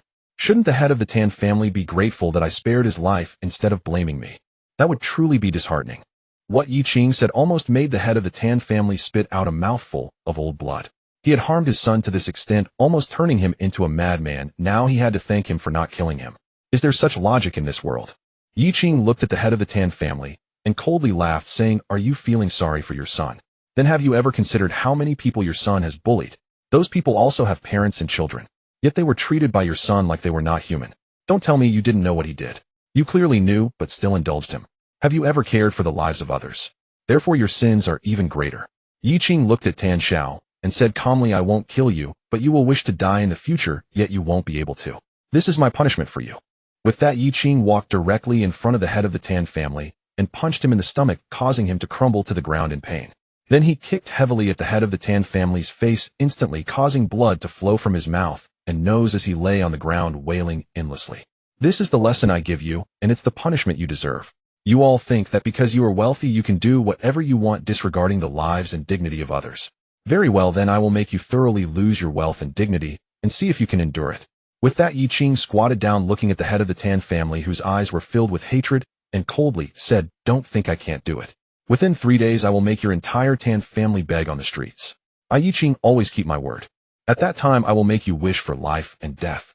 This is my punishment for you, and it is also the justice I seek on behalf of those you have bullied." After saying this, Yi Qing slowly stood up, pushed open the door of the sick room, and turned to leave. He had no intention of personally carrying out punishment on the head of the Tan family, because there was no need. For them, the best punishment would be to make them lose everything they relied on, becoming the most despised of beings. Returning to Bai Ruo's hospital room, Yi Qing looked at her and smiled, saying, "The matter has been resolved. From now on the people of the Tan family will never dare to trouble you again." Seeing Yi Qing return unscathed with a warm smile on his face, Bai Ruo could no longer hold back and rushed over to embrace him tightly. The head of the Bai family and Mrs. Bai quickly retreated from the room upon witnessing this scene. Bai Ruo held on to Yi Qing, unwilling to let go for a long time. Yi Qing said with a smile, "All right, I'm fine, but if you keep holding me like this I might start having trouble breathing." Upon hearing Yi Qing's words, Bai Ruo hurriedly let go her face, turning as red as an apple. "Yi Qing, thank you. If it weren't for you, I would have surely fallen into hell and been unable to turn back." This was indeed the truth.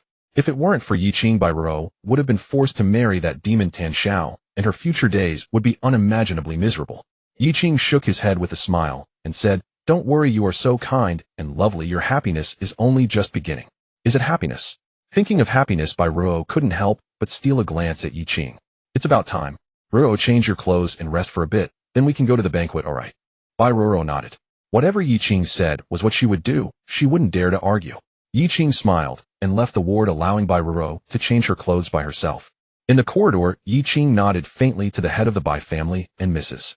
By saying, the Tan family will no longer be a threat to you, so you don't have to worry about their revenge. Upon hearing this, the head of the Bai family nodded vigorously and said, yes, Mr. Yi, we understand. We owe this all to you. If it weren't for you, not to mention Ro, our entire Bai family would probably have fallen into deep water and fiery flames. Mr. Yi, you are our savior, and we truly do not know how to thank you enough. At this moment, the head of the Bai family seized the opportunity to express loyalty to Yi Qing, and he would not let it slip by. As for Yi Qing, he looked at the head of the Bai family feeling no contempt, but genuine dislike was real. He could never forget how selfishly the head of the Bai family had sold his own daughter. Now he was just putting on a good front because of Yi Qing's power. If today the victor had not been Yi Qing, but Tan Xiao, the head of the Bai family's attitude would surely have been entirely, I know the Bai family is facing difficulties. I will help you solve them, and from now on you should take care of yourself. Without the head of the Bai family begging, Yi Qing took the initiative to say this, which was a promise the head of the Bai family had longed for. Upon hearing this, the head of the Bai family felt his eyes welling up with tears. The Bai family was finally saved. Mr. Yi, thank you, we are truly grateful to you. The head of the Bai family kept thanking Yi Qing, while Yi Qing merely smiled lightly, remaining silent, seemingly disinterested in saying much to the head of the Bai family. At this moment, the Wan family mansion was brightly lit and filled with festivity. Almost all the key figures of the Wan family who could return had gathered. The recovery of old Master Wan's health was a monumental joy. No one dared to take it lightly. Even if many people did not care about old Master Wan's health, they had to consider the stance of the head of the Wan family. Ninth uncle, has everything been arranged at the hotel? Did Mr. Yi really agree to attend the banquet? The head of the Wan family wore a beaming smile, one that came from the heart. Although old Master Wan might only have 5 years left to live, that was enough. Compared to the constant threat of death he faced before while enduring a state of pain, old Master Wan's current condition was simply better than one could hope for. The head of the Wan family dared not ask for too much. After all, everyone must experience life and death. However, having 5 more years to fulfill filial duties and allowing the old man to enjoy 5 more years of family joy was sufficient. Rest assured, the location is at our Wan family hotel. Mr. Yi will definitely attend. It's about time for us to set off. After all, it's a charity banquet hosted by our Wan family. Arriving late would keep so many waiting, and that wouldn't be good. The head of the Wan family nodded, contemplating, and said, I plan to have Hire go pick up Mr. Yi so that he can interact with Mr. Yi more. After all, they are of similar ages, and if Hire can gain Mr. Yi's friendship, it would benefit him and the Wan family. Upon hearing this, ninth uncle immediately nodded and said, Hire is usually steady in his work. You needn't worry about assigning this task to him. You're right, having Wan Hai pick up Mr. Yi is a good idea. Hearing ninth uncle's approval, the head of the Wan family smiled and nodded, then waved his hand saying, Wan Hai, come over here. Responding to the head of the Wan family, a young man in his 30s approached respectfully and asked, Father, ninth uncle, do you have any instructions? The head of the Wan family smiled and said, soon I need you to pick up an important guest. This person is also the great benefactor who saved your grandfather's life, so you must treat him with utmost care and respect. Do you understand? Wan Hai nodded earnestly and said, Father, you can rest assured. The one who saved my grandfather's life is our entire Wan family's benefactor. I know how to conduct myself and will not be negligent. The head of the Wan family, hearing this, nodded in satisfaction and said, Good, Wan Hai, perform well. Seeing you so sensible now gives me peace of mind. At this, a glimmer of brightness flashed in Wan Hai's eyes. Father, I am not good enough yet, but I will strive to improve in the future. The head of the Wan family laughed heartily and said, When I was your age, I had already started my own business. You are not young anymore. It's time for you to take on responsibilities. Although your grandfather's illness has improved, there is still not much time left. I want to seize the final moments to spend time with him, so you should be ready. Wan Hai, upon hearing this, took a deep breath and lowered his head respectfully. Father, you can rest assured. I will go pick up Mr. Yi and ensure that I make a good friend of him. After saying this, Wan Hai hurriedly left. Uncle Ju looked at the departing figure of Wan Hai and smiled, saying, Among the Wan family, Wan Hai is the most capable and well-liked, but are you really planning to let him take over so soon? The head of the Wan family nodded in response, saying, A flower in a greenhouse, no matter how vibrant and lush, cannot withstand the wind and rain. Only those that grow in the wild can bloom the most brilliant flowers and survive longer. Wan Hai is no longer a child. Fortunately, with his character, even if he encounters problems, they won't be major issues. Let's allow him to experience some trials. As for me, I want to spend these 5 years accompanying the old man and making up for my regrets. Indeed, the greatest regret in life is that one wishes to care for their parents, but they are no longer around. The old man has danced between life and death, and now that he has finally recovered, it is akin to giving the head of the Wan family a chance to start over. Uncle Joe nodded, gently understanding the head of the Wan family's choice. All right, since you have made your decision, I will wholeheartedly support you. Rest assured with us around the Wan family will be safe, and I will do my utmost to assist Wan Hai. The head of the Wan family smiled and nodded, saying, Okay, Uncle Joe, we should get going. As you said, we cannot keep our guests waiting at the Wan family's main venue, especially since we need to welcome Mr. Yi. Mentioning Yi Qing, the head of the Wan family looked at Uncle Joe seriously and said, Uncle Joe, I still stand by my words. We must show utmost respect to Mr. Yi. No matter what requests he makes, as long as the Wan family can fulfill them, we must do so wholeheartedly, even if it brings harm to the Wan family without benefit. The head of the Wan family had mentioned this matter more than once, and Uncle Joe deeply agreed, especially after witnessing Yi Qing's abilities firsthand. He immediately understood that Yi Qing was far more than just a divine physician. Yi Qing undoubtedly holds secrets, great secrets. Head of the family, rest assured I know what to do. Following that, the head of the Wan family and the others began their journey towards the Wan Hotel. At this moment, Wan Hai was on his way to the hospital with 8 bodyguards driving 3 cars. In the car, Wan Hai's confidant and assistant Xiao, he cautiously said, Young Master Wan, isn't it a bit too grand for the head of the family to ask you to personally pick up Mr. Yi? After all, your status here is significant, and this honor is not small. Wan Hai shook his head and said, It's not surprising. After all, Mr. Yi saved the old man. Just for that, he has done the Wan family a favor, and no matter how grand it is not excessive. Moreover, Mr. Yi has also greatly helped me. Without him, I would have faced many obstacles in taking over. Now I unconsciously owe him a favor. Both emotionally and logically, I must thank him. Upon hearing this, he immediately became excited. After all, Wan Hai is currently just the head of a certain company under the Wan Group, but if he successfully takes over, he will immediately manage the Wan Group, which has assets worth billions. As Wan Hai's confidant and assistant his status will surely rise, so it would be unnatural not to be happy. Young Master Wan, will the head of the family really retire and hand the group over to you? After all, the head of the family is still in his prime and in good health. Wan Hai confidently replied, Since my father has said so, he will definitely do it. It's just a matter of time. But one thing is certain, I will be the one with the greatest opportunity to inherit the Wan Group without exception. Moreover, now that the old man has finally recovered, my father's biggest wish is to stay by his side. Other matters will only distract my father's energy, so it is only natural for me to manage the group. In any case, this matter is known to both of us. At other times, do not speak carelessly to avoid unnecessary mistakes. You are a smart person and you know what to do, right? Upon hearing this, he nodded earnestly, saying, Young Master Wan, don't worry, I know what to do. However, I still want to congratulate you, Young Master Wan. At such a young age, you are about to become the head of the Wan family. Not to mention the entire Jiang city, but even in the whole eastern province, your talents are indeed noteworthy. Flattering words are always pleasant to hear, especially when they speak the truth. Wan Hai's smile had not faded since he received the news. Being noteworthy is not enough. The Wan family is still a bit weak. Compared to some prominent families and powerful forces in the eastern province, we still fall short, far from enough. What I want to do is to lead the Wan family to become a top-tier family in the eastern province, a prestigious household, and to make the Wan Group's assets reach over 10 billion in the shortest time. This is the achievement I most desire to accomplish. The Wan family has come this far, which is already remarkable, but to take another step forward is truly very difficult. Wan Hai's ambition only shows that he has yet to suffer any setbacks. At this moment, many people had already arrived early at the grand banquet hall of the Wan Hotel. In the banquet hall, people came and went adorned with sparkling jewels. It cannot be said that all the social elite of Jiang City were present, but about 70 to 80% of them truly had arrived. Qingyue and Lin Ji had now reached the hotel entrance. Qingyue wore a black evening dress adorned with luxurious jewelry, appearing dazzling and radiant. Especially in that black evening dress, it not only accentuated Qingyue's perfect figure, but also made her skin appear even more fair and luminous.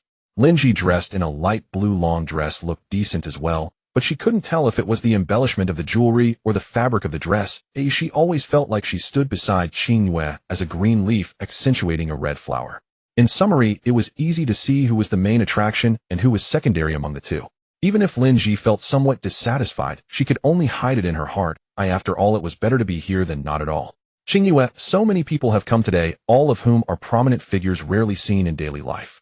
The influence of the Wan family is truly extraordinary. Seeing Lin Ji's starry-eyed expression, Qingyue smiled faintly and said, After all, it's the Wan family, the top family in Jiang City. Their influence is only natural. However, Qingyue will soon possess such influence, and even surpass the Wan family. It will not be a difficult task, so there is no need to envy anything. While saying this, Qingyue wore a proud expression, as if surpassing the Wan family was a matter of course and inevitable for her. Gao Jingyue claimed not to be envious, yet her eyes betrayed a glimmer of envy. Although she professed envy, Gao Jingyue possessed undeniable confidence. Her journey had been smooth sailing, a steady march forward without any setbacks. Lin Ji looked at Gao Jingyue and gently nodded, saying, "Qingyue, you can definitely do it. In just 3 years you have gone from having nothing to founding the Qingyue Group with assets exceeding 1 billion. You are a miracle in the business world, a fact that no one can deny. So as long as you are given time, surpassing the myriad of businesses is only a matter of time." Gao Jingyue raised her chin, displaying an air of pride. Starting from scratch, relying solely on herself, Gao Jingyue spoke, without a hint of shame. However, if Yi Qing were present, he would probably be laughing out loud, for while others might be oblivious, he certainly was. Gao Jingyue's entrepreneurial phase truly a smooth ride. In reality, it was quite the opposite. In the beginning, Gao Jingyue nearly lost everything and was deep in debt. It was Yi Qing who hired help to protect her, allowing her to rise from the ashes. The so-called business genius was merely the result of countless individuals lending their silent support. Yet Gao Jingyue mistakenly believed that all her achievements were due to her own abilities, showing disdain for her greatest benefactor and even suggesting a divorce. If Yi Qing were to act now, she would understand the meaning of easy gains and even easier losses. "Qingyue, let's head inside. I see many people looking your way and heading over here." Gao Jingyue nodded at this, smiling as she replied, "They are all prominent figures from Jiang City. It's no surprise that they greet me, but I must admit quite a few of them are old lechers." Then Gao Jingyue began greeting the many wealthy individuals present, engaging in pleasantries and flattery, making it seem as if this was her own territory. At that moment, Wan Hai arrived at the hospital with his assistant Xiaohe. After ascending the stairs, he encountered the head of the Bai family in the corridor and politely greeted him. "Hello, Uncle Bai." The young heir of the Wan family was well known among the prominent figures of Jiang City, and the head of the Bai family warmly returned the greeting. "Ah, it's young Master Wan. How are you? What brings you here?" Wan Hai smiled and said, "I've been sent to escort Mr. Yi to the banquet. Uncle Bai, you'll be attending as well, won't you? If not, shall we go together?" Upon hearing this, the head of the Bai family quickly shook his head with a smile, saying, No, we'll go on our own. "Mr. Yi is in the room. Let me call him for you." Wan Hai nodded with a smile, then pushed open the door, and the first person he saw was not Yi Qing, but Bai Ruo, dressed in a simple white gown, her skin remarkably pale. In that moment, Bai Ruo exuded a delicate beauty tinged with an air of fragility, stirring a deep sense of compassion and lingering thoughts. Especially with the embellishment of the white crystal love, she looked like a fairy descended to the mortal realm. Wan Hai was momentarily stunned by Bai Ruo's beauty. It wasn't until Yi Qing spoke that he snapped back to reality. "You are Wan Hai, the son of the Wan family, right?" Wan Hai quickly returned his gaze to Yi Qing, respectfully stating, "Mr. Yi, hello. I have come at my father's behest to escort you to the banquet. Are you available now? Or do you need to wait a bit longer?" Looking at Yi Qing, Wan Hai's expression was neutral, but internally, he frowned. He looked impressive and exuded charm, yet wearing a cheap suit that cost a few thousand yuan seemed rather low class. Especially upon seeing Yi Qing and Bai Ruo together appearing quite intimate, Wan Hai felt a twinge of discomfort.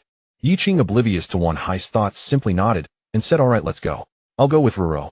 Wan Hai contemplated for a moment before looking at Yi Qing and softly asked, "Mr. Yi, do you need a suit prepared? It won't take much time. There's a Wan family clothing store on the way. You can choose directly there." In Wan Hai's view, he was merely trying to save face for Yi Qing and show that he was considerate, but he was unaware that this gesture made Yi Qing somewhat displeased.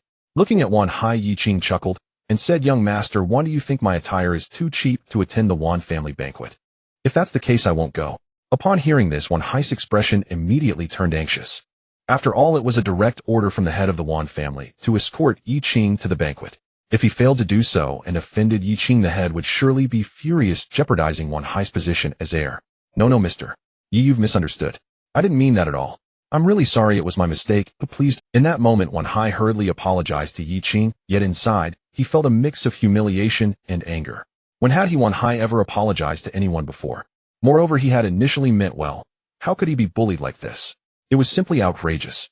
Yi Qing, on the other hand, found it unworthy to concern himself with Wan Hai's feelings, for in his heart, even the head of the Wan family was but a trivial existence, as they sought Yi Qing, not the other way around. "Young Master Wan, you need not be upset. I'll remind you of something that you can either keep in mind or forget."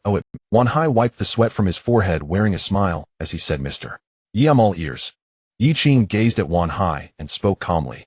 "Elder Wan is a man of virtue. Thus I intervened to save him, asking for no reward in return. As for the patriarch of the Wan family, he has endured much to reach his present station. Therefore, you younger generations must learn to cherish your blessings. and above all understand gratitude and give back to society. That is all I have to say. Whether you heed it or not is entirely up to you. To Wan Hai, Yi Qing's words sounded like reprimand. His tone and phrasing alike carried an unmistakable air of condescension, stirring within Wan Hai a mounting sense of discomfort. Yet his face betrayed nothing. Rest assured, Mr. Yi, I shall hold your counsel close to my heart. Yi Qing nodded slightly. Whether you remember, or whether you act upon it, is your own affair. Let us depart. With that he gently guided Bai Ruo toward the exit. Wan Hai took a deep breath, then turned to Patriarch Bai and Madame Bai with a courteous smile. Uncle Bai, Aunt Bai, we shall meet again shortly. Patriarch Bai returned a faint smile, saying little, yet inwardly gripping his breath. He couldn't help but feel Yi Qing had treated the Wan heir with startling lack of deference. Yet such matters were not for him to address. Once downstairs, Yi Qing and Bai Ruo were seated in the central vehicle, while Wan Hai, altering his plan, chose instead to ride ahead in the lead car. As the convoy pulled away, Wan Hai's expression darkened beyond restraint. Unforgivable. This Yi Qing, a nobody who emerged from nowhere, dares lecture me as if he were my elder merely because he happened to save my grandfather's life and earn my father's gratitude. He is utterly contemptible. At that moment, Wan Hai erupted into furious shouting inside the car, his face contorted with rage, so fierce it was chilling to behold. Xiao He, seated beside the driver, clenched his teeth and spat. Young Master Wan, I witnessed everything. That Yi Qing is utterly insufferable, far too full of himself. You meant only well, fearing he might embarrass himself upon arrival. Yet he repaid your kindness with arrogance like a dog biting Lu Dongbin. A true scoundrel. Worse still, he presumed the authority of an elder to admonish you, utterly delusional. As Wan Hai's most trusted aide, Xiao He knew precisely where his loyalty lay, standing firmly beside his master to denounce Yi Qing. Pleasing his lord was the surest path to favor. Wan Hai sneered coldly, some provincial bumpkin thinking himself someone important, merely lucky enough to save my grandfather. Humph, let him wait. His reckoning will come. Xiao He, rein in your temper for now, do not let it show. At this critical juncture my father holds him in high regard. We'll endure this slight, for now, but once he is no longer needed, you'll see how I deal with him. His eyes gleamed faintly as he murmured, still his relationship with Bai Ruo warrants investigation. I recall meeting her before, but never noticed how exquisite she truly is. Especially today, her poise, her aura, ethereal, heart-wrenching, irresistibly tender. Though in his early 30s, Wan Hai remained unmarried, not only due to exacting standards, but also because he had poured every ounce of ambition into his career. His hunger for success far surpassed that of his peers. Indeed, it was this very drive that had propelled him. Yet as years passed, marriage became inevitable, for the head of a great clan must secure his lineage, though otherwise countless complications would arise. Ideally, he would wed a woman whose stature and influence could bolster both his legacy and his enterprise. Xiao He leaned in softly. Young master, investigating them poses no difficulty, but their bond appears deeper than mere acquaintance. Even if you harbor intentions, caution is paramount. Should you offend Yi Qing, and he complains to the patriarch, all would be lost. Wan Hai's face hardened instantly. Of course I know that. For now I seek only information, not action. Rest assured I know precisely how to proceed. I granted Yi Qing every courtesy, even deference, yet he dared rebuke me as though he were my senior. Very well, let him savor that illusion, for his downfall awaits. Thus fuming, Wan Hai arrived at the hotel's grand entrance. Seeing no one there to greet them, he dispensed with pretense, stepping out of the car without offering to open the door for Yi Qing or Bai Ruo. Yet the moment they alighted, he hurried over with a practiced smile. Mr. Yi, Miss Ruo, the seating is arranged. You'll join my father at the head table. Shall I escort you there now? Yi Qing nodded, indifferent. Where he sat mattered little. Bai Ruo hesitated, glancing at the crowd, then whispered, might we sit elsewhere? I'd rather not draw so much attention. At the Wan family banquet, the head table hosted only the wealthiest and most powerful, undoubtedly the center of all eyes. Yet Bai Ruo's health remained fragile, and her quiet nature recoiled from such scrutiny. Yi Qing nodded at once. Certainly, a quiet corner seat will suffice. Turning to Wan Hai, he added, you heard Miss Ruo's wish. Arrange a discreet corner for us. Since she prefers anonymity, we need not enter together. Please inform your father we require no formal greeting. We are guests only. Tonight's spotlight belongs to you. Wan Hai dared not object. Smiling tightly, he replied, understood. I shall make the arrangements, and convey your message to my father. Rest assured. Shall I go in first? Yi Qing gave a slight nod, granting permission. Wan Hai bowed respectfully. My apologies, Mr. Yi. If any oversight occurs, please forgive me. Should you need anything, do not hesitate to call upon me. With that, he strode into the hotel, Xiao He at his side, while Yi Qing, ever gentle, guided by Ruo. The instant they entered, every gaze in the room locked onto them. Yi Qing drew some notice, but all eyes converged transfixed upon by Ruo. Clad in a flowing ivory gown, her skin pale, as moonlight adorned with exquisitely delicate jewels, she was pure poignant grace impossible to look away from. Among those captivated were Gao Qingyue and Lin Ji. Lin Ji, am I seeing things? Is that by Ruo? And Yi Qing? Although Gao Qingyue was not at the main table, her position was quite close, indicating that her strength was anything but ordinary. Moreover, as soon as Gao Qingyue sat down, almost everyone's gaze in the banquet hall was drawn to her, whether they were accompanied or not. Many were secretly watching her. This made Gao Qingyue feel a sense of vanity, as if she were the proud queen. She enjoyed this feeling. However, just a moment ago she had her spotlight stolen, and her mood was already slightly displeased. Upon seeing that it was by Ruo and Yi Qing, her discontent deepened, especially when she saw by Ruo linking arms with Yi Qing, entering as if they were walking into a wedding hall. That sensation made her feel as if she had swallowed a fly. But what she couldn't understand the most was, why was it by Ruo? Wasn't she hospitalized after being beaten up? Now not only was she standing here perfectly fine, but she was also openly walking with Yi Qing. Had she gone mad? At this moment Lin Ji also felt a wave of jealousy. It was one thing to envy Gao Qingyue, but now Bai Ruo had also become the center of attention, drawing pitying looks from everyone, which left Lin Ji feeling mixed emotions. Once upon a time the three of them were the best of friends. Lin Ji had a good appearance and physique. While not the best, she was certainly not the worst, each with their own merits. But now she had become the backdrop, while both Gao Qingyue and Bai Ruo had blossomed into flowers, being admired, a feeling that left her very displeased, even furious. It's Bai Ruo, but why is it Bai Ruo? Qingyue, didn't Bai Ruo get beaten into the hospital? This news can't be wrong. Could it be that young Master Tan went easy on her in his pity, which is why we can't see her injuries? But the person she's linked with isn't Yi Qing. She still dares to walk with Yi Qing, and so openly. Is she out of her mind? Doesn't she fear being discovered by young Master Tan and getting beaten? Lin Ji also found it hard to believe. This scene was truly bizarre and completely unexpected. Gao Qingyue gritted her teeth and said, Lin Ji, go see what's going on and remind them that this is the Wan family's banquet, not a place for them to be. Gao Qingyue wanted to go herself, but felt that it would be somewhat embarrassing to take the initiative, so she let Lin Ji. Lin Ji nodded immediately and walked directly towards Yi Qing and Bai Ruo. Yi Qing, Bai Ruo, how did you end up here?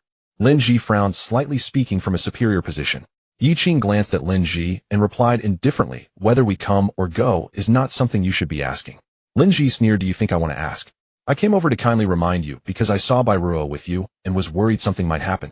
Bai Ruo, are you really not afraid of being discovered by young Master Tan? It's been said that you were beaten into the hospital. Now it seems that Tan was probably lenient with you. But today, walking so openly with Yi Qing, do you think Tan will let you off? If Tan can let you off, the Tan family won't let you go. Hearing Lin Ji mention young Master Tan and the Tan family, Yi Qing knew that these two probably hadn't had the time to catch up on the latest news. Otherwise, they should know that young Master Tan was in a state far worse than death in the hospital, and the Tan family was similarly afflicted. Bai Ruo looked at Lin Ji, sensing the ill intentions, and sighed softly. Lin Ji, we were once good friends, so I don't want to have any conflict with you. I'm just here with Yi Qing to attend the banquet. Is there anything else? If there's nothing else, please leave. Attending a banquet? Lin Ji scoffed. The Bai family is on the brink of bankruptcy, yet you still think you can be invited to a banquet. Then what about you, Yi Qing? You came here as a family member, right? You've got some nerve. I'm not going to waste my breath with you. You should leave quickly, or if something happens and ends up embarrassing Qingyue, that wouldn't be good. This was truly unreasonable. Yi Qing looked at Lin Ji, then directly wrapped an arm around Bai Ruo, smiling. Bai Ruo, what we do has nothing to do with Gao Qingyue, and even less to do with you. As for how we got here, we were naturally invited. But you, Lin Ji, you came as Gao Qingyue's sidekick, didn't you? Haha, I saw Gao Qingyue dressed in sparkling jewels, radiant. Meanwhile, you beside her seemed like you were specifically meant to compliment her. As friends and besties, are you content to accept this outcome? As he spoke, Yi Qing began to stir the pot, and while his words struck a chord with Lin Ji, they truly left her feeling quite irked. Because Gao Qingyue was not far away, Lin Ji didn't dare to say much, and could only play along and support Gao Qingyue. Yi Qing, stop trying to sow discord, you worthless waste, just out of prison, what do you know? Qingyue is a genius, and following her allows me to have better opportunities. What's wrong with being a green leaf? It's still better than you, who is nothing. Do you know what Qingyue has experienced over the years? Do you know what kind of miracle-making woman she is? In just 3 years, she started from nothing and built a company worth over $1 billion. This is rare in the entire Eastern Province, and I willingly follow her. But you're worth nothing, a waste. How do you have the right to talk about others? You should consider your own situation carefully. And you, Bai Ruo, even if the Tan family doesn't know, you can be sure that your parents won't let you off either. I advise you to quickly leave this waste, otherwise in the end you won't even have time to cry. Bai Ruo, unhappy with Lin Ji's various jibes that Yi Qing was about to speak, When Yiqing gently shook his head and smiled, no need to pay her any mind, she's just venting her dissatisfaction and resentment on us, probably hating Gao Qingyue in her heart. Haha, a business genius, a beautiful CEO. Creating miracles. Truly impressive. As Yiqing spoke, his eyes were filled with amusement and mockery, as if he were listening to a great joke. Seeing Yiqing's mocking expression, Lin Ji immediately sneered. What? Don't believe it. Yiqing, you spent 3 years in prison. Oh, I see you've gone a bit crazy. A business genius is recognized throughout Jiang City and even the Eastern Province. If you don't believe it, just search the information online. If that doesn't work, just try to see if you can succeed. Don't even mention 3 years and 10 billion. Yiqing, if you can earn 1 million in 3 years, that would be impressive. Haha, ignorant and unaware, truly foolish. Lin Ji, how dare you say that about Yiqing? Apologize, or I want you to apologize immediately. Bai Ruo could no longer hold back and directly spoke up for Yiqing. At this moment, Gao Qingyue had already walked over, sneering. Oh, apologize. Apologize to Yiqing. If anyone should apologize, it should be Yiqing. You, Bai Ruo, what right do you have to speak for Yiqing? Do you really think you are Yiqing's wife? How ridiculous, haha. At this moment, the scene at the entrance of the banquet hall captured the attention of everyone present. It was impossible to ignore, especially with 3 stunning beauties standing together, and among them Yiqing became the center of attention. As Gao Qingyue approached, Bai Ruo refused to back down, gritting her teeth and saying, Gao Qingyue, you abandoned Yiqing, and now you come with Lin Ji to mock him. What exactly do you want? What has Yiqing done to offend you that you continue to speak ill of him? Do you really find joy in seeing him suffer? Gao Qingyue, if others think that way, I would say nothing, but you have no right to do so. Who saved your entire family back then? Who cried and begged to marry Yiqing, loving him deeply? And who showered you with love and warmth, even going to jail for you? Gao Qingyue, do you have any conscience left for doing this? After Yiqing was released from prison, not only did you not compensate him, but you also divorced him directly, allowing your family to bully him while you spoke to him coldly. Can you face Yiqing after all the kindness he showed you? At this moment, Bai Ruo finally vented all the resentment she held in her heart, revolving around Yiqing and speaking truths that Gao Qingyue now refused to acknowledge. Gao Qingyue's face turned pale as she looked at Bai Ruo and shouted angrily, Bai Ruo, you must be crazy to speak up for Yiqing. Aren't you afraid of being found out and getting beaten up? I always knew you had a lingering affection for Yiqing. Now that you see I have divorced him, you think you have a chance to win him over, right? How you only deserve to pick up what I no longer want. If you want this useless trash named Yiqing, take him. But please don't flaunt it in front of me, it disgusts me. At this point, Gao Qingyue looked at Yiqing, her brows tightly furrowed, and said with a cold laugh, Yiqing, I know you still have feelings for me. You came dressed like this on purpose because you knew you would see me today, didn't you? If I remember correctly, this suit was what you bought for thousands when we got married, right? Ha, you still kept it. It's truly nostalgic. Unfortunately, no matter how devoted you are, I, Gao Qingyue, will never look at you, this useless person. Looking at Gao Qingyue, who was being so spiteful and cold towards him, Yiqing smiled faintly and said, That's right, I am someone who cherishes old sentiments. But you are wrong. The reason I wore this outfit today is not that it was what I wore on my wedding day, but because when I bought it, Ruo helped me pick it out. It has nothing to do with you, understand? Oh, of course it has some relation. After all, this outfit was indeed worn for you, but today marks a conclusion. Because today I wore this outfit for Ruo, and the person standing beside me is Ruo, not you. Gao Qingyue, stop being so self-absorbed. Even though I am a useless person, I would never look at a heartless, ungrateful woman. Do you understand? Hearing Yiqing dare to retort and say that he wore this outfit for Bai Ruo made Gao Qingyue so furious that she could hardly contain herself from cursing. The current environment did not allow for such outbursts, so otherwise Gao Qingyue would have exploded with anger. Yet where there is anger, there is also joy. Bai Ruo looked at Yiqing with infatuation, her face filled with happiness. It turned out that Yiqing had deliberately worn this outfit, and most importantly, when Yiqing said that the person standing next to him was Bai Ruo, did this mean that he had accepted her? The more she thought about it, the redder Bai Ruo's face became, even feeling a bit shy. The sudden blush on her fair, smooth face made her all the more beautiful and captivating. Gao Qingyue was furious, but suddenly noticed the necklace around Bai Ruo's neck, leaving her stunned. This exquisite and captivating piece of jewelry was none other than the white crystal love they had seen together at Yunwan Jewelry before, right? For this, Yiqing even got Bai Ruo a card boasting that he could buy it. How did it end up on Bai Ruo now? Then Gao Qingyue took a closer look and realized that it was a complete set. It was simply unbelievable. Bai Ruo, what are you wearing? How did you come to wear this? After saying that, Gao Qingyue looked at Yiqing, mocking. This couldn't be a gift from you, Yiqing, could it? Are you trying to tell me that you actually bought this white crystal love? Yiqing nodded lightly and said, So what? Do you like it? Why didn't you buy it back then? Now that I have bought it, it's too late for you to regret. Besides, I think this set of jewelry suits Ruo perfectly. You can see that when worn by her it looks as if it was custom-made for her. Seeing Yi Qing say this, Gao Qingwei was furious, but then she suddenly burst into laughter. The more Yi Qing said this, the more she believed that he was lying. Looking at Bai Ruo, Gao Qingwei shook her head regretfully and said, Bai Ruo, why did you have to fall for someone like Yi Qing, a liar who is all talk and no substance, pretending to be something he is not? Huh? Do you think Yi Qing told you that he bought this set of white crystal love for you, which is worth over 100 million? Bai Ruo shook her head and said, this set of jewelry was given to me by Yi Qing, but it is not the white crystal love, it is the Bai Ruo love. At this point, Bai Ruo's face turned red, and she said emotionally, although the jewelry is beautiful and well-crafted, it is not worth much. What do you mean by worth over 100 million? This set of jewelry is only worth around a few tens of thousands. Of course, I know Yi Qing is comforting me, afraid I would not accept it, because no matter how ignorant I am about jewelry, I know that this set cannot be obtained without at least several 100,000, or even 1 million. However, as long as it was given by Yi Qing, I like it. Looking at Bai Ruo's infatuated expression, Gao Qingwei sneered, just admit you were deceived. This jewelry is fake, imitated. What Bai Ruo love? Nonsense. The real name of this jewelry is White Crystal Love, the treasure of Yunyuan jewelry, priced at 99,999,000. Haha, but Yi Qing couldn't afford the real one, so it's not easy for him to buy a fake. Fortunately, I've seen the real thingy, otherwise I would have been fooled. It seems, Bai Ruo, all the money you gave to Yi Qing was spent on this fake jewelry. But fake is fake, it's embarrassing. Hearing this, Bai Ruo, fearing that Yi Qing would feel embarrassed, immediately held Yi Qing's hand and said, even if it's fake, it was given by Yi Qing, and I still like it. Yi Qing, hearing this, patted Bai Ruo's head and said with a light smile, oh, don't listen to her. This jewelry is real, trust me. Bai Ruo nodded and said with a smile, yes, whatever you say is true. If you say it's real, then it must be real. I will take good care of it and cherish it. This made Gao Qingwei furious. This was definitely Yi Qing's deliberate act. First he wore the suit from their wedding, then donned the fake white crystal love, and even acted so intimately with Bai Ruo. To Gao Qingwei, all of this was Yi Qing trying to provoke her, to make her feel jealous and regretful. That's right, it must be so. Gao Qingwei took a deep breath, a smile appearing on her face as she noticed that more and more people were paying attention to her. Even the prince of the Wan family was starting to walk in her direction. She didn't want to show her wild and angry side to everyone. Yi Qing, I know you want to provoke me, make me jealous, and make me reconsider, knowing that you have someone who likes you, someone who wants you right. But you are dreaming.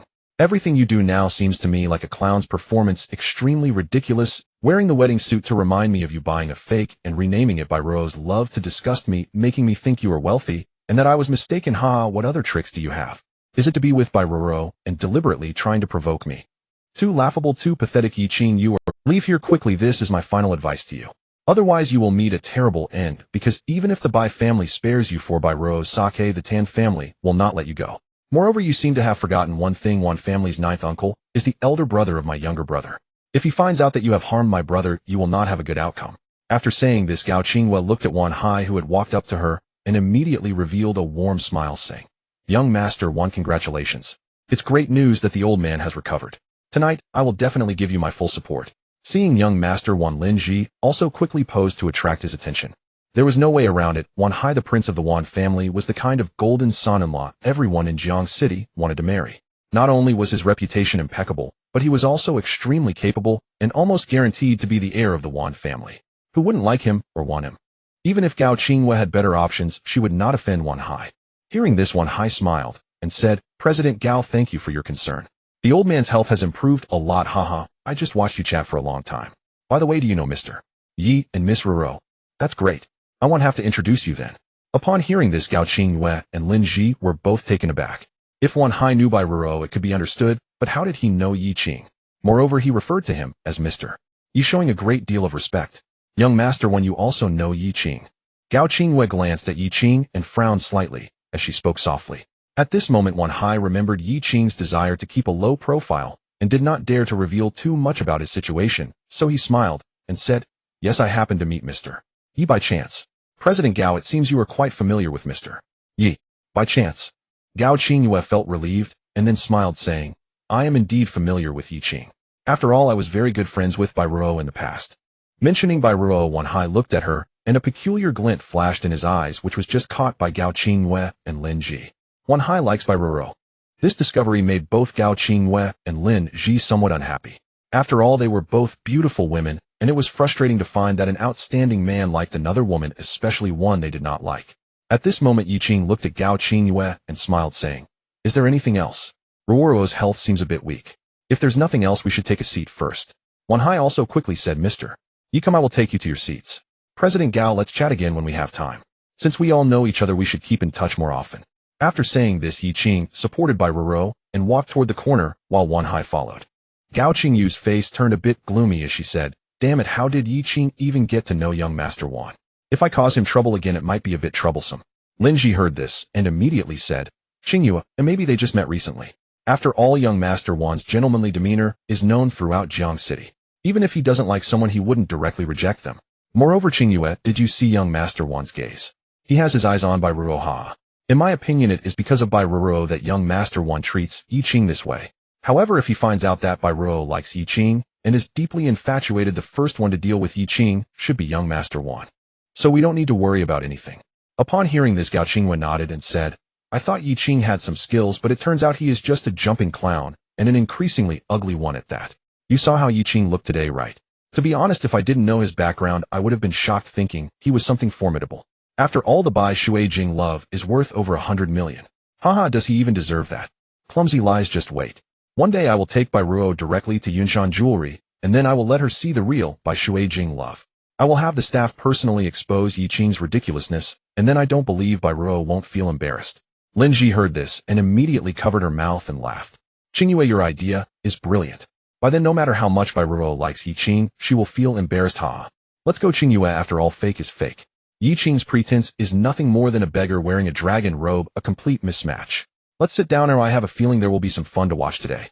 Qingyue, I have some connections with young Master Wan's assistant Xiaohe. When I see him later, I will ask about the specific relationship between Yi Qing and young Master Wan. If there really is no relationship, haha, then we won't have to worry about anything. At that time, I will make sure Yi Qing gets a taste of his own medicine and see how he continues to pretend." Upon hearing this, Gao Qingyue nodded, looking in the direction of Yi Qing, and Bai Ruo, snorting coldly before returning to her own seat. At this moment, after sending Wanhai away, Yi Qing sat at the table with Bai Ruo, not greeting anyone else, and just smiled, saying, "Ruo, you must have been unhappy with what just happened. You don't have to mind them, they are just frogs in a well." Bai Ruo smiled and nodded, saying, "I won't get angry. It's just that seeing them treat you like that makes my... Others may not know, but I know how good you are to them, how much you have helped them. Yet they are so despicable, now truly ungrateful to the extreme. Yi Qing, I feel it's not worth it for you." Yi Qing smiled slightly and said, "It's okay, evil people will have their retribution. It's not that they won't pay back, it's just that the time hasn't come yet. Don't worry, there will be a time when they will cry and regret." As he said this, a cold glint flashed in Yi Qing's eyes, clearly indicating that he was not as indifferent as he appeared. On the contrary, he cared deeply. At the very least, everything he had given out must be returned. Humans are inherently greedy and prone to jealousy. Especially when friends around them are thriving while they remain stagnant, it is difficult to avoid such feelings. Lin Ji, being human herself, naturally shares this flaw, and as a beautiful woman, her discontent only. Yi Qing had noticed envy and jealousy in Lin Ji's eyes more than once, and even dissatisfaction towards Gao Qingyue. For Lin Ji to take Gao Qingyue's place would be challenging for others, but for Yi Qing, it was merely a matter of a wave of his hand. He was quite curious to see how Gao Qingyue would react when their statuses were reversed. Bai Ruo looked at the contemplative Yi Qing and softly said, "Yi Qing, don't overthink it. I know you're upset, but please let's not dwell on this. Rest assured, evildoers will eventually face their own retribution." Yi Qing smiled at Bai Ruo and nodded. "I wasn't thinking too much, I just thought of something fun. When it's done, I'll show you. I don't want you to feel pressured to do something unnecessary just to save face. I'm not a vain person, and you really don't have to go to such lengths for me." As she spoke, Bai Ruo touched the jewelry around her neck, which Yi Qing had named Bai Ruo's love. She whispered, "Although this jewelry is fake, its exquisite craftsmanship must have cost a fortune, even making Gao Qingyue envious. The money I gave you was for your living expenses, but you've spent it all on me. What will you do?" Ultimately, Bai Ruo had somewhat believed Gao Qingyue's words and misunderstood Yi Qing. Indeed, it was ridiculous for Yi Qing, who had just come out of prison, to claim he could afford the nearly 100 million worth of white crystal love. Even if Bai Ruo wanted to believe him, this was hard to accept. Yi Qing seemed to perceive Bai Ruo's thoughts and chuckled. "Ruo, do you trust me?" Bai Ruo nodded earnestly. "That's good. Let me tell you, this set of jewelry I gifted you is indeed called white crystal love. I believe it suits you best, so I renamed it Bai Ruo's love. But this jewelry is genuine, not a fake. It comes from Yunshan Jewelry City, valued at 99,999,000, completely authentic. If you doubt it, you can verify it at any time." Upon hearing this, Bai Ruo's mouth dropped open in disbelief as she stared at Yi Qing. Really? Looking into Yi Qing's sincere eyes, by Ruro, though hesitant to believe, chose to do so in that moment. But where did he get the money? Even if Yi Qing truly had that much money, spending nearly 100 million just to gift her a piece of jewelry was simply unimaginable. Yi Qing, where did you get so much money? As she said this, by Ruro seemed to recall something and hurriedly added, is it from the Wan family? You have a debt of gratitude to old Master Wan, so they wouldn't refuse you when you ask. No, Yi Qing, this is too precious for me. You should return this jewelry and give the money back to the Wan family, okay? Yi Qing, I know you care for me, but you shouldn't do this. The Wan family's money isn't easy to obtain, especially not this much. What if they ask you to do something you don't want? Just return it. I appreciate your intentions, alright. Bai Ruo was immediately thinking of Yi Qing's well-being. In her view, accepting such a large sum from the Wan family would truly bind Yi Qing's future.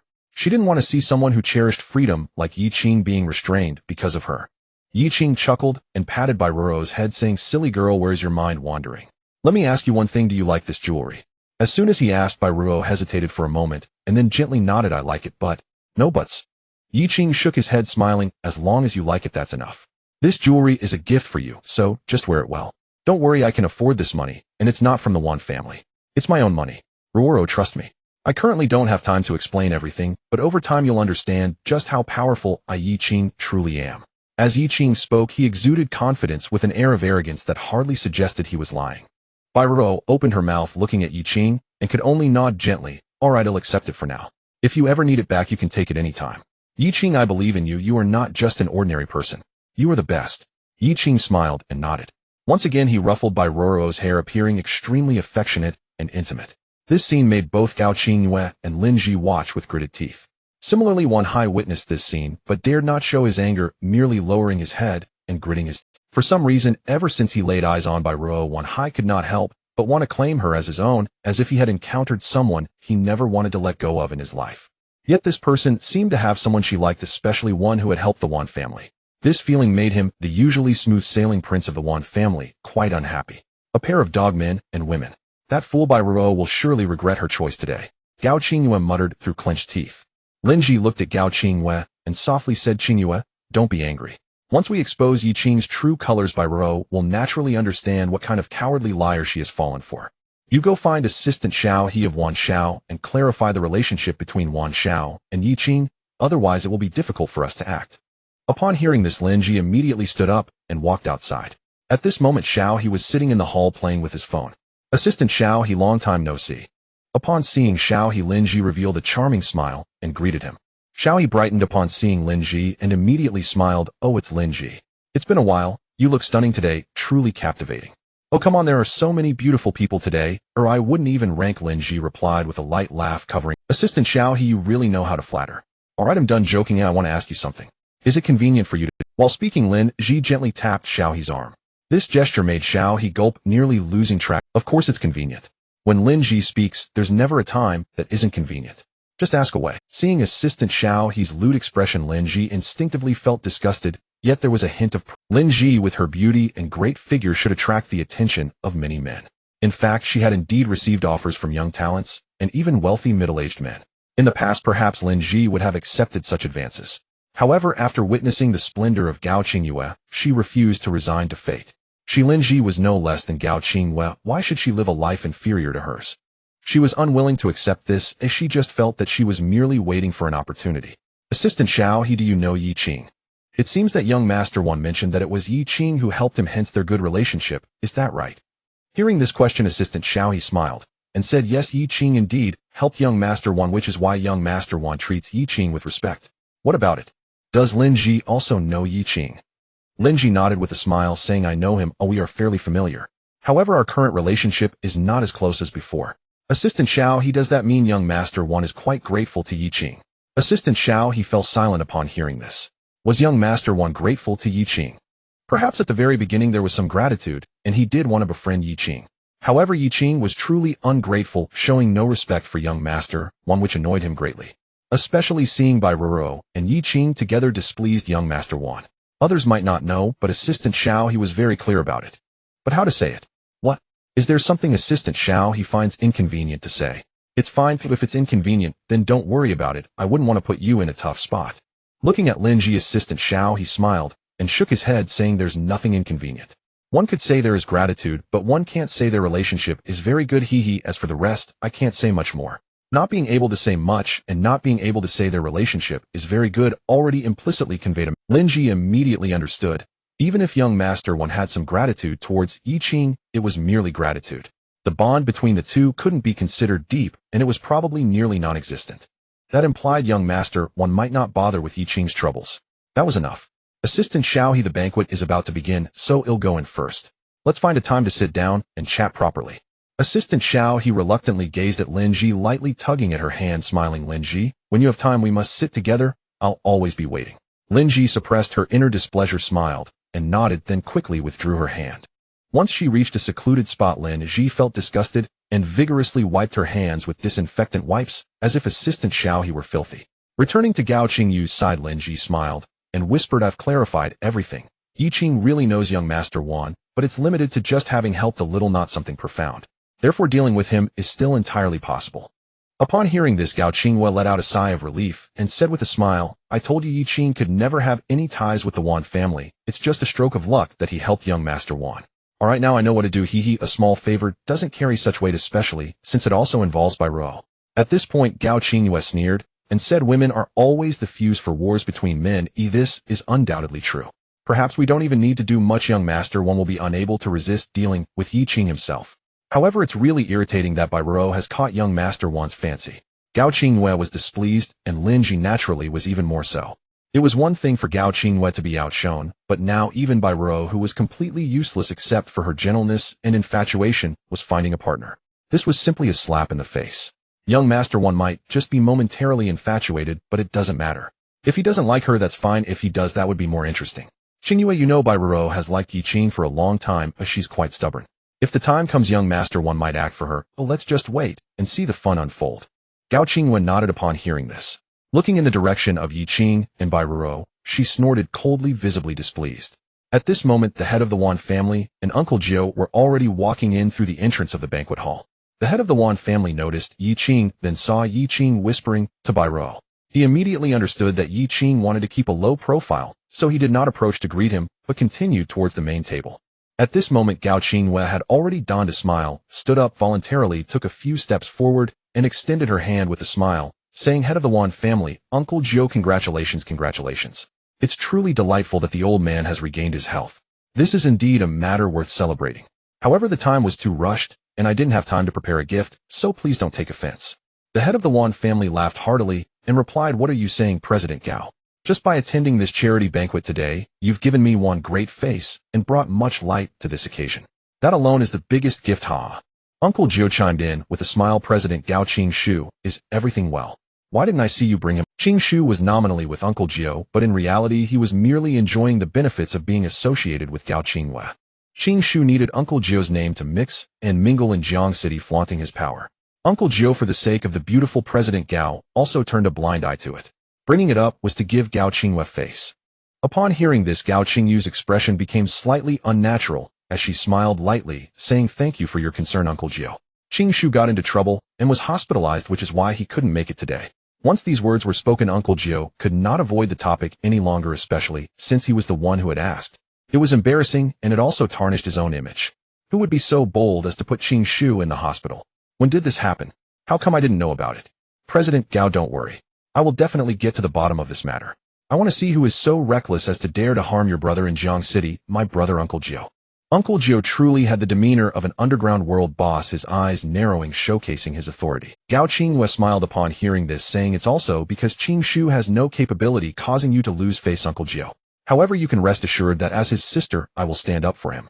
When the time comes, if I need Uncle Jiu's help, I would appreciate your assistance. Today is a good day for the Wan family, so let's not mention any unhappy matters. Head of the Wan family, The head of the Wan family nodded upon hearing this, smiling. All right, President Gao, if there's any issue, just find Uncle Jiu.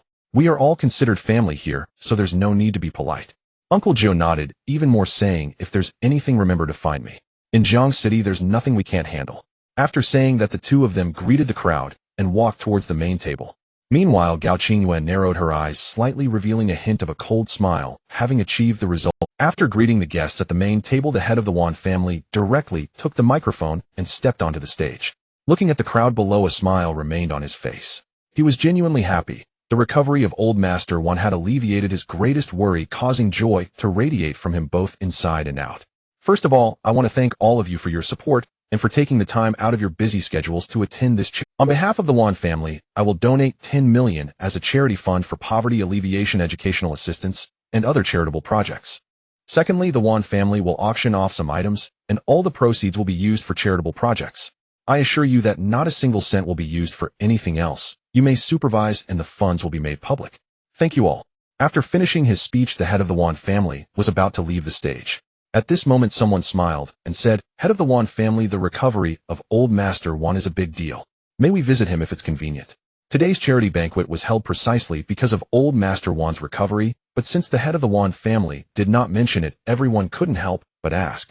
After all, if Old Master One's health truly improved, the head of the Wan family would indeed be in a good mood, and who knows, projects that previously couldn't be cooperated on might become possible.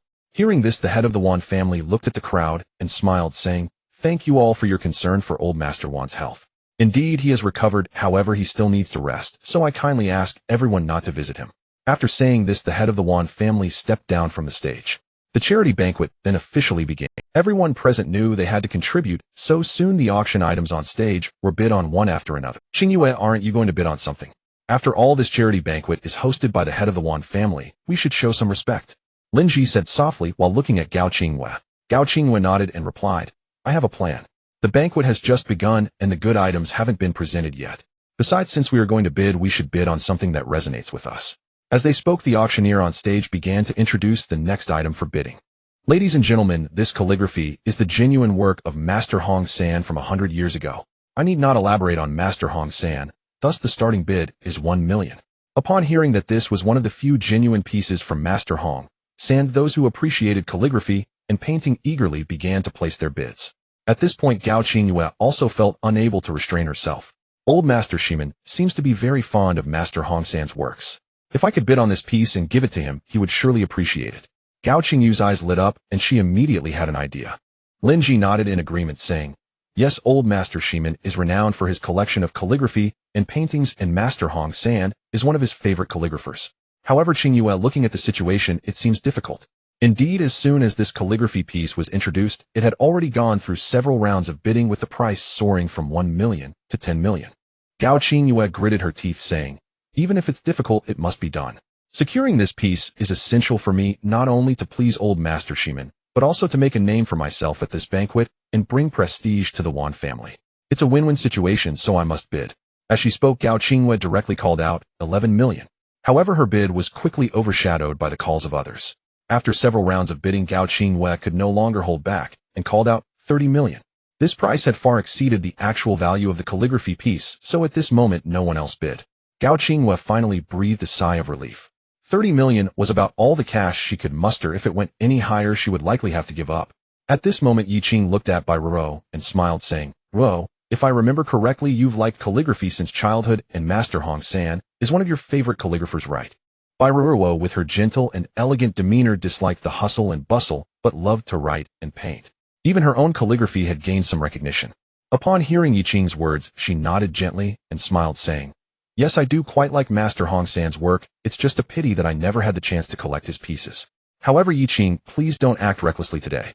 This piece has already far surpassed its inherent value, and we don't have that much money." Bai Ruo sensed Yi Qing's intentions and immediately spoke up, urging him not to get involved. It wasn't just a matter of money. More importantly, this calligraphy piece was clearly something Gao Qingyue wanted. Otherwise, it wouldn't have reached a bid of 30 million. At this moment, Bai Ruo didn't know whether Yi Qing intended to gift her this calligraphy or was just in a bidding war with Gao Qingyue, but no matter what, she felt it wasn't worth it. However, whether it was worth it was a different matter in Yi Qing's eyes. "Ruo, nothing else matters. I just want to ask you one thing. Do you like this piece?" Bai Ruo looked at Yi Qing and finally nodded gently, saying, "I like it, but..." Yi Qing laughed heartily, shaking his head and saying, "As long as you like it, there are no buts." After saying this, just as the auctioneer was about to bring down the gavel, Yi Qing raised his hand, smiling faintly, and said 31 million. This bid immediately captured the attention of everyone present. Everyone thought this bid would conclude the auction. Even Gao Qingyue was about to rise and nod to the crowd, but then someone unexpectedly called out such a price. No matter what, it seemed intentional to target Gao Qingyue.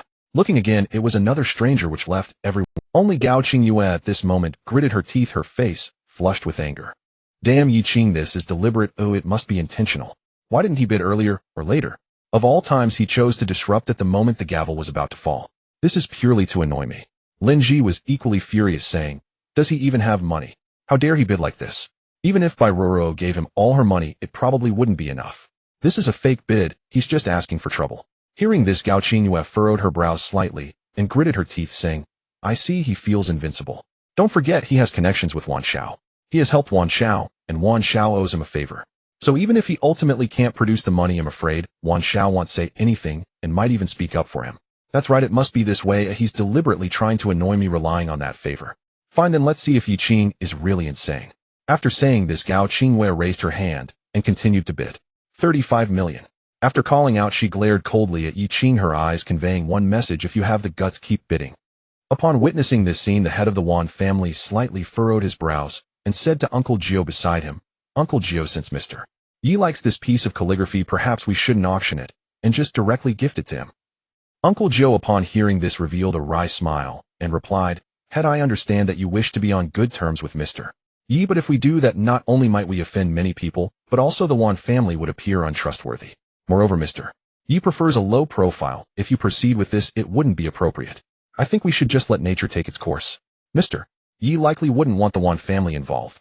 The head of the Wan family nodded and said solemnly, In that case, well, just observe. However, when we find Mr. Yi, later let him know that he can bid freely on anything he likes and well cover the costs. Regardless of whether Mr. Yi accepts, we must show our sincerity. Uncle Gio nodded in agreement. Indeed, they could ignore other matters, but the Wan family could afford this money, and it was the best course of action. Neither the Wan family nor Uncle Gio were aware of the relationship between Yi Qing and Gao Qingyue. It wasn't that they couldn't investigate, but rather that they dared not, as it was a matter of basic respect for Yi Qing. However, it now seemed that Gao Qingyue and Yi Qing were acquainted, and it likely wasn't that simple, which made the head of the Wan family ponder. At this moment, Bai Ruo also revealed a wry smile and looked at Yi Qing, saying, Yi Qing, why don't we just forget it? Although I admire Master Hong San's works, I don't feel the need to collect them, especially for such a high cost. It's really not worth it. Yi Qing, however, shook his head with a smile and said, Don't worry, it won't be a loss. The true value of this piece of calligraphy far exceeds 30 million, it's just that you haven't realized it yet. Bai Ruo was taken aback and looked at Yi Qing, asking, Really? But when did you become knowledgeable about calligraphy? I remember you liked to write and paint, but it was just a hobby, right? This was not because Bai Ruo looked down on Yi Qing, but because calligraphy sometimes required in-depth study. Yi Qing smiled and said, I didn't attend prison for nothing. During my time there, I met many masters and learned a lot. Of course, this doesn't mean my calligraphy skills have reached any level, but I do have some understanding of this piece of grass and wood calligraphy. Everyone thinks this grass and wood calligraphy is just a casual work by Master Hong San, and its price shouldn't be high. However, they don't know that this piece is the only masterpiece he wrote in a drunken state for his deceased lover, and it was truly his final work, making its value far beyond imagination. At this moment, Bai Ruo was left dumbfounded, not expecting such a story. If what Yi Qing said was true, then this piece of grass and wood calligraphy was indeed priceless. But could this really be true? Bai Ruo felt a bit skeptical, but didn't dare to question Yi Qing. Yi Qing smiled and said, Trust me, it is true. Of course, that's not important. What's important is that if it makes you happy, then it's worth it. Who doesn't enjoy sweet talk? Especially Bai Ruo, who felt that in the past few days she had been blissfully. Once she had loved Yi Qing deeply, but couldn't have him settling instead for watching him, with Gao Qingyue, silently loving him from the shadows. Now with Yi Qing out of prison, Gao Qingyue divorced, and her risking everything to meet Yi Qing during such a difficult time, it all seemed worthwhile. Though Yi Qing hadn't explicitly stated their relationship, at least they had grown much closer. Given time, once Yi Qing resolved his inner conflicts, she believed he might embrace her. I believe you, but really it's okay not to buy it. After all, it's too expensive. Yi Qing smiled slightly, raised his hand, and said 36 million. Just 100,000 more. It seemed like he was intentionally targeting Gao Qingyue. Gao Qingyue was indeed very angry and coldly stated, I see through Yi Qing now, he's deliberately targeting me. He only raised the bid by 100,000. Otherwise he wouldn't have done something so petty. I never noticed how despicable he was before. Now it seems leaving him was the best decision of my life. Fine, if he wants to compete, let's see how much he has to compete with me. Gao Qingyue gritted her teeth and raised her hand, stating 40 million. Yi Qing, upon hearing this, calmly raised his hand and said 41 million. Gao Qingyue sneered and continued to raise the bid. 50 million. Yi Qing didn't hesitate and raised his hand. 51 million. At this moment, Gao Qingyue could no longer sit still. This was clearly a fight to the finish. Lin Ji hurriedly pulled Gao Qingyue and whispered, "Qingyue, the price has already reached 50 million. It's not worth it, why don't we just let it go? If Yi Qing can't pay later, we can figure something out then." Gao Qingyue gritted her teeth and said, "That bastard is doing this on purpose. Lin Ji, I really can't hold back from exposing his true colors right now, so everyone can see that this bastard from prison is just a broke loser." Lin Ji quickly shook her head and said, "Qingyue, no, this is a charity gala hosted by the Wan family for Mr. Wan's blessing. Causing a scene here wouldn't look good and would upset the Wan family. Let's wait and see. Eventually, when the Wan family realizes he can't afford such a large sum, young master, one will be unhappy.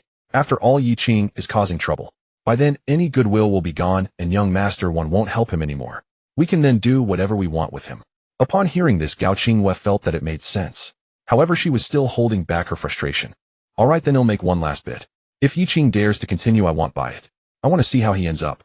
With that, Gao Qingyue took a deep breath, slowly stood up, and said, "I bid 60 million. Then she looked in Yi Qing's direction and said coldly, "Sir, it seems you also admire Master Hong San's calligraphy. But the current price has far surpassed its inherent value. Are you sure you want to continue competing? Moreover, sir, this is cash payment. Are you sure you can afford it? You certainly wouldn't want to win the bid and then fail to pay, as that would be a trivial embarrassment, but causing a scene at the Wan family's charity gala would be a serious offense." After this was said, the crowd began to murmur. After all, they knew Gao Qingyue, the beautiful CEO with a net worth over 100 million, though a few tens of millions were still manageable for her. However, they did not know Yi Qing. Yet facing the crowd's gaze, Yi Qing maintained a calm demeanor, smiled slightly, and said, "Whether this grass and wood calligraphy is worth this price is debatable, but the girl beside me loves Master Hong San's works and adores this piece. Therefore, as long as she is happy, no matter how much it costs, it's worth it to me." With that, Yi Qing slowly raised his hand and said with a smile, 61 million. At this moment, the entire room was in an uproar.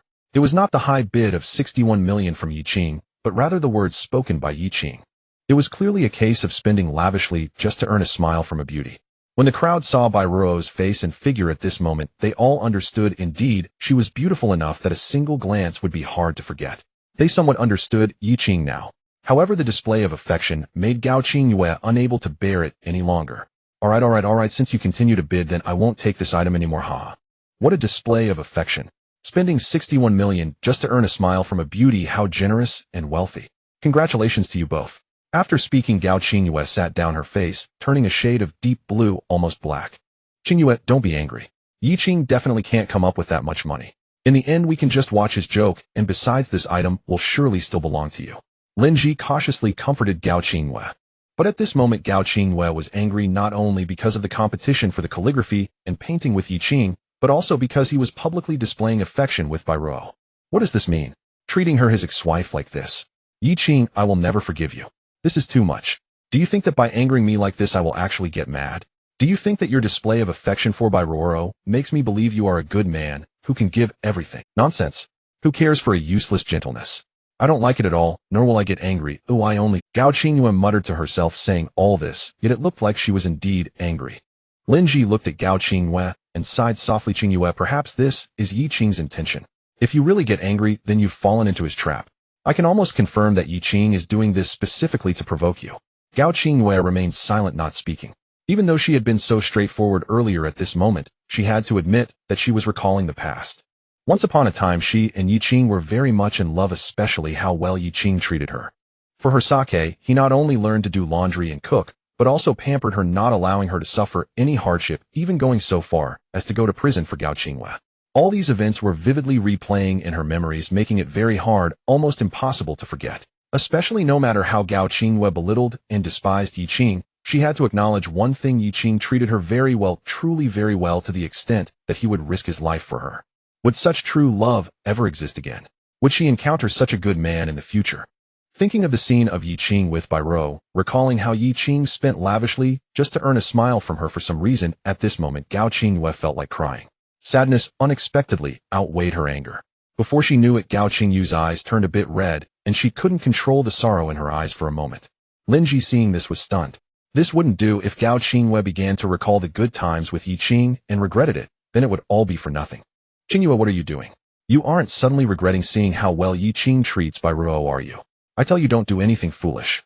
Don't forget, Yi Qing is just a useless person, a waste, who just came out of prison.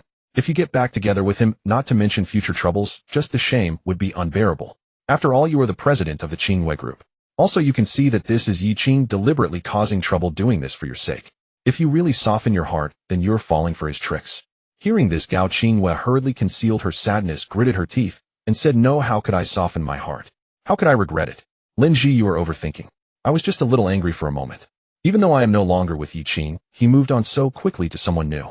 This is a betrayal of me and insult, I can't stand it." Upon hearing this, Lin Ji breathed a sigh of relief. However, if this sigh of relief wasn't expressed to Gao Qingyue, it might lead to more trouble in the future.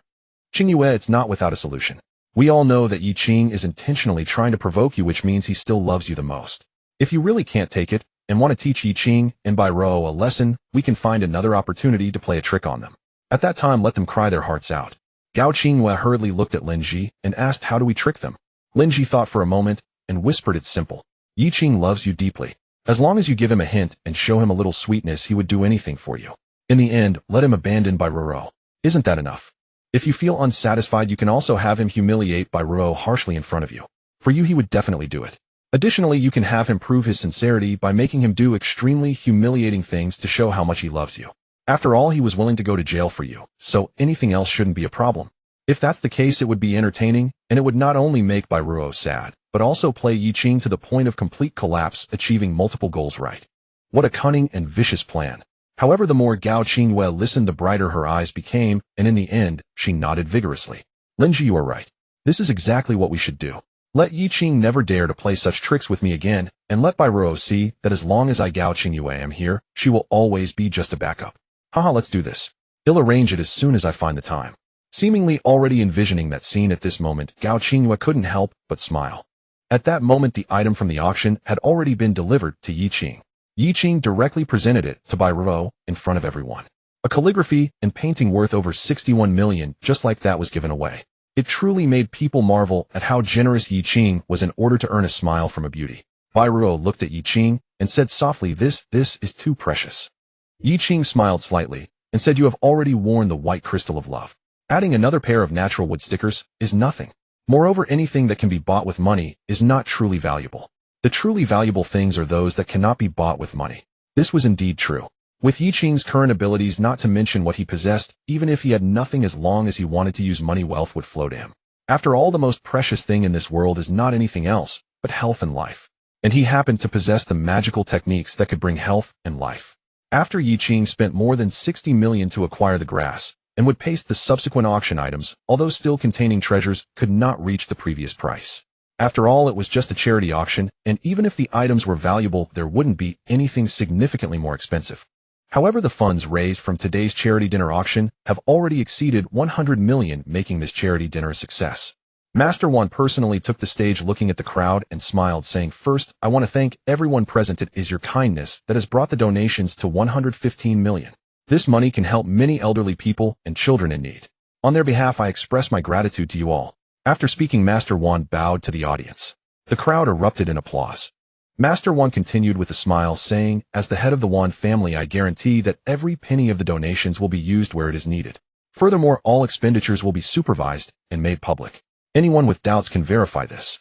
Alright, I won't say much more. Enjoy your meal and drinks. Once again, I thank you all." Just as Master Wan was preparing to step down from the stage, Gao Qingyue couldn't help but stand up, saying, "Master Wan, first of all, congratulations on the elder's full recovery. Secondly, I would like to ask if all the auction funds have been received. I'm not questioning everyone's financial capabilities, it's just that many items in today's auction were sold at high prices, even exceeding their worth. I am reminding you for the sake of the donations, so I hope Master Wan does not take offense." Upon hearing this, the audience frowned.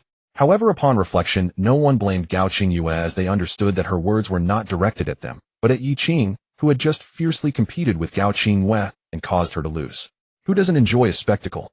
The audience turned their gaze to Yi Qing. At this moment, Master Wan felt somewhat displeased. After all, Yi Qing was someone he wanted to curry favor with. The Wan family had originally planned to cover Yi Qing's payment and hadn't sought to collect it from him. Now, with Gao Qingyue causing such a scene, he had no choice but to confront Yi Qing for the payment. After all, he couldn't publicly state that he was paying for Yi Qing, as that would draw attention to Yi Qing and raise questions about his identity, something Yi Qing would not welcome. Additionally, the Wan family did not want anyone competing with them for their friendship with Yi Qing. Taking a deep breath, Master Wan smiled and said, "I know there will be doubts, but everyone please rest assured that all auction funds will be received. After all, those attending this dinner possess undeniable strength and are all friends of the Wan family. I believe no one would humiliate themselves over a mere sum of money. If there are indeed issues, the Wan family is willing to cover the discrepancies. Now can everyone rest easy? Master Wan had made his point clear. Anyone with a bit of sense should know to remain silent at this moment and not continue to press the issue, or else they would be disregarding Master Wan's authority. However, Gao Qingyue, seeing Bai Ruo holding the grass and would paced with a blissful expression, couldn't contain her anger any longer. She was solely focused on making Yi Qing lose face. If they weren't embarrassed, Gao Qingyue felt insulted. Qingyue, stop talking. If you continue, Master Wan will get angry. Lin Ji pulled Gao Qingyue and whispered. Gao Qingyue, however, ignored her and gritted her teeth, saying, Master Wan, your generosity is well known in Jiang City. You are a hero, a person of great stature, and naturally you wouldn't quibble over these matters. Moreover, the Wan family is large and wealthy and wouldn't care about such small amounts. However, we cannot allow a fraud to slip in, as that would be disrespectful to you and to us, so we still ask Master Wan to collect the money that should be received.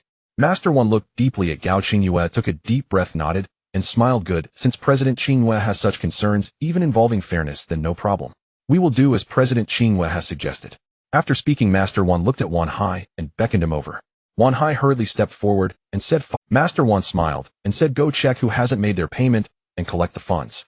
Since President Qingyue has raised doubts, we cannot act unfairly. After all, they are all our friends. How could we allow our friends to lose face? Do you understand? After Master Wan finished speaking, he gave Wan Hai a deep look. Wan Hai immediately nodded and said resolutely, Father, I understand. I will go right now. In the entire auction venue, there was only one person who had not made their payment, and that was Yi Qing. This was a deliberate action by the Wan family to prevent Yi Qing from paying, originally intending to discuss the matter privately with Yi Qing. However, now that Gao Qingyue had caused such a scene, they had no choice but to address it immediately. But Master Wan's meaning was also clear. They could not allow friends to lose face, which meant that regardless of whether Yi Qing could pay the money or not, Wan Hai had to say that the funds had already been received. Only in this way could they give Yi Qing the utmost respect. After all, it was over 60 million. Even though they knew Yi Qing was not an ordinary person, there were still doubts about whether he could truly produce such a sum of money. Wan Hai, due to Bai Ruo and Yi Qing's attitudes, was eager to see Yi Qing humiliated. However, he was also aware that if he made a mistake and caused Yi Qing to lose face, he would be the one to be blamed later. Therefore, even though he felt resentful, he could only endure it and must cooperate well. Taking a card machine, Wan Hai walked in front of Yi Qing in full view of everyone, softly saying, Mr. Yi, it's time for you to make your payment. Yi Qing nodded upon hearing this, and then searched his body, suddenly feeling a bit startled. He had changed clothes, and seemed to have left his wallet and cards behind. Wan Hai appeared to notice Yi Qing's predicament, and immediately began to look down on him. Indeed, Gao Qingyue was right. Yi Qing was deliberately bidding randomly to create chaos, knowing that the Wan family owed him a favor and would not trouble him. This was intentional. This was simply too despicable. However, no matter what he thought, he couldn't say it out loud. Taking a deep breath, Wan Hai quietly said, Mr. Yi, it's alright, you can just take out any card. It won't be a problem. His words were already quite suggestive, implying that he just needed to take out any card as a formality, and he would say the money had been received. But the problem was that Yi Qing didn't have a single card on him. This was truly a stroke of bad luck. He couldn't. The longer the delay, the more people began to notice Yi Qing's awkwardness. At this moment, everyone started to whisper among themselves, as if to say that Yi Qing was being overly pretentious, daring to shout prices without money. This was just causing trouble. At this moment, Bai Ruo also smiled wryly and quickly said, Yi Qing, I don't want this grass and wood inscription anymore. Let's return this artwork. However, the issue now was no longer about returning it, but rather that everyone was watching. If Yi Qing couldn't produce a card to pay, he would lose face.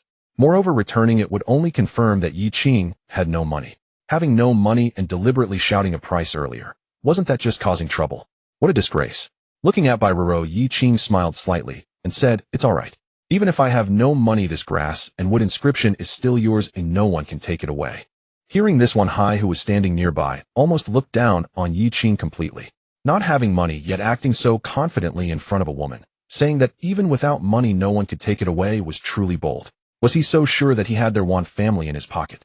Treating them like fools, wasn't he? If it weren't for the fear of making the head of the Wan family angry, Wan Hai couldn't help but want to tear Yi Qing apart and mock him.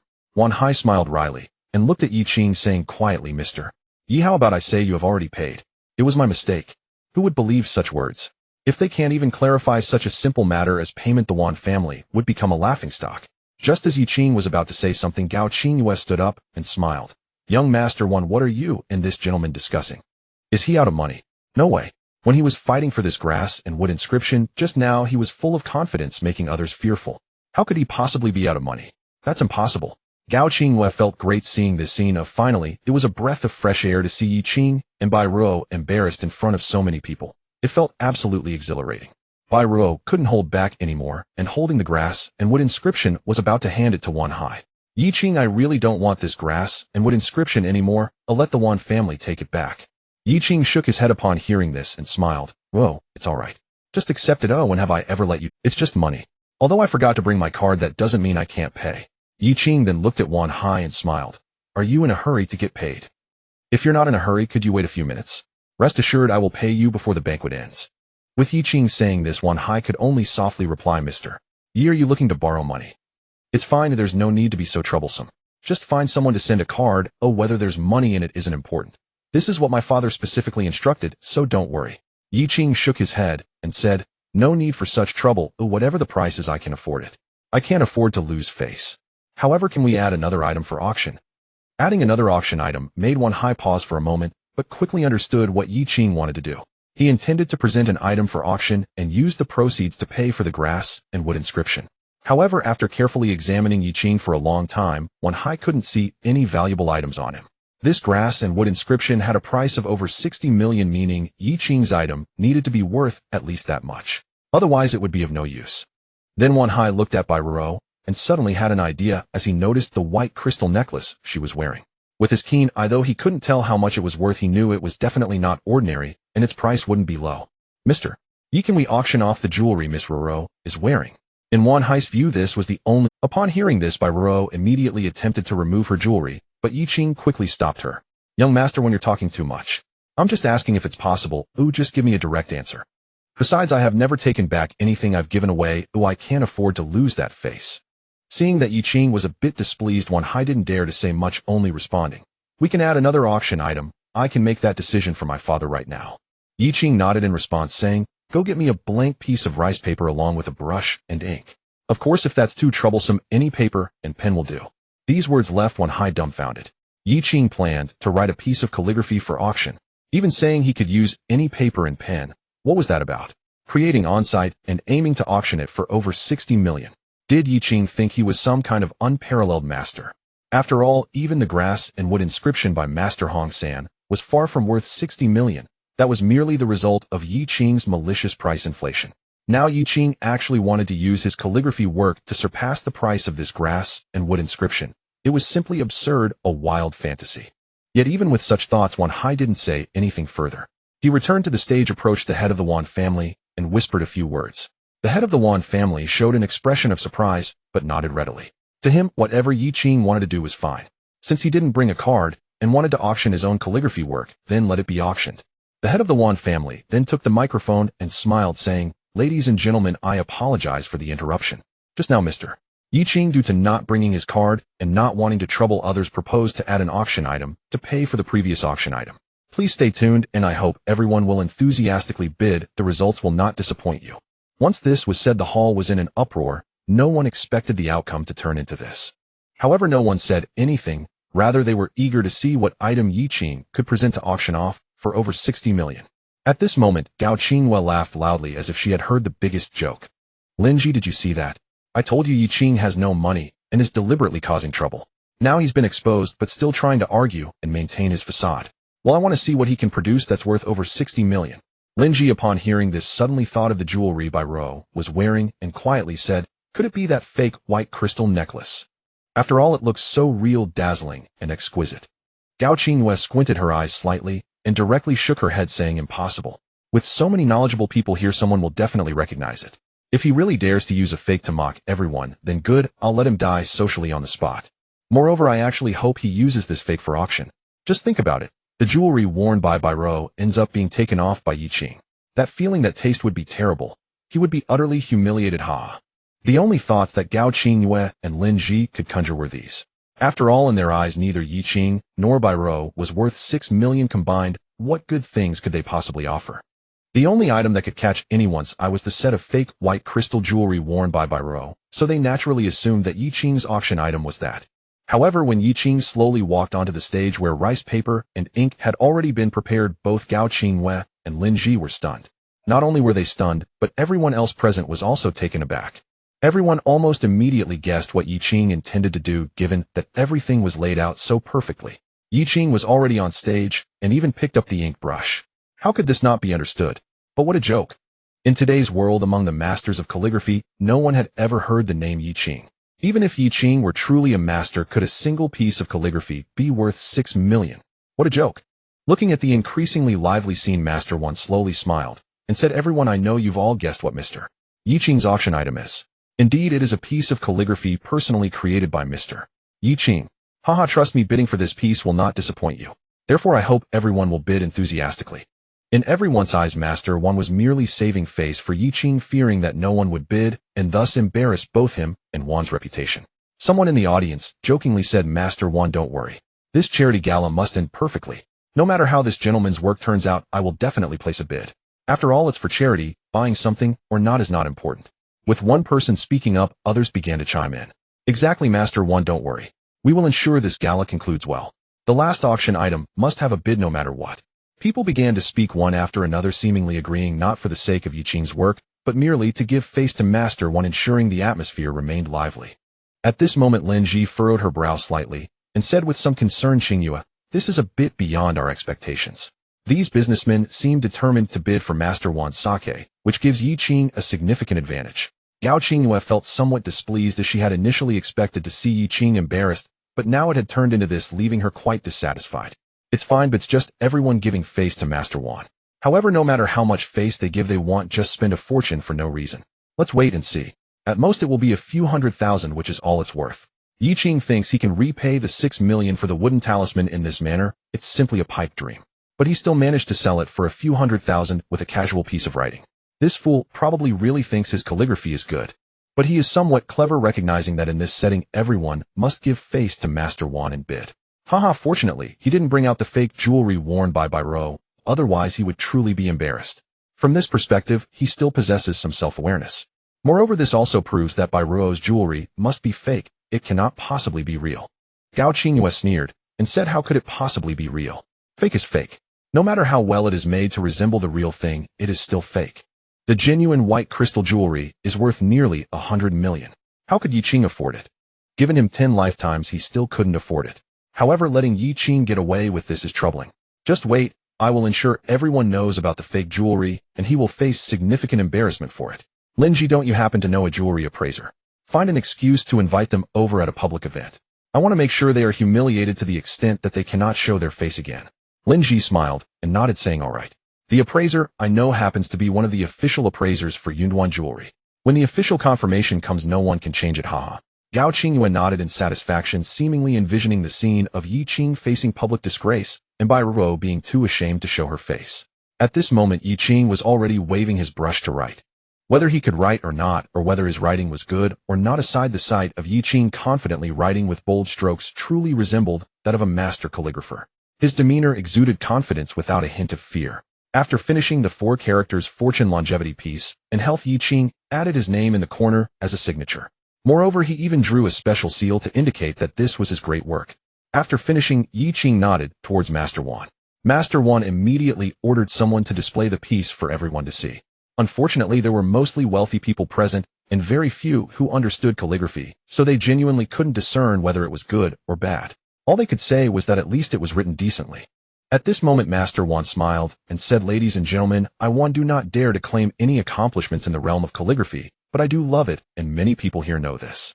Therefore, I believe I am qualified to share my feelings about this piece. It is grand and imposing, full of vigor. It is excellent, truly excellent, and exceptionally rare." Everyone present heard Master Wan's remarks, but how much they truly absorbed is uncertain, as it was clear that Master Wan was merely trying to smooth things over. After all, when auctioning Yi Qing's calligraphy, it wouldn't do to say that it was poorly written. However, at this moment, Yi Qing smiled and said, "Master Wan has flattered me. To speak frankly, my calligraphy can only be described as adequate. It is viewable, but not remarkable. It can only be considered passable. However, I have confidence in this piece, because today whoever bids for this calligraphy will be able to make one request. As long as it isn't excessive and doesn't make me feel troubled, I, Yi Qing, will comply and help that person once. This is also a small contribution to charity. Therefore, I announce that the starting bid for my piece is $1. Everyone, you may begin bidding." After saying this, Yi Qing stood aside, showing no signs of nervousness, as if he were certain that his work would fetch an astronomical price. Ridiculous, utterly ridiculous. I thought Yi Qing was just trying to boast about how great his calligraphy was, claiming to have been taught by some master to fool everyone. Yet he is even more shameless than I imagined. What does it matter? As long as you bid for this piece of writing, you can make one request of him. Go ahead and make your request, but he also claims that as long as it's not excessive, and as long as he thinks it's acceptable, haha, doesn't that imply that if he thinks it's unacceptable, then it simply won't be accepted? Arrogance knows no bounds, Yi Qing. He's so certain that this piece will definitely be auctioned off, intentionally trying to enhance his own reputation. Otherwise, he wouldn't have mentioned contributing to charity. That's clearly a reminder to everyone that today is Wan's charity gala, and everyone should show Wan some respect. Shameless, utterly shameless. She immediately voiced her suspicions and deemed them to be facts. Linji nodded and said, "It's so pretentious, truly so pretentious. What is this worthless piece of writing even worth? Let alone Yi Qing's conditions, it's simply laughable. There are so many prominent individuals present. Who cares about Yi Qing? It's downright comical. However, Qingyue this time, he might just pull it off. After all, everyone has to give one some face." Qingyue was displeased about this point, nodding. Let him put on a show. In the end, he won't be able to sell it for much anyway, and there will be a moment of embarrassment for him. Starting with a bid of just 1 yuan, haha, setting the price so low if it ends up selling for a few tens of thousands, that would be truly laughable. It seems to confirm Qingyu's suspicion, as the bidding has already begun. Haha, the calligraphy is decent, but I won't bother with any conditions. For charity, I'll bid 10,000. A plump businessman chuckled as he spoke, as if he were bestowing charity. This scene caused quite a few people to burst into laughter, and they began bidding cheerfully. Not bad, since this is for charity, we can't be too stingy, or it will look like we lack compassion. I'll bid 50. For charity, I must do my part, haha, I'll bid 20,000. Everyone should participate. How can I be left out? I don't care about any conditions, I'll bid 30,000 just to show I have a heart. Many people teased as they placed their bids, each treating this auction as a source of amusement, and they regarded Yi Qing as a clown. And this was exactly the outcome Qingyue wanted to see. Qingyue, feeling quite pleased, laughed. See, Yi Qing has now become a clown, and no one cares about him. They instead view him as a source of ridicule. Haha, it's truly embarrassing, so embarrassing. Linji, hearing this, also smiled and said, "Qingyue, have you noticed?" Bai Ruo's face seems even redder, as she probably feels that Yi Qing is quite shameful now, even regretting coming here with him today. Do you think she'll leave early? Will she part ways with Yi Qing? Qingyue couldn't help but cover her mouth and laugh, but clearly this was a scenario she enjoyed. Let me join in the fun too, otherwise it would seem dull. After saying that, Qingyue raised her hand and laughed. Just now, Mr. Yi snatched that piece of calligraphy from me. Now I want to support you. Haha, you can't steal from yourself, can you? I'll bid 100,000. After all, it's for charity, so everyone shouldn't be too stingy. If the auction price ends up being low, it won't look good. When a beautiful woman speaks, there will always be those who follow suit. After all, regardless of the era, a beautiful woman has always wielded great influence. And many who wish to attract a beautiful woman's attention are even more numerous. Since President Qingyue has spoken, we shouldn't be stingy either. Indeed, this is for charity. I'll bid 150,000. Alright, since you all are this generous, I can't hold back either. I'll bid 200,000. Haha, although I can't discern the quality of the calligraphy, I'm willing to make a high bid. Let's say 300,000, but you all don't want Mr. Ye's request. Do I want it? After I win the bid, I'll ask Mr. Yi to apologize to President Qingyue, as he was a bit excessive just now. A slightly younger boss expressed his admiration for Qingyue in this manner, which immediately made many think it was a good opportunity, and they all began bidding, requesting that Yi Qing apologize to Qingyue. Qingyue sat here at this moment, not calling out a bid, looking at Linji and laughing. See that, Linji? Now I don't even need to step in personally. Someone is standing up for me, and the request isn't even excessive. I want to see what face Yi Qing has left. And Bai Ruo, look at her, she seems so restless. I think she's about to crack under the pressure. Qingyue, you've truly put Yi Qing in a terrible position. He probably really wants to find a hole to hide, and now regretting what condition he proposed earlier. He essentially brought this suffering upon himself. In Qingyue and Linji's view, Yi Qing had no chance to turn the tables. The numerous businessmen present were all bidding and mocking, clearly treating Yi Qing as a clown.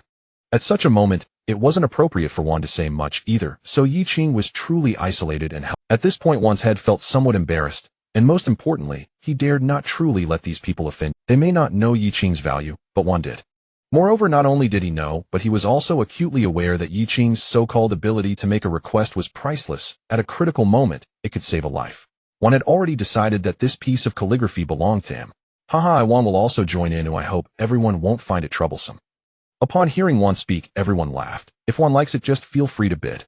Exactly today is Juan's home ground. Juan has a good intention to do something charitable. We all understand and appreciate that. Juan shook his head and said, I'm bidding because this piece of calligraphy is worth it. Please don't misunderstand. Just as Juan was about to speak, someone in the audience jumped in first. Sorry, Juan, but as the host, you probably shouldn't be bidding against us. 5 million. I want this piece of calligraphy. As soon as these words were spoken, the entire venue erupted in astonishment.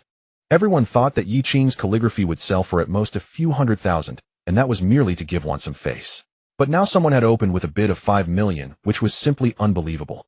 Even if it was to please Juan, there was no need for it to be this excessive. Yet even more unexpected events were yet. When Gao Qingwei heard 5 million, she almost spat out her drink.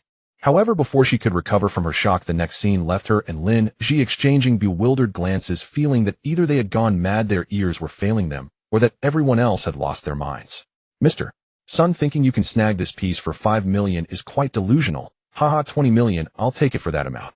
A 50-something boss with graying hair seated at the main table spoke with a smile, as if 20 million were merely a number in his eyes.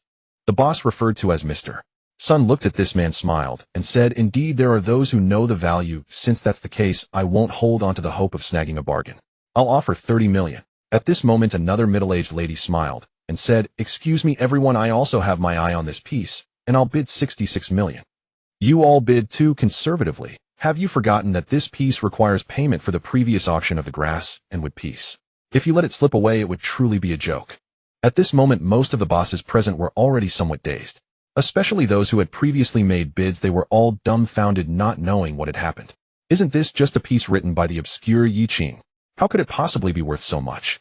Moreover, even to curry favor with the Wan family, it shouldn't require such an effort. The key issue is that those bidding now are all powerful figures. Even if they are not as strong as the Wan family, they are not far off, and certainly don't need to throw out such a large sum of cash to curry favor. There must be something wrong, definitely a major issue. But where exactly does the problem lie? At this moment, Gao Qingyue's face turned ashen, looking at Lin Ji, and said, am I crazy, or are they the ones who have lost their minds? How could things suddenly escalate to this extent? 66 million. What a joke. Have these big bosses all gone mad? Gao Qingyue was unable to comprehend. Even the initial bid of 5 million seemed outrageous to her. Now several bosses were competing for this piece. This was simply absurd. What caliber is Yi Qing? Others may not know, but she certainly does. The piece he wrote is merely at a level that can be understood. Oh, what other reason could there be? Yi Qing's promise to fulfill a request. That seems to be the only explanation, yet it is precisely this explanation that makes it hard to understand. What worth is Yi Qing? Who cares about his promises? Like most people present, Gao Qinghua thought that those making bids had gone mad. Otherwise, how could they act so wild? 66 million. What a ridiculous joke.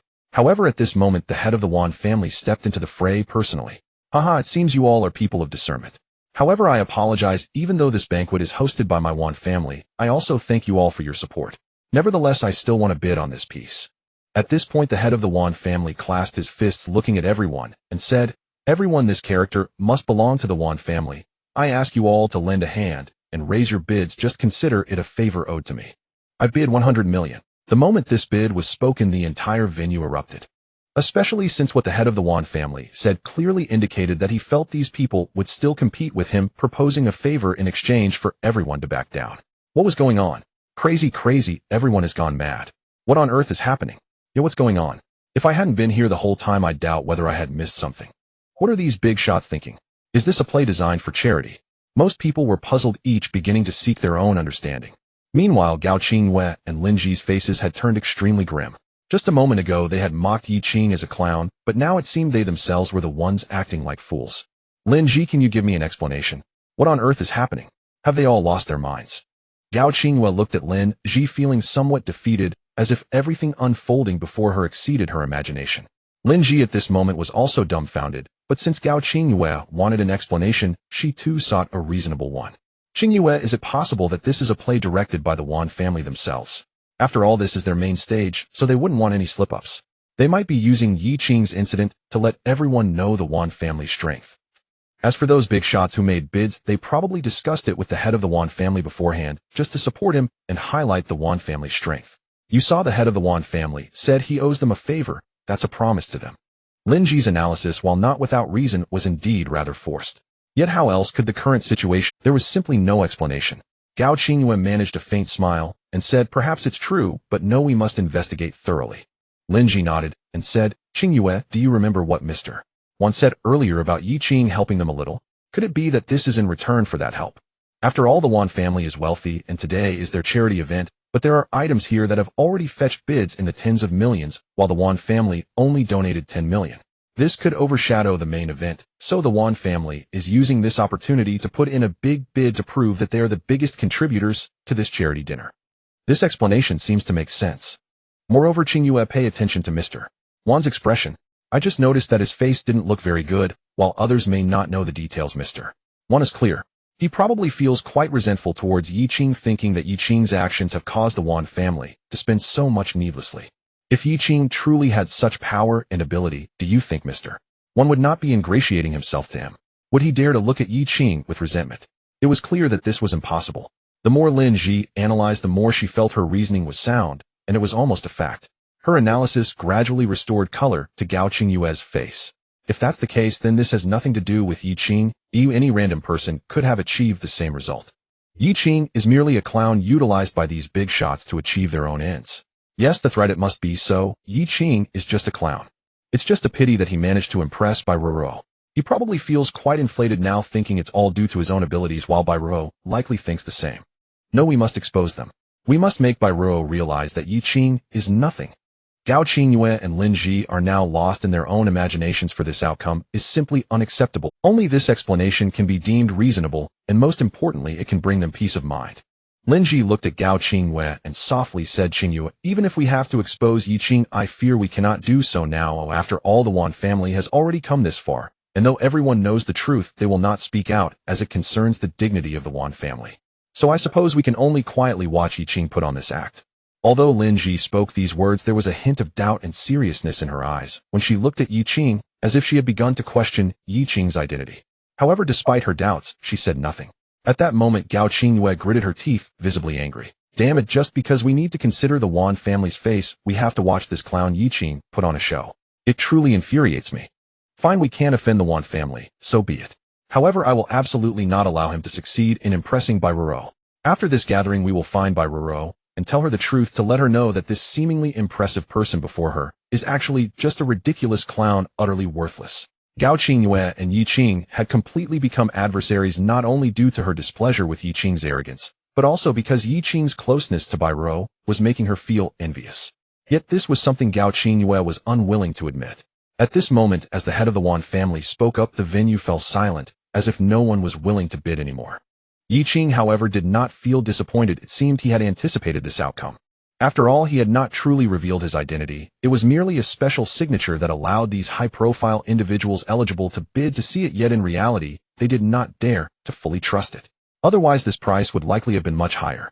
Of course, it could also be due to their reluctance to offend the Wan family, as the Wan family in Jiangsheng is a genuine top-tier family.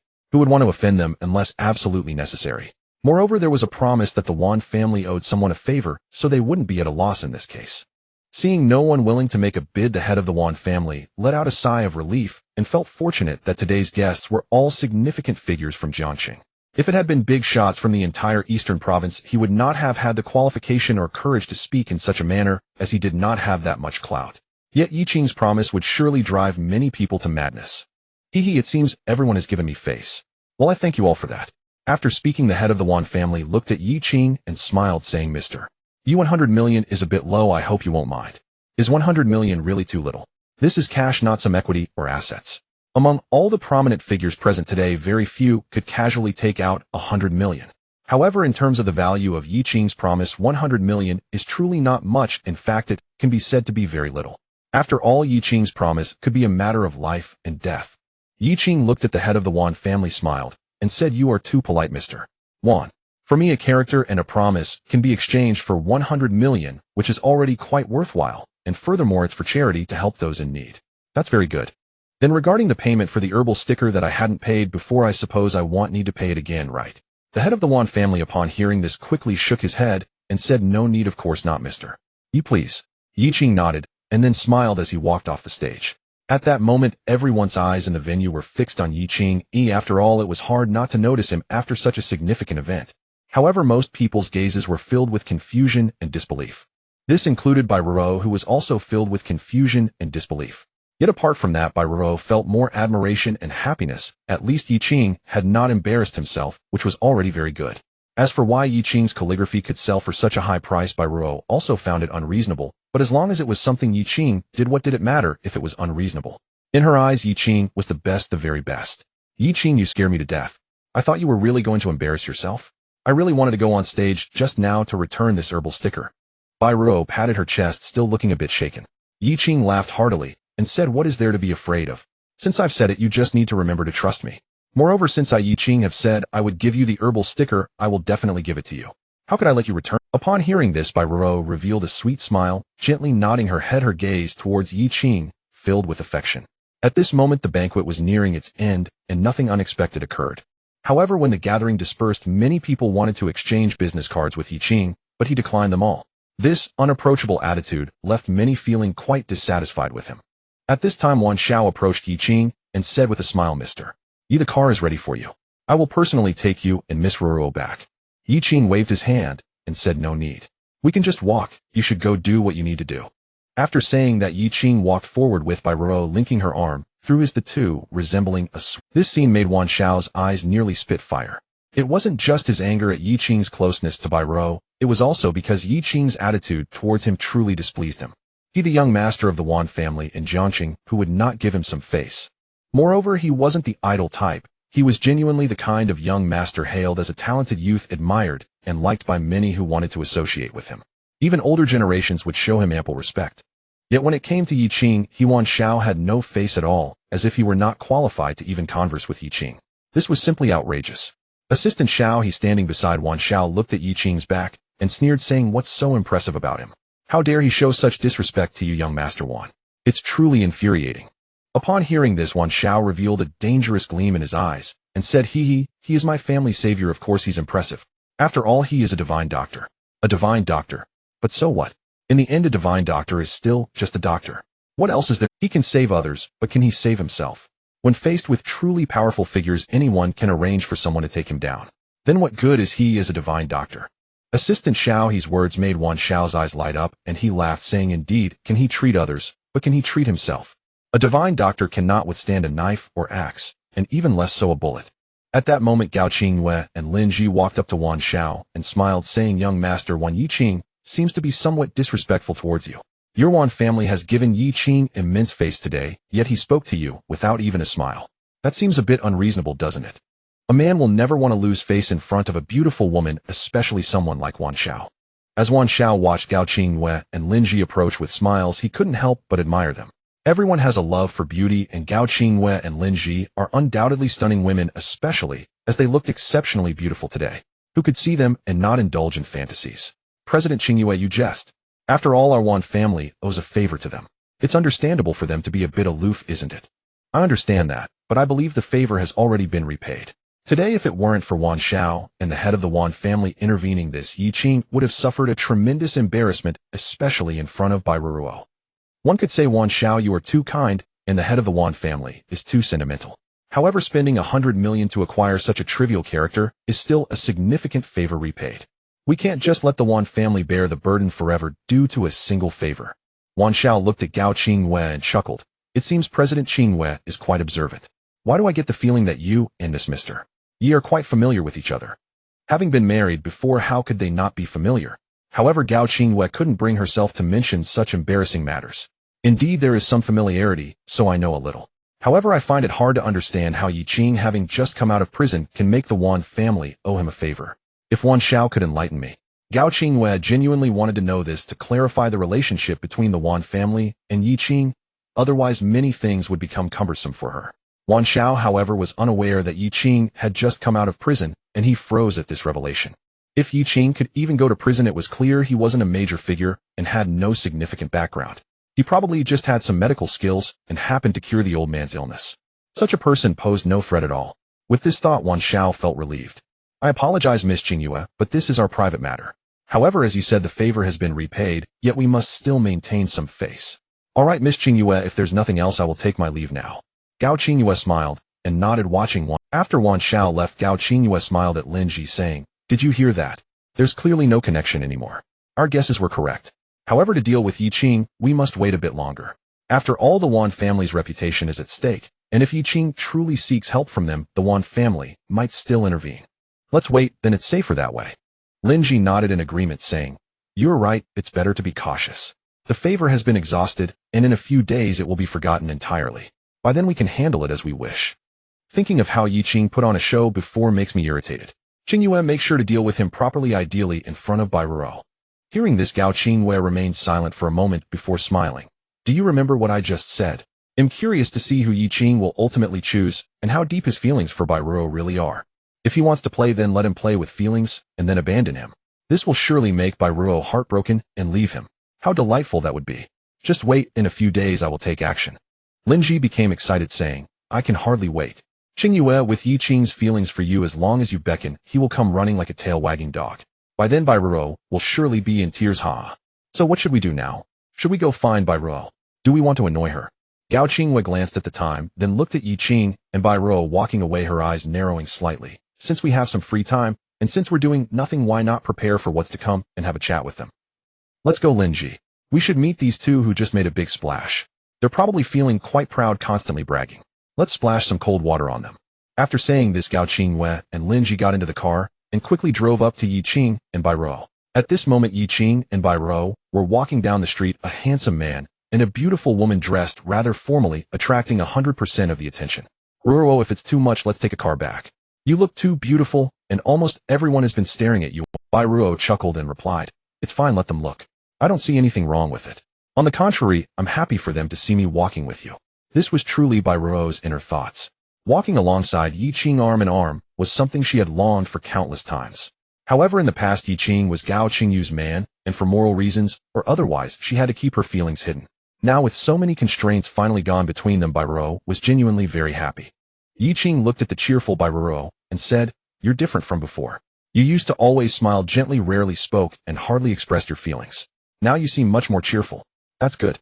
If there's anything, don't keep it to yourself, just say it, that's the best."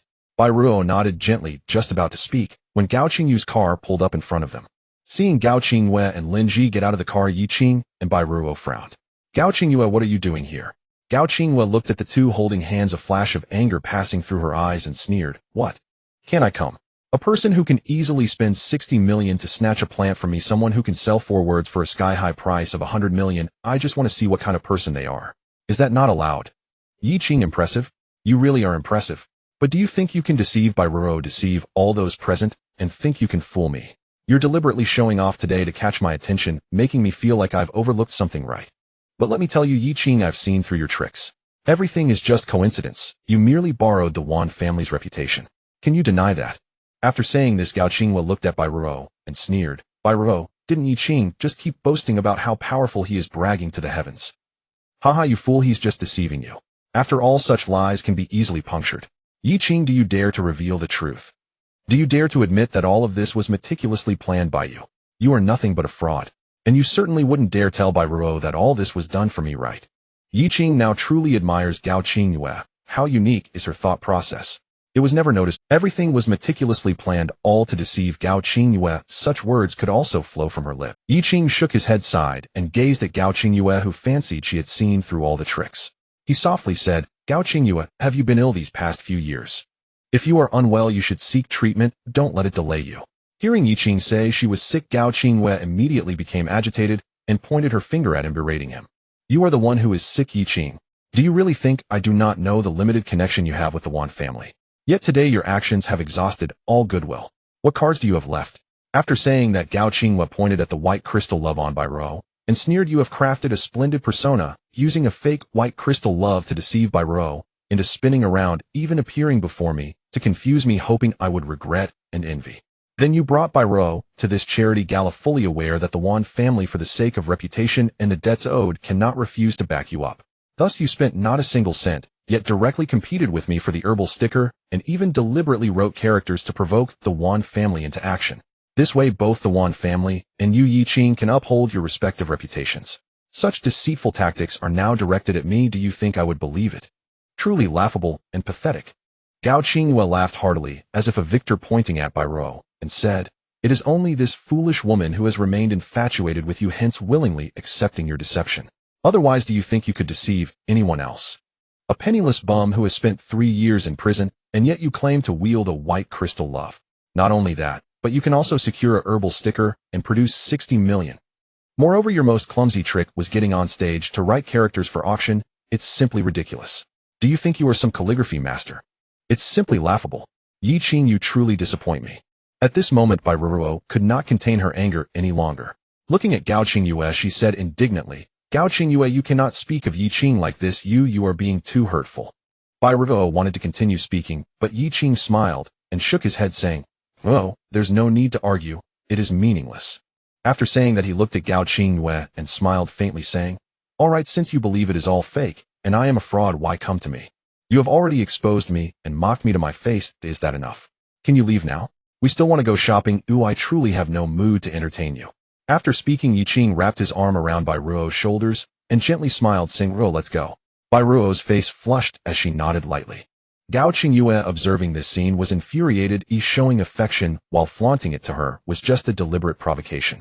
At this moment, Lin Ji quietly tugged at Gao Qingyue's hand, saying, Qingyue, don't forget, set the stage, set the stage.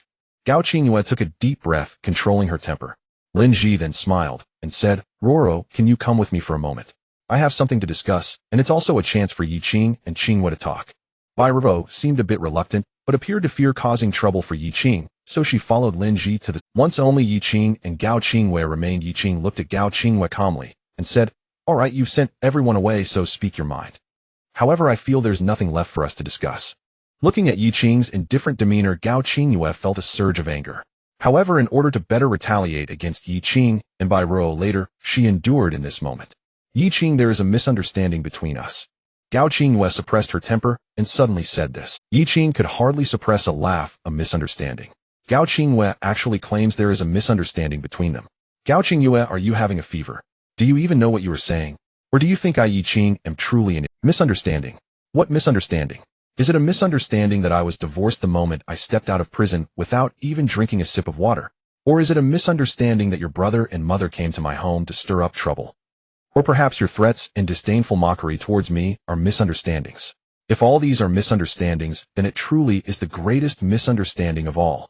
Gao Qingyue, aware of her own guilt, listened as Yi Qing recounted everything, her face turning a shade of iron blue. However, to ensure that both Yi Qing and Bai Ruruo would pay the price of suffering, she felt she must endure.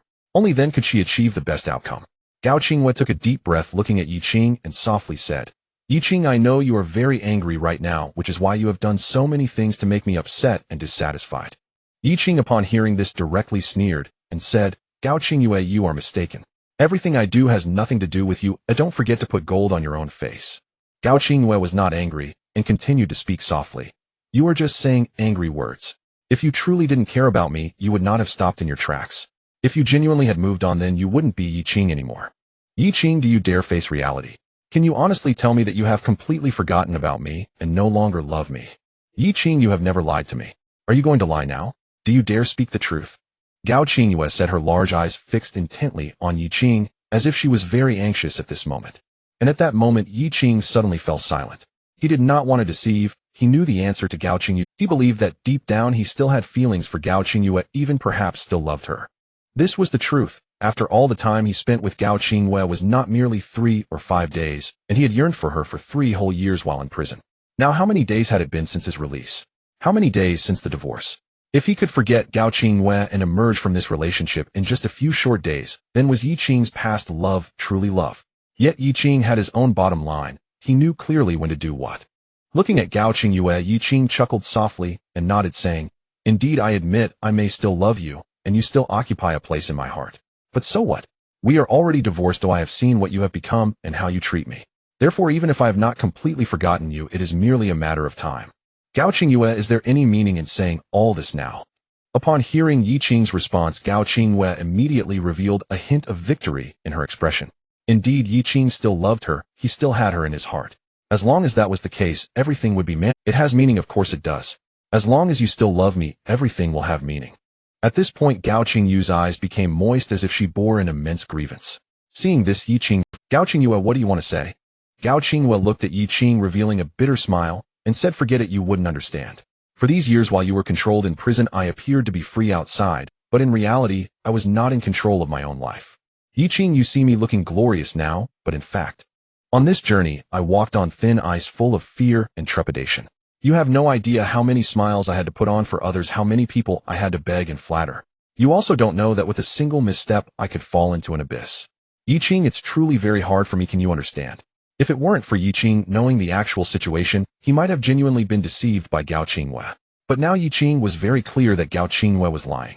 For others, starting a business might be like walking on thin ice, but not for her Gao Qingwei. She was surrounded by many who protected her and made her path smooth. Otherwise, would she or her family have developed such an arrogant personality? Could she truly look down on others so contemptuously? All of this was because it had been too smooth for her, so she became too arrogant. Yiqing had no intention of exposing Gao Qingwei, for when the truth came to light, she would realize how much she resembled a clown.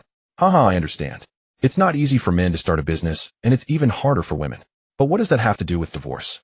Gao Qingwei, to put it bluntly, no matter how much you argue or how many reasons you provide, you cannot deny that our divorce was because I served time in prison. You felt embarrassed, fearing it would tarnish your good image. Perhaps you even have someone else now, haha. Oh, and my mediocrity and incompetence are also reasons for the divorce. These are facts, can you deny them? Yiqing said with a smile, seemingly having let it all go. Yet as he voiced these words, he felt a sense of sadness. Years of deep affection, even being willing to serve time for the woman he loved, resulted not in gratitude, but abandonment. Who wouldn't feel heartbroken and pained by this? Today, being able to stand and speak with Gao Qingwei in a calm manner was already a testament to the depth and generosity of Yiqing's love for her. Gao Qingwei looked at Yiqing, lowering her head, and softly said, I do not deny that I acted wrongly before, and my family did wrong as well. But that does not justify your hitting my mother and my brother. Yiqing, I am not here to argue about who is right or wrong. I just want to tell you that I regret it. In fact, I was already somewhat regretful when you signed the divorce agreement. When I saw you getting close to Bairuo, my heart felt like it was being cut with a knife. I knew I still loved you. Yiqing, you can deceive me in every way, pretending to be capable and wealthy. I know it's not for Bairuo, it's all for me, isn't it? You did all this to make me see you and to make me regret. Well, you succeeded. I truly have some regret now. At this point, Gao Qingwei squeezed out 2 tears from her eyes. Yiqing looked at her and sighed gently, saying, Gao Qingwei, you are a dignified CEO. Aren't you afraid of being laughed at for crying on the street? Those who don't know might think I bullied you. Stop crying, all right. Seeing Yiqing's softened attitude, Gao Qingwei knew her tears had an effect. She immediately clenched her small fist and playfully punched Yiqing's chest, acting like a spoiled child. Woo, you are bullying me, you big bad guy. It's all your fault, all your fault. Woo. This scene, to anyone watching, was just Gao Qingwei acting spoiled. It was a couple bantering. Yiqing looked at Gao Qingwei helplessly and shook his head, saying, alright, even if I bullied you, it's all my fault, okay? So what do you want to do now? Gao Qingwei, upon hearing this, looked at Yiqing and choked, saying, I want you to leave Bairuo. I do not like her. This woman has had improper thoughts about you since the moment she met you. All these years she has held on to those fantasies. I hate her. Yiqing fell silent for a moment before looking at Gao Qingwei and said, my relationship with Ruo is normal so far. And why do you think I would agree to your request? Just because you act spoiled. Haha, but we don't have much of a relationship anyway. When Gao Qingwei was about to say something else, Yiqing shook his head and said, alright, no need to say anything more. Gao Qingwei, you should take care of yourself. I don't trust you right now. Even if I could trust you, Bairuo is my friend. I could never betray my friend, especially one who stood by me when my beloved abandoned me. Seeing Yiqing's resolute attitude, Gao Qingwei knew that it was unrealistic to expect results today. However, she wasn't in a rush. Besides, who said Bairuo couldn't betray Yiqing? Looking at Yiqing, Gao Qingwei revealed a gentle expression and said, Yiqing, I understand that you don't trust me right now. That's fine, I will wait for you and show you, but I need time. You know that I have to arrange everything both at home and outside before I can be with you again. Will you wait for me? Believe me, this time I won't disappoint you. After saying that, Gao Qingwei shouted towards Linji, Linji, are you done chatting? I'm done, we should leave now. While speaking, Bairuo and Linji turned to look at Gao Qingwei. At that moment, Gao Qingwei revealed a smile and then reached out her arms to hug Yiqing briefly. It seemed almost provocative, and she specifically glanced at Bairuo. Sure enough, in that glance, Gao Qingwei saw Bairuo's unease and worry. When Linji and Bairuo walked up to them, Gao Qingwei seemed to be in a good mood and smiled as she said, since we've finished talking, let's leave it at that. Ruo, please help take care of our Yiqing for the next few days. I will repay you all later. Goodbye. After saying this, Gao Qingwei and Linji got into the car, not forgetting to wave goodbye to Yiqing and the pale-faced Bairuo, whose eyes seemed a bit sorrowful. After the vehicle was started, Gao Qingwei immediately burst into laughter. Linji, did you see Bairuo's expression? It's simply too ridiculous. Her face was so pale, it's truly pitiful. At this moment, Gao Qinghua laughed heartily, making it indistinguishable whether she was happy because Bai Ruo was infuriated or because she felt there was still a chance to reconcile with Yi Qing. Lin Ji nodded with a smile, saying, I saw it, Qinghua. As long as you make your move, Yi Qing will surely be captured in no time. So what do you think? Is Yi Qing very touched, longing to reconcile with you immediately? I just saw you two hugging, and it must make Yi Qing incredibly happy. Gao Qinghua replied with a hint of pride. Of course, Yi Qing admitted himself that he still has feelings for me and loves me. Although he's injured now and doesn't dare to have any expectations, that's enough for me. Just wait and see. At that time, I will make both of them fall from heaven into hell, making them wish they were dead. How dare they deceive me, play with me, and harm my family? Do they really think I would forgive him? They're simply idiots. Lin Ji, I am now increasingly certain that everything Yi Qing has done is just to attract my attention. He succeeded, but the outcome is the opposite. The more he makes me notice him, the more I am annoyed and dislike him. This time let's see how I can ruin him. Lin Ji smiled slightly and said, I just talked with Bai Ruo. Everyone can see that Yi Qing is a fraud, but Bai Ruo can't see it clearly. This is the confusion of those involved, isn't it? I even mentioned that the simplest method is to verify the authenticity of her jewelry at Yunyuan Jewelry, but she doesn't dare to do that, fearing her dream will shatter. But now it seems that our dear best friend is probably heartbroken and on the verge of tears. Gao Qinghua sneered. How dare she steal from me? She deserves to cry. Even if it's something I, Gao Qinghua, don't want, no one is allowed to intervene. What is Bai Ruo? How dare she compete with me? Does she even deserve it? And regarding the Tan family, although I don't know what happened, the Tan family will not easily let this go. Others may not know, but I am very clear that the Tan family's foundation is deeper than one can imagine. Lin Ji nodded and said, Then Qinghua, let's go to the hospital first. Your brother Qingshu is probably eager to take revenge now.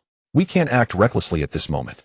After all, even though the Wan family has repaid Yi Qing's favor, they may not help him again.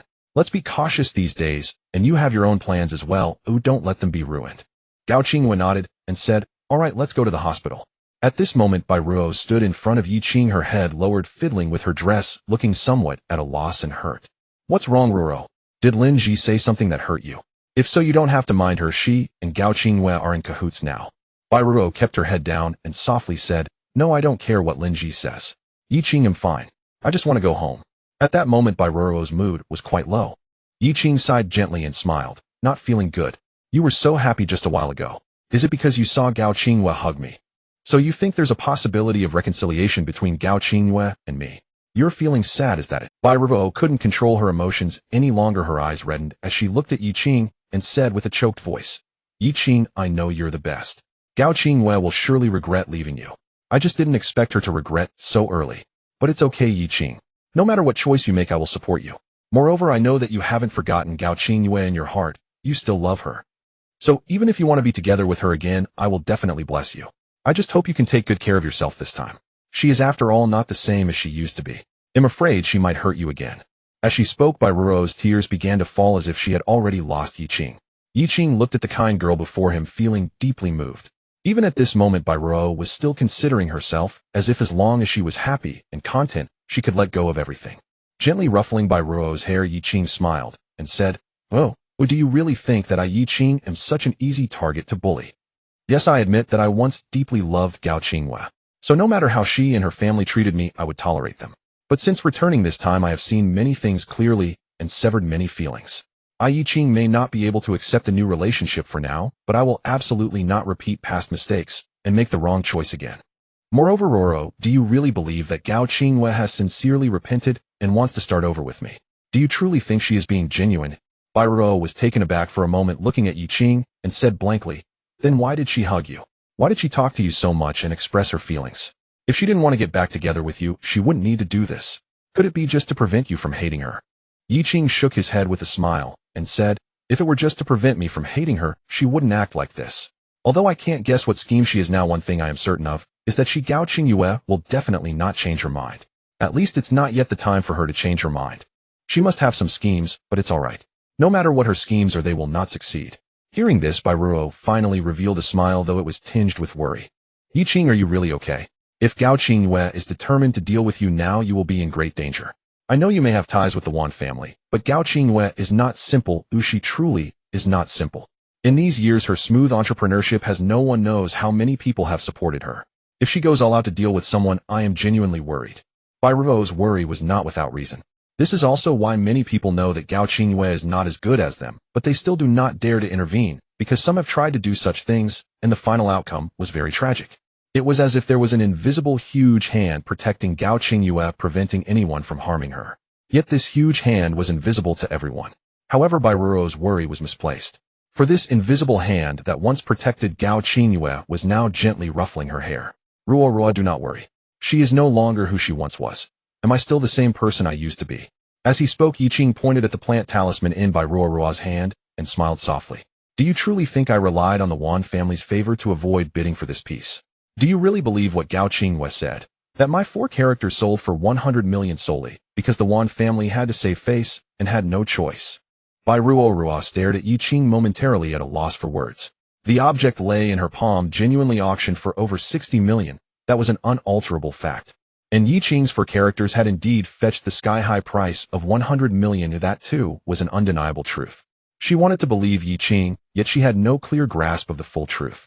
It all felt so exaggerated, so overwhelming that she could hardly respond. But if she could not trust him, should she put her faith in Gao Qingyue instead? Yiqing regarded the silent Bai Ruo and chuckled softly. The 4 characters I wrote are indeed worth very little. If sold at auction, fetching a few thousand would already be excellent. What is truly worth 100 million is my promise. Yiqing did not hide this from Bai Ruo and smiled as he said it. Bai Ruo was stunned and asked, your promise? How could your promise be worth that much? Hearing this, Yiqing patted Bai Ruo on the shoulder and continued, because my promise can save lives. Ruo, have you forgotten? It was I who rescued Elder Wan. Have you also forgotten that your rapid recovery was due to my acupuncture? Do you understand now? My medical art can save lives in critical moments. That is the true value. At this, Yiqing smiled faintly. Of course, my promise is not limited to using medicine to save people. How it is used, and whether I am willing to do so are matters apart. Only then did Bai Ruo realize Yiqing's medical skill was indeed miraculous. She had experienced it firsthand. The warm, pervasive sensation when the needles entered her body still lingered quietly, mending her. She had actually forgotten this. I see now. Yiqing, you plainly possess things beyond ordinary imagination. Why did you not tell Qingyue? Surely had she known of your abilities, she would never have left you. With such wondrous gifts, Yiqing could have brought vast connections and fortune. If Gao Qingyue had truly understood this, she would never have abandoned him. Yiqing scoffed. I never planned to hide anything, but the moment I left prison, I hadn't even seen Gao Qingyue when Lin Ji and a lawyer handed me a divorce agreement. Tell me, was there anything left for me to say? He found the whole thing absurd. Freshly released, not yet home, he was intercepted by people sent by Gao Qingyue and coerced into divorce. Ruo, if Gao Qingyue had delayed, even a little, if she had waited until I reached home, if she had spared me the courtesy of a single meal, I would have laid bare all I endured these years. I would have raised her to greatness and made her the happiest woman alive. Whatever she desired I could have given her. Yet she would not even grant me that sliver of time. After speaking, he shook his head with a bitter smile, uncertain whether he felt sorrow for himself or pity for Lin Qingyue. Bai Ruo watched Yiqing. His spirits had not brightened. That was evident. Even if he had taken revenge on Gao Qingyue, it would not have been a consummate pleasure, for genuine emotion had been invested. Yiqing, do not be sad. It was Gao Qingyue who failed to see what she had. She missed out on you, and Yiqing smiled and nodded. It does not matter. Whatever schemes Gao Qingyue now plots are irrelevant to me. Ruo, come, let me walk you home. Along the way, Bai Ruo, seemingly to ease Yiqing's gloom, chatted about light-hearted things. Before long, they arrived at her doorstep. At that moment, an 18 or 19-year-old girl, lithe and radiant, saw Bai Ruo at the door and hurried over. Sister, you're back. I was so anxious. I thought something had happened to you. Bai Ruo smiled at the girl. Wait, what are you worrying about? Come, let me introduce you. This is Yiqing. You should call him Brother Yiqing. Yiqing, this is my cousin Bai Weiwei. Yiqing nodded with a smile. Hello, Weiwei. Bai Weiwei looked at Yiqing, frowning. So you are Yiqing. You're the one who got my sister beaten. Her words were thick with resentment. Bai Ruo hurriedly interjected, Weiwei, it's all a misunderstanding, don't jump to conclusions. Bai Weiwei shook her head. What misunderstanding? Your injury is real, isn't it? Looking at Bai Ruo, who did not seem severely wounded, Bai Weiwei was puzzled. You don't look badly hurt, but your face is very pale. You must have been treated quite badly. Yiqing, you did this. Do you admit it? Yiqing nodded. I will not deny it. After all, your sister was brutally beaten because of me. Beaten? Upon hearing that, Bai Weiwei nearly flew into a rage. She grabbed Bai Ruo and glared at Yiqing. Beaten? Because of you my sister was beaten, and you can still smile. Yiqing, are you even human? Get out, or I will not let you off. Having spoken, Bai Weiwei would not wait for Bai Ruo's explanation, as she pulled her away in displeasure. Sister, why do you keep seeing someone like him? Come home with me and do not meet him again. With that, Bai Weiwei snorted at Yi Qing and ushered Bai Ruo into the house. Bai Ruo had no time to respond. Yi Qing shrugged helplessly and offered no further explanation. After all, whatever Bai Ruo's present state, the earlier beating had been real. Yi Qing could imagine how utterly desperate and helpless she must have felt when Tan Xiao pinned her to the ground and rained blows upon her. At the thought, a cold, murderous light flared in Yi Qing's eyes. He felt that his prior actions had been far too. At this moment, back home, Bai Ruo pulled Bai Weiwei and said, "Weiwei, you were quite rude just now." Bai Weiwei retorted defiantly, "Sister, that's Yi Qing. I know you've loved this man for many years, so much so that you've lost friends and close ones.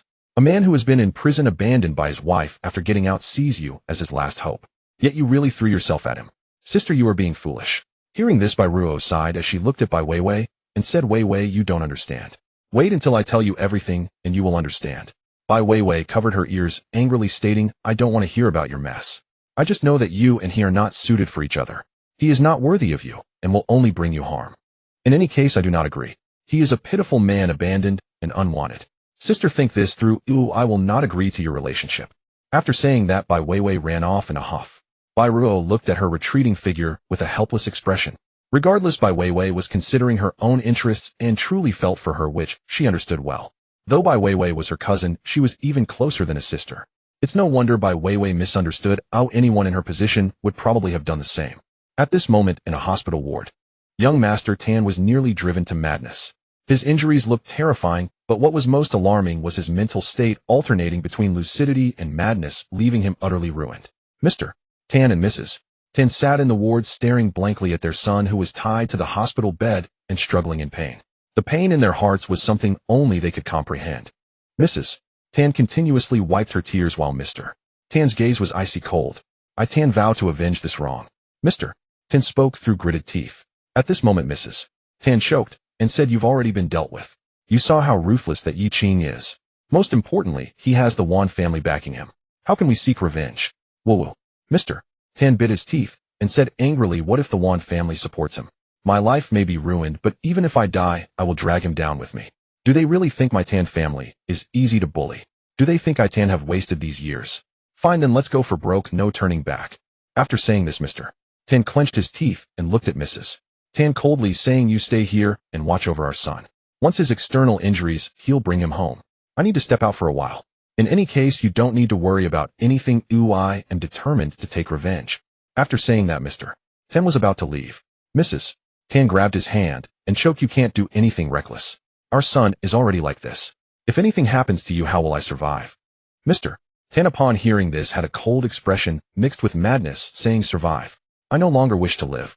In any case, no one can stop me from seeking revenge. Bai Ruo, that vile woman, is the root of all evil. Just wait, I won't let them go." After saying this, Mr. Tan directly shoved Mrs. Tan away and crazily walked out of the ward. No one knew where he had gone or who he was looking for, but Mrs. Tan knew this matter was far from over. Soon there would likely be even bigger troubles brewing. At this moment, Yi Qing was still unaware. If he knew that Mr. Tan was still unwilling to give up and was plotting revenge, he would probably have been even more ruthless towards Mr. Tan at that time, directly incapacitating him. Upon returning to the neighborhood, Yi Qing saw 3 luxury cars parked at his doorstep, and the license plates were. Frowning slightly, Yi Qing sensed they had probably come to find him. Indeed, as Yi Qing approached, an elderly man with some graying hair stepped out of the car, looking at Yi Qing with great excitement. "You must be Yi Qing, Mr. Yi." Upon hearing this, Yi Qing nodded and asked, "Who are you?" The elderly man's expression became even more animated upon receiving a confirmation. "I am Gu, one of the directors of Yunduan Group. Mr. Yi, may I have a word with you?" Hearing that they were from Yunduan Group, Yi Qing felt no surprise. He had known that once he bought the Bai Water Crystal Love with the Yunduan card, people from Yunduan Group would come looking for him. It wasn't intentional, but since it had come to this, Yi Qing was already prepared to meet them. After all, whether now or later, they would eventually meet. "So, Mr. Gu, let's go?" After saying that, Yi Qing went upstairs and opened his room. Mr. Gu instructed the others to remain downstairs and followed Yi Qing into the room. "Mr. Yi, may I ask you a question?" As soon as Mr. Gu entered the room, and before even sitting down, he eagerly wanted to inquire. Yi Qing smiled and nodded, saying, "Sure, but no need to rush, Mr. Gu. Please have a seat, enjoy some tea, and take a moment to relax." After saying that, Yi Qing prepared a cup of tea for Mr. Gu. Mr. Gu held the teacup, took a sip, and his eyes lit up, saying, "What kind of tea is this? I've never had such delicious tea before." It's not just sweet on the palate, it seems to have a warmth coursing through my body, making me feel extremely comfortable. Yi Qing, sitting across from Mr. Gu, smiled and said, it's just ordinary tea, but I brewed it so the taste is... Mr. Gu looks like he's had a long journey. You must have rushed here after receiving the news, right? Haha, enjoy the tea and take a breather, it's not a bad thing. What you want to ask is about Old Man Yun, right? Upon hearing this, Mr. Gu immediately looked at Yi Qing with a serious expression, nodding emphatically, that's right, Mr. Yi. It's about Old Man Yun. Since he was released from prison, he has vanished without a trace, yet he transferred all his shares to you and designated you to manage the entire Yunwan group. Moreover, he appointed you as a special elder of the Yun family, granting you authority over all matters of the Yun family. May I ask if all this is true? Whether it was true or not, Mr. Gu knew in his heart, but because it was so incredible he couldn't help but ask upon seeing Yi Qing. Yi Qing nodded, saying, indeed, I initially did not wish to accept it, but Old Man Yun had a favor to me, so I had no choice but to comply for his peace of mind. Mr. Gu was left speechless by this statement. Accepting Old Man Yun's shares and managing the hundreds of billions of assets of Yunwan Group, was that merely a matter of compliance? Becoming the elder of the Yun family and controlling all the powers within the family, even having the authority to influence the choice of the head of the Yun family, was that also just compliance? Each of these opportunities was something countless people would covet, but to Yi Qing's mouth, they seemed to be a burden. This made Mr. Gu feel quite uncomfortable. Mr. Yi, do you know what you were saying? That is the highest authority of Yunwan Group and the entire Yun family. Upon hearing this, Yi Qing looked at Elder Gu and smiled, saying, however, there are many troubles, aren't there? The Yunwan Group is currently embroiled in a struggle for power, and the entire Yun family is also in turmoil. Perhaps this can be endured for a while, but if Yi Qing as an outsider were to seize the greatest power, then no one would accept it. At that time, he would become the enemy of nearly all vested interests, and they would not spare him. After all, this concerns a commercial empire worth hundreds of billions in the vast Yun family. Just like now, Elder Gu understands very well that besides him seeking out Yi Qing, there are others already on their way. However, Elder Gu has employed certain measures to ensure they have yet to locate Yi Qing. Mr. Yi, it seems you are well aware of what you will face. Yet even so, you will not give up, will you? After all, this is the great power of the Yunwan Group and the entire Yun family. Yi Qing smiled and shook his head, saying, Elder Gu, you underestimate me. I admit that the Yunwan Group is wealthy and the Yun family is valuable, but these do not move me. Moreover, I would have to fight against quite a few people for this. I am someone who actually fears trouble the most and just wants to lead a simple life. It was Elder Yun's request, even a plea that I reluctantly accepted.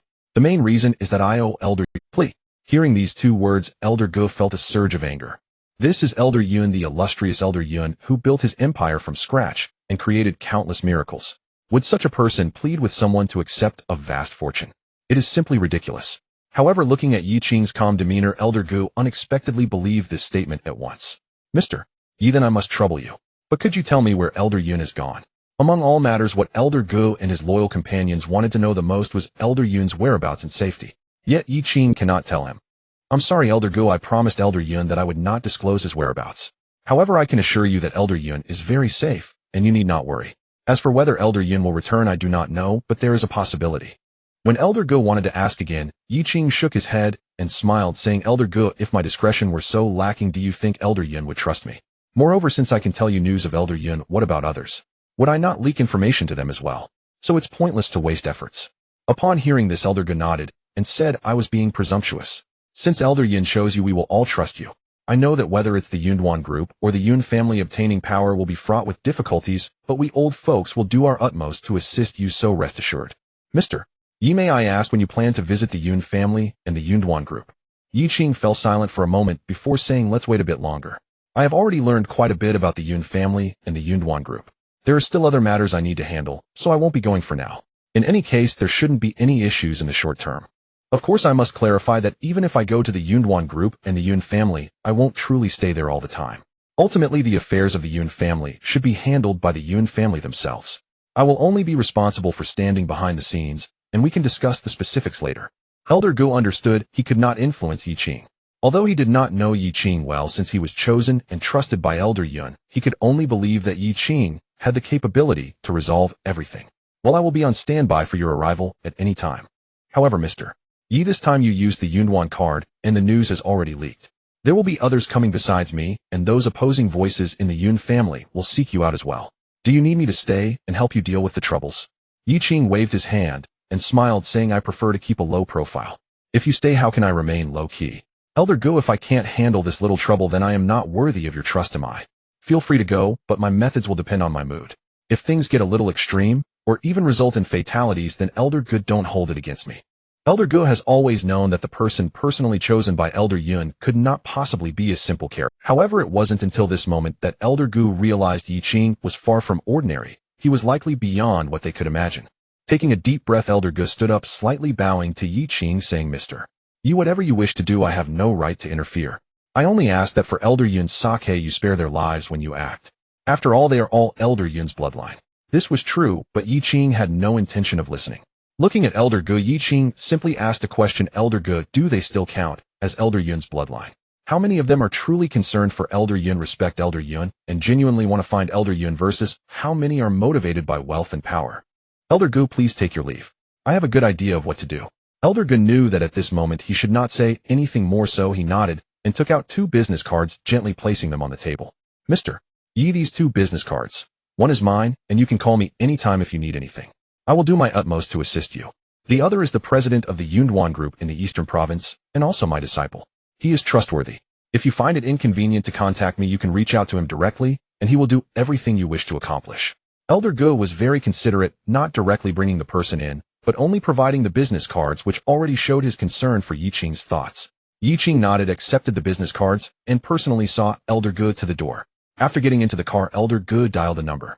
Once the call connected, Elder Gu said solemnly, I didn't get news about Elder Yun, but I did meet someone. Elder Yun has an eye for talent. This person is likely far more extraordinary than we imagined. Notify everyone to prepare. I have a feeling this person might turn the Yun family upside down, and it could lead to a river of blood. At this moment, Yun Bao, a young man from the 3rd generation of the Yun family, arrived in Jiang City, escorted by numerous bodyguards. However, he seemed unaware of the gravity of the situation, moving leisurely along the way, and even expressing some dissatisfaction. These people only know how to command me. Why don't they come themselves? It's such a long way rushing here at night. Yun Bao sat in the car, venting his displeasure. The subordinate in the passenger seat smiled and said, Young Master Yun, this is your family's trusting you. Otherwise, why wouldn't they send someone else? Coming to Jiang City this time is actually an opportunity for you. As long as you complete the task, no one will dare to say you are idle and unambitious anymore. Hearing this, Yun Bao felt a bit pleased. In his view, wasn't it just about dealing with someone he had never met before who had inexplicably obtained shares of their family? For him, it was a piece of cake. This task is definitely achievable. It's just a poor kid who got lucky for no reason. How dare he covet the wealth of the Yun family? It's simply audacious. I now suspect that this old man is either completely confused or has a deep-seated grudge against this person. Otherwise, why would he send him to his death? At this time, Yun Bao's subordinate cautiously said, Young master, for the sake of the bigger picture, it's best to endure for now. Let's assess the situation first. If money can solve the problem, let's use money. After all, if this task is completed well, you will surely receive a reward when you return. To resolve the matter without complications and to perfection is what matters most to you. Of course, if this person is uncooperative, then that's another story. Hearing this, young Master Yun looked at his subordinate and smiled. Little pup, is it any wonder I prefer having you around? Your mind is sharp. Well then, let's see how I feel about it then. However, we've already arrived in Jiang City, and we haven't even found the address. What a bunch of useless people. But there's no rush, let's find a place to stay and have some fun. By the way, we should stop by a hospital first. Damn it, I don't know what I ate on the way, but my stomach hurts. Let's get a check. As Yun Bao said this, he held his stomach, feeling quite unhappy. The subordinate hurriedly instructed the driver to take them to the nearest hospital. Meanwhile, Gao Qingwei had already arrived at the hospital and was in Gao Qingshi's ward, explaining why they couldn't move Yi Qing for the time being. However, from Gao Qingshi's dissatisfied demeanor, it was clear that he was unhappy. No way. Sister, if you want help me, then I'll handle this myself. It's just a mere Yi Qing. I refuse to believe I can't deal with him. Sister, tell me the truth. Do you still have feelings for Yi Qing and want to rekindle the old flame? Is that why you're here, trying to persuade me to let him go? You tell me, is that what you're thinking? Gao Qingshu was making a scene in the ward, questioning Gao Qingwei. At that moment, Gao mother was also present, and upon hearing this, she immediately became displeased. Gao Qingwei, are you still my daughter? Are you still Qingshi's sister? Your biological brother and mother have been beaten by Yi Qing, and you don't care or say anything, yet you want us to let it go for now. What do you want to do? Let me tell you, if you want to have lingering feelings for him and rekindle the old flame, that's not going to happen. Unless we sever mother-daughter ties. Gao mother pointed at Gao Qingwei with an angry expression, even bringing up the idea of severing their mother-daughter relationship, clearly very furious. However, Gao Qingwei felt extremely wronged. If it were about lingering feelings, perhaps she couldn't say much, as she indeed seemed to have some feelings left for Yiqing. Otherwise, she wouldn't feel bitter and angry seeing Bai Ruo getting close to him. But rekindling the old flame was absolutely impossible. Gao Qingwei had worked hard to reach her current position, as she would never allow anyone to ruin it. She still wanted to go further and higher, and Yiqing could not only not help her, but would also hinder her steps. How could she possibly rekindle the old flame? Mom, what are you talking about? How could I possibly rekindle the old flame with Yiqing? If I wanted to do that, why would I have divorced him? Don't you agree? Right now, I truly have my own considerations. You can rest assured I will definitely avenge you, and it will be the kind that satisfies you. You don't know Yiqing has connections with the Wan family, and the Wan family even owes him a favor. Can we seek revenge now? Upon hearing this, Gao mother and Gao Qingshu were instantly stunned. Gao Qingshu hurriedly said, "The Wan family owes Yiqing a favor. Sister, are you joking? You can't be lying to me, right?" Gao Qingyue frowned and looked at Gao Qingshu coldly, saying, "Do I have any reason to lie to you?" This is what I heard directly from Wan Xiao's mouth. However, you don't need to worry. This favor has already been repaid, and Wan Xiao dislikes Yiqing. But since the favor has just been repaid, he needs to remain calm for a few days. Otherwise, it would be hard for the Wan family too, don't you think? Only then did Gao Qingshu nod in dismay and say, "All right then, sister, remember to help me get revenge. Even if Yiqing doesn't die, I want him crippled." Gao mother coldly said, "Fine, let's do as your brother suggests."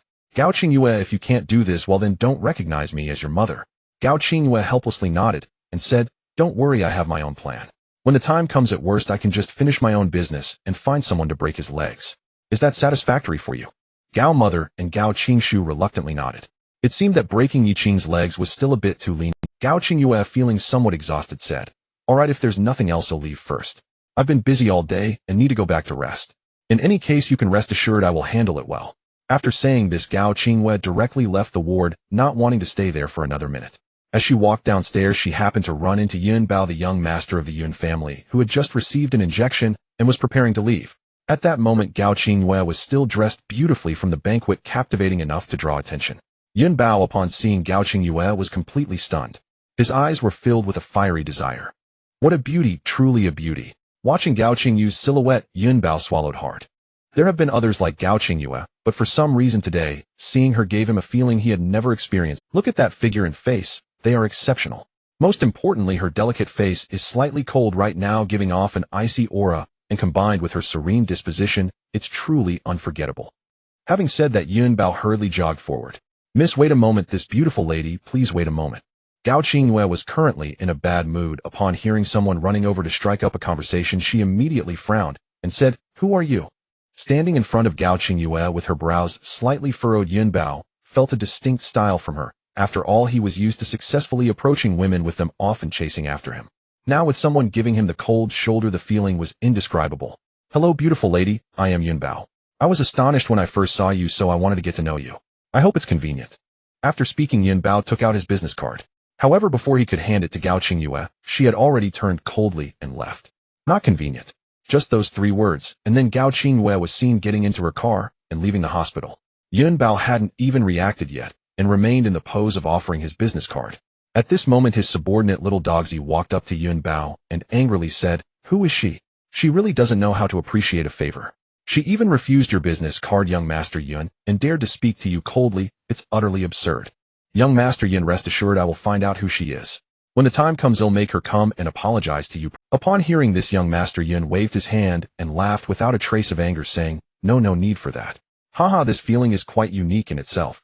I've seen many obedient women, and now encountering one who treats me coldly, don't you find it quite interesting? Moreover, the stronger the sense of conquest, in the end, the more pleasurable it becomes. Investigate, do it now.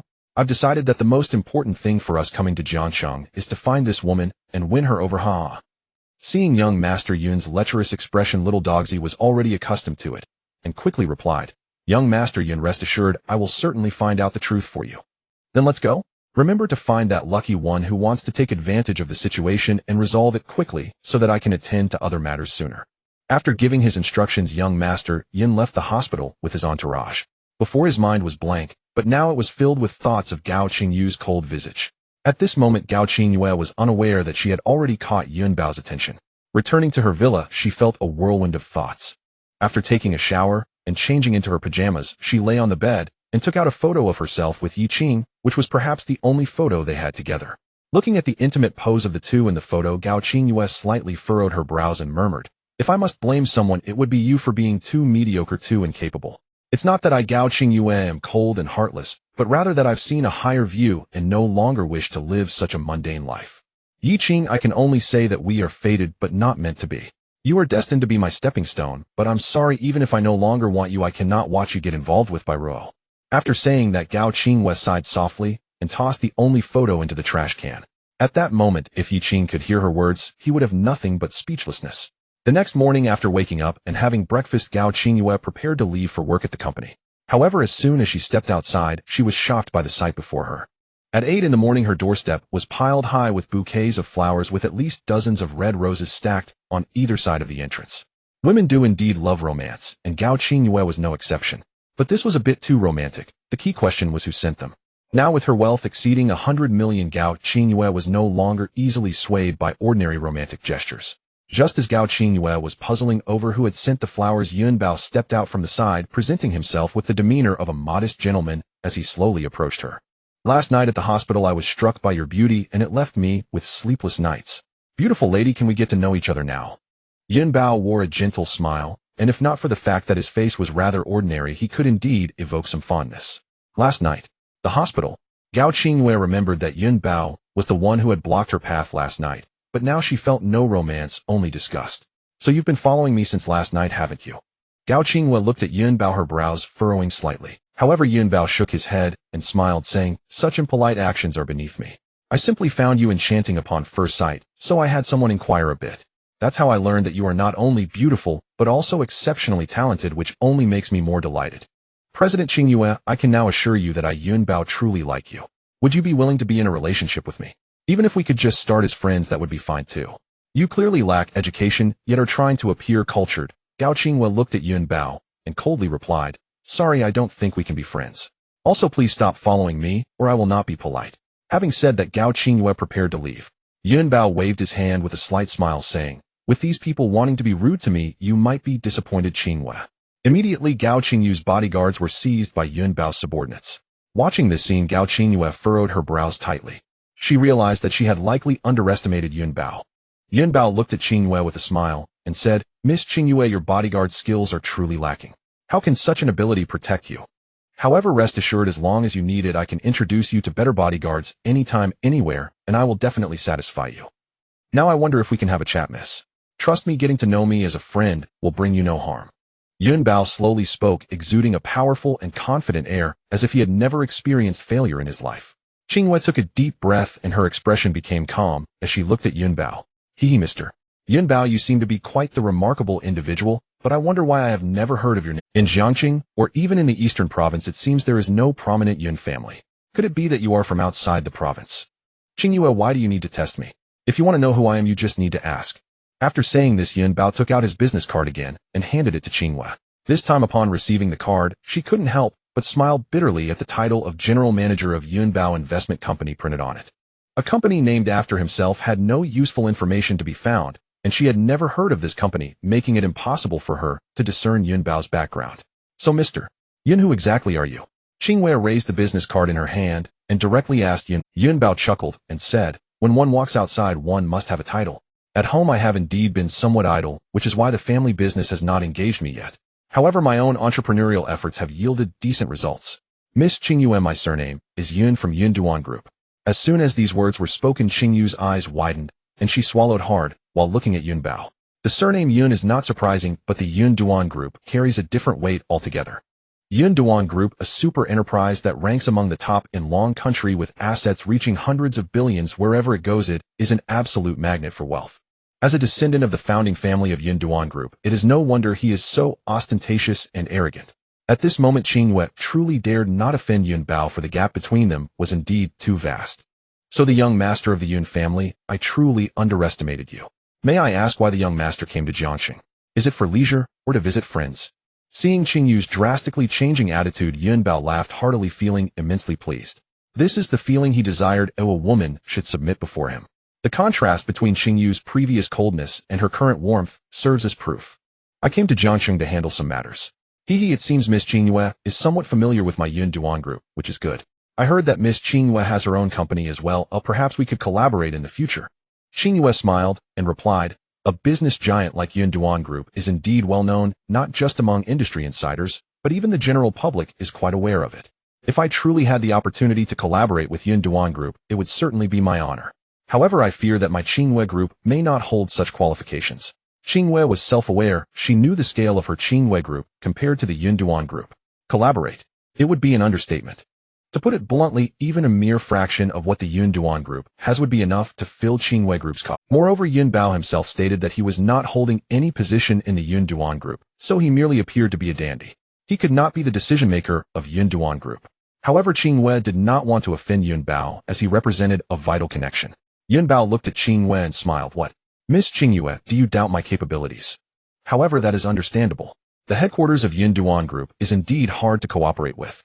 But I believe as a direct descendant of the Yun family, my words still carry weight. For instance, I could facilitate some necessary cooperation between the Eastern Province branch of Yun Duan Group and Qingyue Group. I believe it shouldn't be a big problem. While saying this, Yun Bao was quite proud, while Qingyue's smile revealed even more warmth. One should not underestimate a provincial branch of Yun Duan Group, as its scale is certainly far larger than her Qingyue Group. If a collaboration could happen, it would naturally bring numerous benefits. Then I shall thank young Master Yun very much. Young Master Yun, why don't we go inside to talk? Standing out here without a cup of tea is neglectful of my hospitality, and people will scold me if they find out.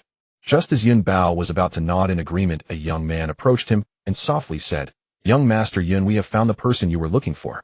When would you like to deal with it? Upon hearing this, Yun Bao's eyes sparkled with a cold smile as he said, the sooner the better. I want to see who is so bold as to dare to take advantage of my Yun family. However, the most important thing right now is to escort Miss Qingyue to work. After saying this, Yun Bao looked at Qingyue and smiled. I wonder if I have the honor of sending Miss Qingyue to work and at the same time visiting your company. Qingyue naturally would not refuse and immediately nodded in agreement. Young Master Yun's kind offer is something I cannot refuse, but I just heard you mention having matters to attend to. I hope this won't delay you. Yun Bao waved his hand and smiled. It's just a small trouble to resolve, Miss Qingyue need not worry. Upon hearing this, Qingyue nodded and smiled. If there is anything young Master Yun needs my help with, please feel free to ask. After all, I am a native of Jiangxing and have some abilities to offer. If I can assist young Master Yun, I would be very happy. Yun Bao laughed heartily, nodded and said, if needed, I will certainly trouble Miss Qingyue. However, it seems that for now it is not necessary. Let's go, Miss Qingyue, please get in the car. As he spoke, Yun Bao's car had already arrived. Yun Bao looked at the young man and said lightly, just arrange for a few people to bring him to me. He is just an ignorant fool. Ooh, do I really need to meet him personally? The young man nodded and said, young master, rest assured I will handle it personally to ensure nothing goes wrong. Have fun. As he spoke, the young man wore a somewhat meaningful smile. Yun Bao laughed heartily, patted the young man's shoulder, and then got into the car sitting beside Qingyue. On the way, Gao Qingyue and Yun Bao did not engage in much conversation, only casually discussing some topics. It must be said that Yun Bao had a sweet tongue, which made Gao Qingyue very happy. Before long, the vehicle arrived at the foot of the Qingyue Group building where Lin Ji was already waiting. When she saw Gao Qingyue stepping down from Yun Bao's car, she was momentarily stunned, and after seeing Yun Bao's appearance, she was even more taken aback. However, Lin Ji was very perceptive. Seeing Gao Qingyue's demeanor, she knew that this Yun Bao was not simple. President, who is this? Lin Ji walked up to Gao Qingyue and inquired. Gao Qingyue smiled and said, this is Yun Bao, Mr. Yun from Yun Duan Group. Upon hearing this, Lin Ji's eyes immediately brightened. The Yun from Yun Duan Group was truly like a cloud floating in the sky. Immediately, Lin Ji revealed a passionate gaze towards Yun Bao, bowing slightly and smiling. Hello, Mr. Yun. I am Lin Ji, the assistant to the president of Qingyue. If you need anything, feel free to contact me at any time. Yun Bao looked at Lin Ji and smiled. No wonder the beautiful president has an assistant as stunning as herself. How wonderful. Although he said this, there was indeed a moment of surprise in Yun Bao's eyes, but soon after he lost interest. He had seen too many stunning beauties, but it was difficult to enter his heart. Gao Qingyue caught his interest because she had treated him indifferently while in the hospital, otherwise he wouldn't have gone to such lengths. However, when Lin Ji saw him, she was directly enthusiastic, especially in the way her eyes looked at him, which was almost identical to how other women gazed at him. This caused Yun Bao to lose a lot of interest. Lin Ji also noticed the indifference in Yun Bao's eyes, which pained her heart. Especially when she saw the desire and passion in Yun Bao's gaze towards Gao Qingyue, the jealousy made Lin Ji nearly grit her teeth. Why was everyone so good to Gao Qingyue, so fond of her while they were indifferent towards her? Why did she have to be just an assistant to Gao Qingyue, receiving the affection of some ordinary people with little financial power, while she could not also be favored by some rare young talents? It was truly unfair, utterly unfair. Lin Ji was completely confused about where she fell short compared to Gao Qingyue. Let's go and properly introduce your company. Later I will arrange for someone to discuss cooperation. At that time we will be partners. Yun Bao was again painting a grand picture for Gao Qingyue, but this time she truly could not refuse it. Meanwhile, Xiao Guzi had already taken people to look for Yi Qing. The news blockade by Old Gu could only be temporary. After all, although Old Gu held great power in Yun Duan group, the people of the Yun family had even more influence and would not be weak. It was only a matter of time before Yun Bao received the news. Old Gu had already reminded Yi Qing of this. Yi Qing did not take it seriously, and Old Gu had no other options but to choose to believe Yi Qing. After all, he was someone whom Old Yun trusted. Upon arriving at Yi Qing's doorstep, Xiao Guzi nodded at the bodyguards, who then knocked heavily on the door. In front of Yun Bao, Xiao Guzi was merely a follower. However, when Yun Xiao was not around, Xiao Guzi was like, not to mention anything else, just the fact that Xiao Guzi had his hands in his pockets and wore a look of indifference really made him resemble Yun Bao even more. After Yi Qing opened the door and saw Xiao Guzi and the others, he said nothing, turned around, and returned to the living room, where he sat down and brewed a cup of tea. This scene left Xiao Guzi and the others momentarily stunned, looking at each other in disbelief. They did not expect this situation at all. Shouldn't he ask who they were? Shouldn't he inquire about their purpose? Just like that, he opened the door without saying anything and directly returned to the living room to sit down. What was going on? Xiao Guzi led 4 bodyguards into the room. Looking at Yi Qing sitting on the sofa, he frowned slightly and said, "Do you know us?" Yi Qing shook his head and said casually, "I don't know you." Xiao Guzi laughed directly. "If you don't know us, why did you let us in without even asking? What does that mean?" Yi Qing glanced at Xiao Guzi and said, "Why waste time doing that? After all, you came to find me, so that must be correct. Since you're here, let's get straight to the point. You don't seem like you came to deliver gifts, so you must be here to cause trouble. Let's skip to the main topic then." Goodness, Xiao Guzi had never met someone like this in all his life, which made him somewhat interested. Sitting across from Yi Qing, Xiao Guzi smiled and said, "Interesting, I really quite like you." "Great, where is Old Yun?" Xiao Guzi got straight to the point, directly asking about Old Yun's whereabouts. Just as Old Gu had mentioned before, Old Yun's presence was something everyone in the Yun family would not and could not ignore. Yi Qing looked at Xiao Guzi and said lightly, "I don't know. Even if I did know, I wouldn't tell you." Xiao Guzi looked at Yi Qing, a hint of a cold smile on his lips. "All right, kid, quite arrogant. But I wonder if you have the capital to be so arrogant. By asking this question, I'm sure you already know who we are and who we represent. Are you sure you can resist? I advise you to be honest. This way you can avoid suffering and perhaps even gain some benefits. However, if you stubbornly refuse to listen, then I can only say I'm sorry." After saying this, Xiao Guzi took out a contract and said lightly, "Sign this equity transfer contract. From now on, Old Yun's shares will have nothing to do with you. However, as compensation, I will provide you with 1 million in cash. Kid, you can get 1 million for nothing, just by doing nothing. You've struck gold." Xiao Guzi said this without flushing or panting, as if he truly felt that Yi Qing had picked up a tremendous bargain. However, Yi Qing looked at Xiao Guzi as if he were an idiot and said, "Have you been drinking?" Xiao Guzi frowned slightly upon hearing this. "What do you mean?" Yi Qing responded, "Since you haven't been drinking, then you must be mentally ill. However, I do know some medicine, but I won't treat brainless idiots. You should go to the hospital. If you don't know how to get to the psychiatric hospital in Jiangxing, I can give you the address." Upon hearing this, Xiao Guzi was instantly furious. This was clearly mocking him and even insulting him. "You little bastard, you dare to call me an idiot." As these words fell, Xiao Guzi slammed his palm heavily on the table, causing a thunderous bang. Yi Qing gazed at the table which Xiao Guzi had just struck with a heavy slap and spoke in a low, solemn voice, "Apologize to my table." At those words, Xiao Guzi froze instantly. His 4 bodyguards exchanged incredulous glances with Yi Qing, silently wondering whether this man had lost his mind. After all, the table stood unscathed. Not a single crack marred its surface. Even if it had shattered under that blow, no one in their right mind would demand an apology from an inanimate object. Xiao Guzi burst into bitter laughter, fixing Yi Qing with a cold, mocking stare. "Brat, you not only called me an idiot, but now you dare mock me. Apologize to your table. Do I owe you an apology for slapping you? Don't you understand the gravity of your situation? Can't you grasp the peril you're in? So, you wish to die?" Yi Qing remained silent for a moment, then lifted his gaze toward Xiao Guzi and replied calmly, "Are you not an idiot yourself? Otherwise, how could you utter such absurd nonsense? A mere 1 million yuan to buy Yun Lao shares. Surely you don't believe your own mind is sound. Can't even calculate so simple a sum. Let me enlighten you. The shares Yun Lao entrusted to me are worth hundreds of billions. You offer 1 million, as though doing me a favor, and expect me to accept. Is that not mockery? Moreover, what Yun Lao granted me extends far beyond mere equity. It includes full control over the Yun Duan group and sovereign authority over the Yun family itself. Such power cannot be measured in shares alone. Tell me, does your reasoning truly hold up? Anyone can tally figures, but Xiao Guzi, were he truly an imbecile, would never have earned Yun Bao's constant trust and companionship. Yet arithmetic alone does not capture the whole truth. Xiao Guzi shook his head with a wry smile. No, brat, you've miscalculated. At least one thing you've both miscounted and misunderstood. Money matters. Yes, the shares in your hands are indeed worth hundreds of billions. That part is indisputable. But wealth of that magnitude is meaningless without the life to enjoy it. If your life is forfeit, what remains of your fortune? Let me warn you, never covet what is not yours. Greed invites death, and when one dies, everything vanishes. 1 million yuan is genuinely generous. Or do you doubt that a single million could purchase several of your lives? Yi Qing smiled faintly.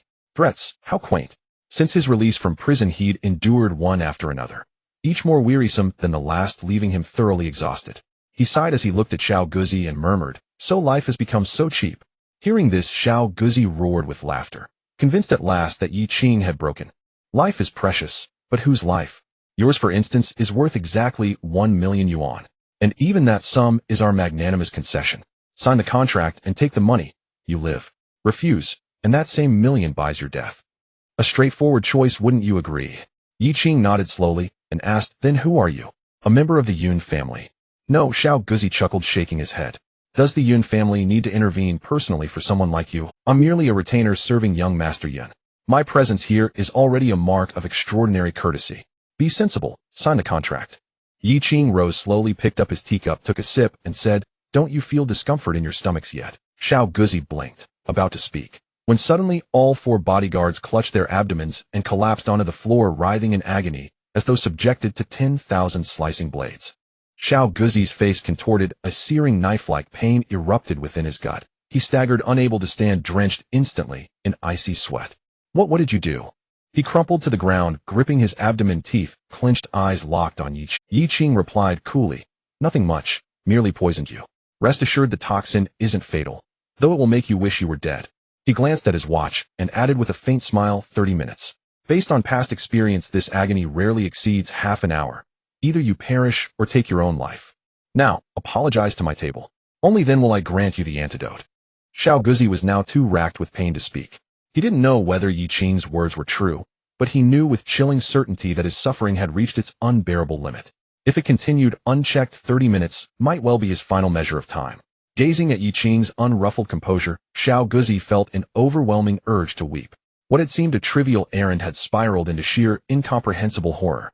"Hurry, give us the antidote, or the Yun family will obliterate you. You will die." Yi Qing nodded idly, scratching his ear with disdainful nonchalance. "Enough threats. They're tedious and utterly uninspired. Bow and apologize to my table now. Otherwise the antidote stays with me." With that, he produced 5 small pills, pretending to toss them aside.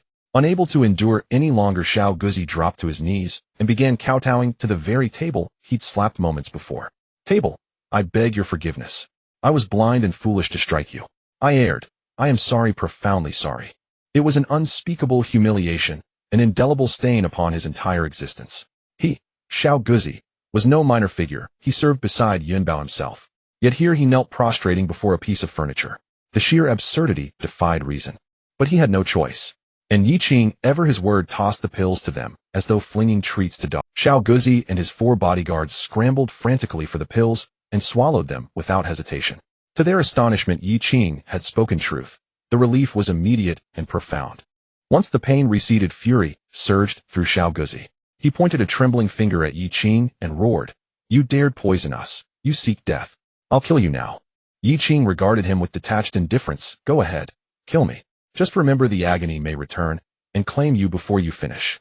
Those words struck terror into Xiao Guzi's face, and his men clapped hands over mouths and noses, terrified they might inhale poison anew. Yi Qing waved his hand dismissively. "Leave, while I still permit it. Send your master to me in person." Xiao Guzi and his men had no recourse. To them, Yi Qing had become a porcupine, untouchable, unassailable. Retreat was their only path forward. "Very well, you'll pay for this. We will have our revenge." With that, Xiao Guzi fled Yi Qing's residence with his bodyguards as though fleeing a plague-ridden hellscape. Yi Qing watched their retreating figures and sighed. This home is no longer safe. Anyone can walk in uninvited. Do they mistake my dwelling for a public marketplace? Meanwhile, Yun Bao sat in Gao Qingyue's office, engaged in animated conversation, while Lin Ji stood nearby, her eyes shimmering with anticipation, yet veiled by deep-seated jealousy. Young Master Yun, it's an honor to have you visit Jiang City. I must ensure you are well taken care of. Please let me know if there are places you would like to visit, and I will accompany you for a proper tour. Gao Qingyue smiled as she looked at Yun Bao, completely setting aside her corporate responsibilities to build a good relationship with him. Yun Bao nodded with a smile, saying, having Qingyue by my side makes me happy no matter where we go. This is my first time in Jiang City, and I am not familiar with it. I will leave the arrangements to you, Qingyue. Gao Qingyue, upon hearing this, smiled and nodded, saying, all right, since young Master Yun doesn't mind, I will take the lead. If anything is not up to par, I hope you will forgive me, young Master Yun. By the way, young Master Yun, I have a matter I'd like to inquire about. Young Master Yun responded, Qingyue, just speak your mind. I will tell you everything I know. He keeps calling me Qingyue as if we are already quite familiar. However, Gao Qingyue did not mind, and was rather pleased. It's like this, young Master Yun. I visited Yun Duo Jewelry and saw a set of jewelry called White Crystal Romance.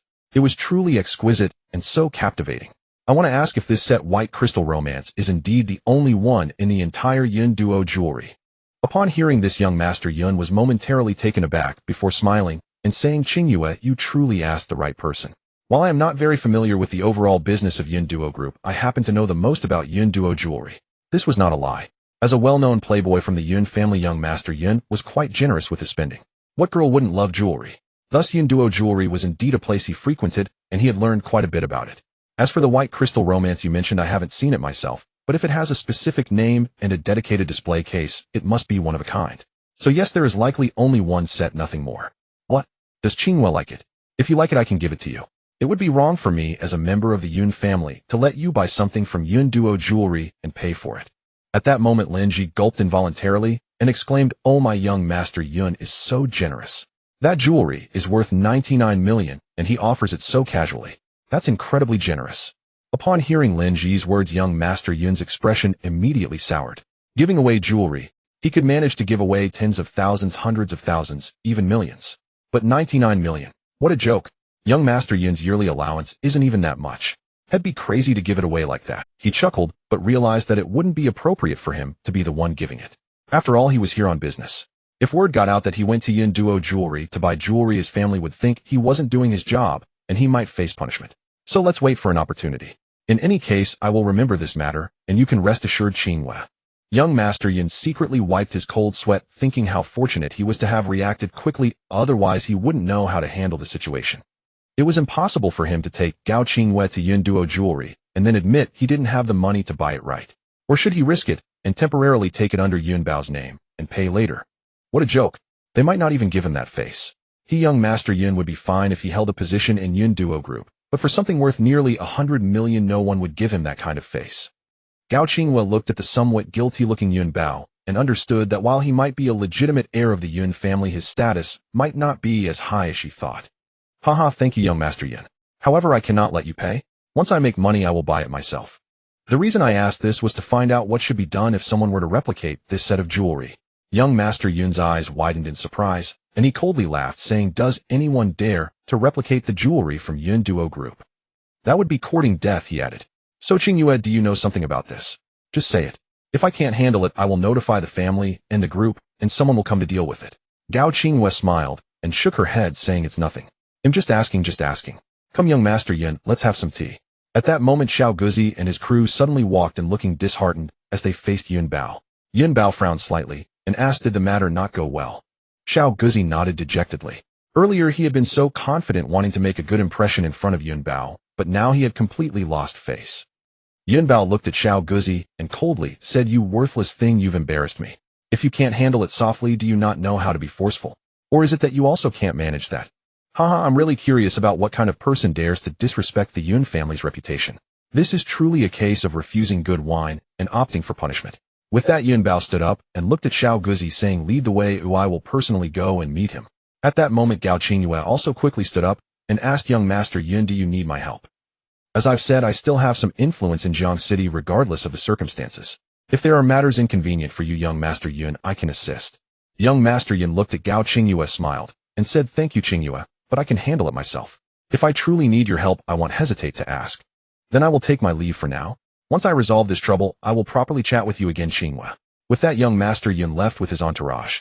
After young Master Yun left, Gao Qingyu's expression turned cold as she looked at the cup he had used, and said coldly, Lin Ji, throw this cup away, or it makes me feel sick. Lin Ji was taken aback and looked confused. Gao Qinghua frowned slightly, and said coldly, did you not hear what I said? Throw this cup away quickly. Look at yourself, how dare you pursue me? You really don't know the height of the heavens and the depth of the earth. Lin Ji was stunned by her words. Is this still the Gao Qinghua we know? He is after all a young master of the Yun family. Lin Ji walked to the table, picked up the cup, and threw it into the trash, saying, Qinghua, isn't he a young master of the Yun family? Gao Qinghua sneered, and said there are plenty of young masters in the Yun family, what makes him special? He's just a useless person who can't even take charge of a set of jewelry. How high can his status really be in the Yun family? I have been polite to him to avoid offending him, but if he thinks that just because he is a young master of the Yun family, he can freely trample on me, he is gravely underestimating me, Gao Qinghua. After saying this, Gao Qinghua glanced at Lin Ji, and said, you seem quite enthusiastic and invested. How about I give you a makeover and introduce you to him? I think he wouldn't refuse, but whether you can hold a place in his heart is another matter altogether. Anger. In this moment, Lin Ji felt insulted and her heart was filled with rage. Gao Qinghua was disgusted by Yun Bao, even throwing away the cup that Yun Bao had used, yet she had the audacity to say she would dress up and introduce herself to Yun Bao. She even mentioned whether she could occupy a place in Yun Bao's heart, which was uncertain. What does this mean? It clearly shows that she looks down on Lin Ji, believing that Lin Ji needs to dress up to get close to Yun Bao, and even worse, possibly just seen as someone to toy with. Bullying someone can't be this blatant. Gao Qinghua has gone too far. However, Gao Qingyu's outrageous behavior has not just started today. Although they seemed like close friends, in reality, since Gao Qingyu's status rose, the gap between them had widened significantly. Enduring was all Lin Ji could do at the moment. Qinghua, you misunderstood. I just think he is from the Yun family, and it's not good to offend him. Ooh, I have no other intentions. Gao Qinghua looked at Lin Ji, sneering. I hope I misunderstood. But what does it matter if I did? You, Lin Ji, have been single for so long, is it because no one is pursuing you, or is your taste too high? You know it yourself. I also know that you have always compared yourself to me, believing you are superior in many aspects, yet still falling short, so you must feel quite unhappy, right? Do you dream of taking my place? At this point, Gao Qinghua stood up and walked directly in front of Lin Ji, laying her cards on the table. Hearing this, Lin Ji's eyes flickered with panic, and she quickly shook her head, saying, Qinghua, you misunderstood. I really didn't. Gao Qinghua smiled, tracing her finger across Lin Ji's beautiful face, but her long nails made Lin Ji feel a slight sting. Whether it's a misunderstanding or not doesn't matter, sometimes fate is just like this. When it's time to accept your fate, you must learn to accept it, Lin Ji. After following me for so many years, you should understand this. What you think doesn't concern me. I can understand that people strive to rise higher, and I can even help you. However, if you desire to touch what belongs to me, Gao Qinghua, do you think I would be happy about it? Lin Ji, you are my only friend, don't let me down, okay? Lin Ji quickly nodded and said, I understand, Qinghua, don't worry, I won't disappoint you. At this moment, saying too much would be a mistake. Lin Ji didn't dare to explain anything and could only nod in acknowledgement. Gao Qinghua then smiled, patted Lin Ji's shoulder, and said, that's good. You don't have to accompany me today, go find Bai. After all, she is an old friend, and our relationship should ease a bit. Especially Bai, so pure and kind, is the easiest to be deceived. Earlier she must have seen me hugging Yiqing, she probably isn't happy about it. Go ahead and comfort her. And by the way, get ready to verify the relationship with Bai Shuijing. Saying this, Gao Qinghua revealed a smile, saying, it's truly effortless to gain. The young master of the Yun family just happens to come to Jiangqing. What could be more reliable than hearing it from him? Lin Ji's eyes lit up upon hearing this, and then suddenly thought of something. Qinghua, do you think if the young master of the Yun family meets Bai, he might feel something? After all, I see that young master Yun Bao seems like a lecherous person, not an easy character to deal with. Gao Qinghua shrugged indifferently and said, then let it be, it doesn't concern me. My responsibility is to make Bai see the truth and let Yiqing know what regret is. Beyond that, there's nothing else to worry about, it's up to you. Then Lin Ji nodded and quickly left Gao Qingyu's office. After exiting the office, a flicker of coldness flashed in Lin Ji's eyes, clearly remembering and being troubled by what had just happened. At this moment, Yun Bao, led by Xiao Guzi, was heading towards Yiqing's home. In the car, Yun Bao was displeased with Xiao Guzi's performance, yet Xiao Guzi felt truly aggrieved. Looking at Yun Bao, Xiao Guzi was in tears, feeling extremely wronged. Young master, you know me best, why would risk my life to serve you? But this Yiqing is truly malicious, he actually poisoned us, and the worst part is we don't even know how we were poisoned. You don't know, young master, I just knocked on the table, and he forced me to bow and apologize to the table. Boo-hoo, young master, I have never lost so much face in my life. I don't even want to live anymore. Xiao Guzi cried, bitterly not caring about face anymore, and poured out everything that had happened, especially how terrifying the poison was when Yi Qing administered it, and how despicable Yi Qing was. Yun Bao was taken aback. Really? This Yi Qing managed to poison you without you realizing it, and the poison was so severe that you couldn't live or die. And he made you bow to the table to apologize. Yun Bao found this somewhat amusing aside from a hint of Xiao Guzi, feeling deeply pained, nodded emphatically, saying, "Young master, I truly did not deceive you. The 4 bodyguards that went with me can testify to that." At this point, Xiao Guzi hesitated, looking at Yun Bao, saying, "Young master, are you really going? If not, why not let the bodyguards go first, beat him half to death, and then say it? After all, if you were also poisoned, then it would be over." Upon hearing this, Yun Bao initially wanted to agree, but after a moment's thought, he shook his head. "Don't worry, since he wants me to talk, he is clearly dissatisfied with the price. He, a person with skills and interesting methods, I do want to meet. If I can recruit an expert at poisoning, it wouldn't be a bad thing for me." With this thought, a glimmer of excitement flashed in Yun Bao's eyes. Yun Bao certainly had enemies and people he wanted to deal with, but sometimes, perhaps due to strength or influence, he had to swallow his pride. However, if someone could poison others without them realizing it, that would be a different story. After realizing this, Yun Bao felt an urge to meet Yi Qing sooner. "Xiao Guzi, go find a place and buy a gas mask for everyone. When the time comes, we'll have no problems." As soon as he said this, Xiao Guzi's eyes lit up, looking at Yun Bao, and immediately began to shower him with flattery. "Young master, you are so smart. Why didn't I think of that? Wearing a gas mask means we won't be afraid of his Alright, I'll go buy gas masks right away. That damn thing without poison, let's see what tricks he has left against us." Xiao Guzi was extremely excited now. He immediately arranged for someone to find a place to buy gas masks. Soon the convoy of Yun Bao stopped outside Yi Qing's building. However, this time the dozen or so individuals who stepped out of the vehicle made one wonder if their minds were unwell. Each of them wore gas masks as if there were a plague in this place. Upon arriving at Yi Qing's doorstep, he found the door wide open, clearly waiting for their arrival. Yun Bao glanced at the little dog beside him, who immediately understood the unspoken message. Although feeling a bit apprehensive, he figured that since he was wearing a gas mask, he boldly stepped into the room. "Yi Qing, come out. We are back." At that moment, Yi Qing was in the kitchen tidying up the dishes. Hearing the voice, he calmly wiped his hands and walked into the living room. Seeing that the little dog and the others were all wearing gas masks, Yi Qing revealed a hint of a mocking smile. He then walked over to the sofa in the living room, sat down once more, and said lightly, "Your attire is quite interesting, but is it useful? Alright, has the main person arrived? If so, come in and stop scaring the neighbors outside." At this moment, Yun Bao led his group into the room, and the presence of more than a dozen people instantly made the cramped space feel even more crowded. Yun Bao sat directly across from Yi Qing, and after surveying him a few times, smiled and said, "You must be the one the old man designated. Indeed, you possess quite a skill, but if you think this is enough to acquire the old man's shares, I'm afraid you are not qualified."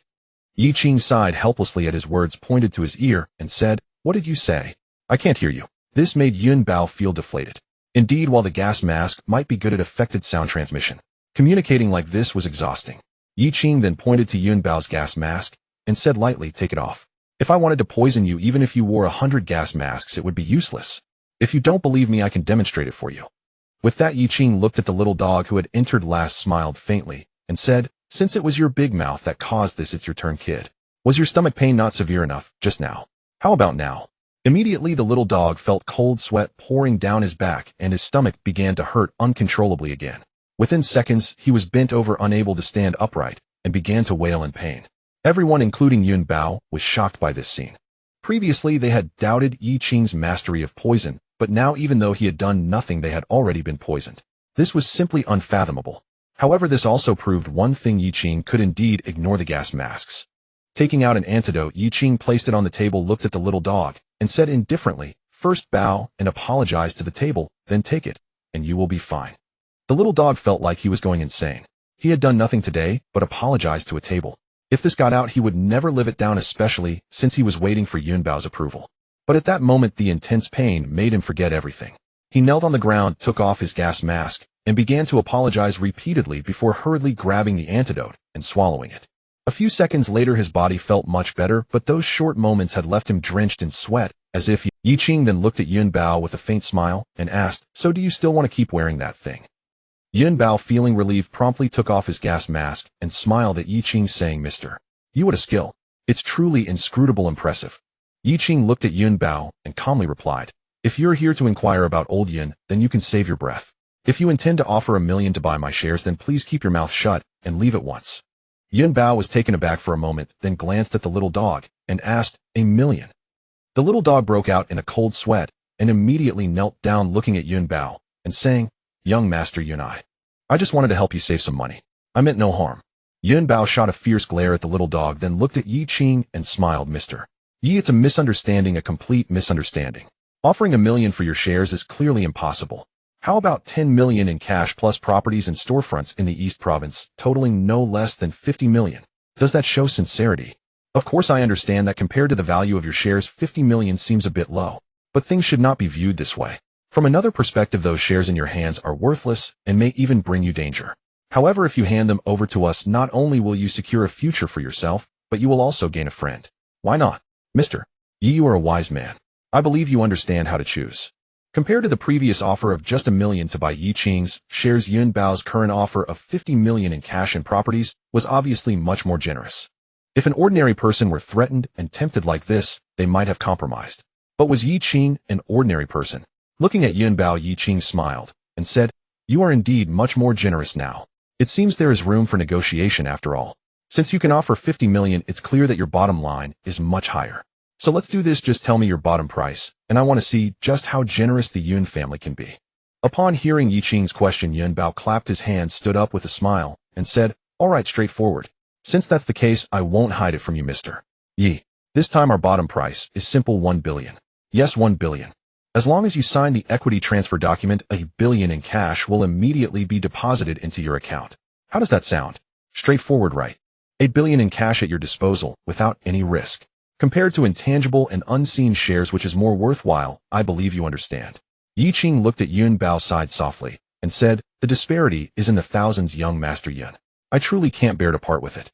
Moreover, I value promises. Since I agreed to help old Yun take care of the Yun family and Yun Duan Group, I cannot go back on my word. Young Master Yun, let's do this. Since you have been sent here, it's clear that you are at least a direct descendant of the Yun family, even if not highly regarded. How about this? Follow me, and I will ensure you have meals in the future. Your future may not be without prospects. I think you should feel honored by such a condition. Once those words were spoken, Yun Bao was immediately stunned. Previously, he had thought about wooing Yi Qing to work with him, but before he could speak, Yi Qing was already inviting him to follow him. What a joke. A dignified descendant of the Yun family following an outsider. This was simply absurd. Mr. Yi, you sure know how to joke, but this is not funny at all. Yi Qing looked at Yun Bao with indifference and sneered, Joke? I never joke with strangers. Today I've said all this because of old Yun's face. I wanted to show some leniency towards the descendants of the Yun family. Otherwise, do you think you have the qualification to stand before me and chat casually? Just because your surname is Yun. But what does it matter if your surname is Yun? What does it matter if my surname is Yun? Only Yi Qing would dare to say such a thing, and to say it in front of. However, this immediately enraged Yun Bao, who pointed at Yi Qing and coldly said, Yi Qing, I advise you not to overstep your bounds, or else you will regret it. If we cannot come to terms, I can give you some face, but we can negotiate slowly. Whether the money is much or little, one must have a life to spend it. Do you think that with your underhanded methods you can act however you please? Since you know what kind of power my Yun family possesses, you should also be clear that if we wish to act against you, we can make you disappear without a trace in no time. Are you really seeking death? Since we cannot come to an agreement on interests, then let's use lives to threaten. This scion of the Yun family truly fears no one. But does Yi Qing fear anyone? Looking at Yun Bao, Yi Qing said indifferently, What's the matter? Are you cornered like a dog? If I don't let you leave this door today, do you think you can? After saying this, Yi Qing looked at the little dog and coldly laughed. Unless you shed some blood or take some lives, there will always be someone who thinks I am an easy target. How about this? You can serve as a demonstration for your master with your life. Upon hearing this, the little dog nearly went mad. Others who were poisoned only experienced it once and were already in unbearable pain. He, the little dog, had said nothing, but for the sake of a demonstration had been poisoned twice and suffered twice as much. Now Yi Qing's attitude clearly indicated that he wanted to put Yun Bao in his place, but why was it him who was facing this? The little dog immediately wore a mournful expression and took a step back, not daring to breathe. Yun Bao seemed to recall the little dog's previous miserable state and remembered Yi Qing's unpredictable methods of poisoning. He immediately felt apprehensive and said to Yi Qing, Mr. Yi, I came with good intentions to talk with you. There's no need to be angry. To be honest, I really admire you. We can continue discussing the money, but there's another matter I think we can also talk about. Although I, Yun Bao, may lack abilities, I am still of the direct line of the Yun family. Mr. Yi, how about following me? I guarantee that as long as I have food you won't go hungry, and you can call the shots whenever you want. What do you think? Thinking it over, Yi Qing laughed heartily upon hearing this, looking at Yun Bao with a touch of mockery, and said, "Follow you a mere embroidered pillow. Seeing your body which has been hollowed out by wine and lust, I even suspect if you can walk steadily. What do you want me to do by following you? Assisting you in poisoning your enemies? Or drugging women? But can you even do that? My dear young Master Yun, do you still possess the capabilities of a—" As soon as these words were spoken, the entire room turned icy cold, as if a gust of cold wind had blown through. The little dog and Yun Bao's bodyguards all closed their mouths, not daring to make a sound. A forbidden topic. Yi Qing's words touched Yun Bao's sore spot. Because in truth Yun Bao could hardly be considered a man anymore. Those close to him, even if they did not speak of it, were somewhat aware. But no one dared to mention it. They didn't even dare to bring it up. How did Yi Qing know about this? Young Master Yun's face turned pale as he looked at Yi Qing and forced a laugh, saying, "Mr. Yi is quite amusing. What you say is hard to comprehend. I'm a man and I don't need to prove anything. Mr. Yi, is it really necessary to humiliate me in this way? It's truly rather pointless." Yi Qing looked at young Master Yun and chuckled softly, saying, "Your name is Yun Bao. Yun Haishan is your father. When you were young you grew up by Yun Lao's side. Although you were not particularly clever, you were kind-hearted. As for how you became what you are now, I do not wish to elaborate, and do not know, but when Yun Lao speaks of you, he does so with great emotion. I'm saying this today because I want to ask you, do you still remember the grandfather who used to carry you on his back and make you—" As soon as these words were spoken, Yun Bao was instantly stunned. No matter how he thought about it, he never expected that Yi Qing would say such a thing, which plunged him into memories. There are many children of the Yun family who were personally cared for by Yun Lao, but Yun Bao was given special care due to losing his mother early and his father being in despair. To put it bluntly, Yun Bao missed Yun Lao. Otherwise, at this moment, he wouldn't have red eyes. "Yi Qing, did my grandfather tell you all this?" Yi Qing nodded and said, "Yun Lao is in good health, but he has more important matters and things he wants to pursue. Therefore, he is unwilling to return to the Yun family for the time being. Your red eyes indicate that your conscience and bottom line have not been entirely lost. I didn't kill you today because I knew it was you, Yun Bao. Yun Bao is living off others and letting Yun Lao down really what you want. Let the others leave. Do I want—" Yi Qing slowly stood up, walked to Yun Bao's side, gently patted his shoulder side, and said, "Yun Lao is worried about you." Yun Bao suddenly choked up as if he hadn't had a good time in the Yun family over the years and felt a great deal of grievance in his heart. Looking at the little dog and the others, Yun Bao waved his hand and said, "You all wait for me outside." At this moment, the little dog wanted to show loyalty and quickly said, "Young Master Yun, I'll stay here with you. If he has any ill intentions towards you, I will protect you with my life, no matter what." Looking at the loyal little dog, Yun Bao at this moment lost his usual calmness and directly shouted angrily. This shout immediately scared the little dog and the other bodyguards, who quickly scrambled out of Yi Qing's room. Yun Bao at this moment calmed himself and looked at Yi Qing, saying, "You've successfully made me lose my composure, but if you think this will merely avoid the Yun family taking action against you, you are gravely mistaken.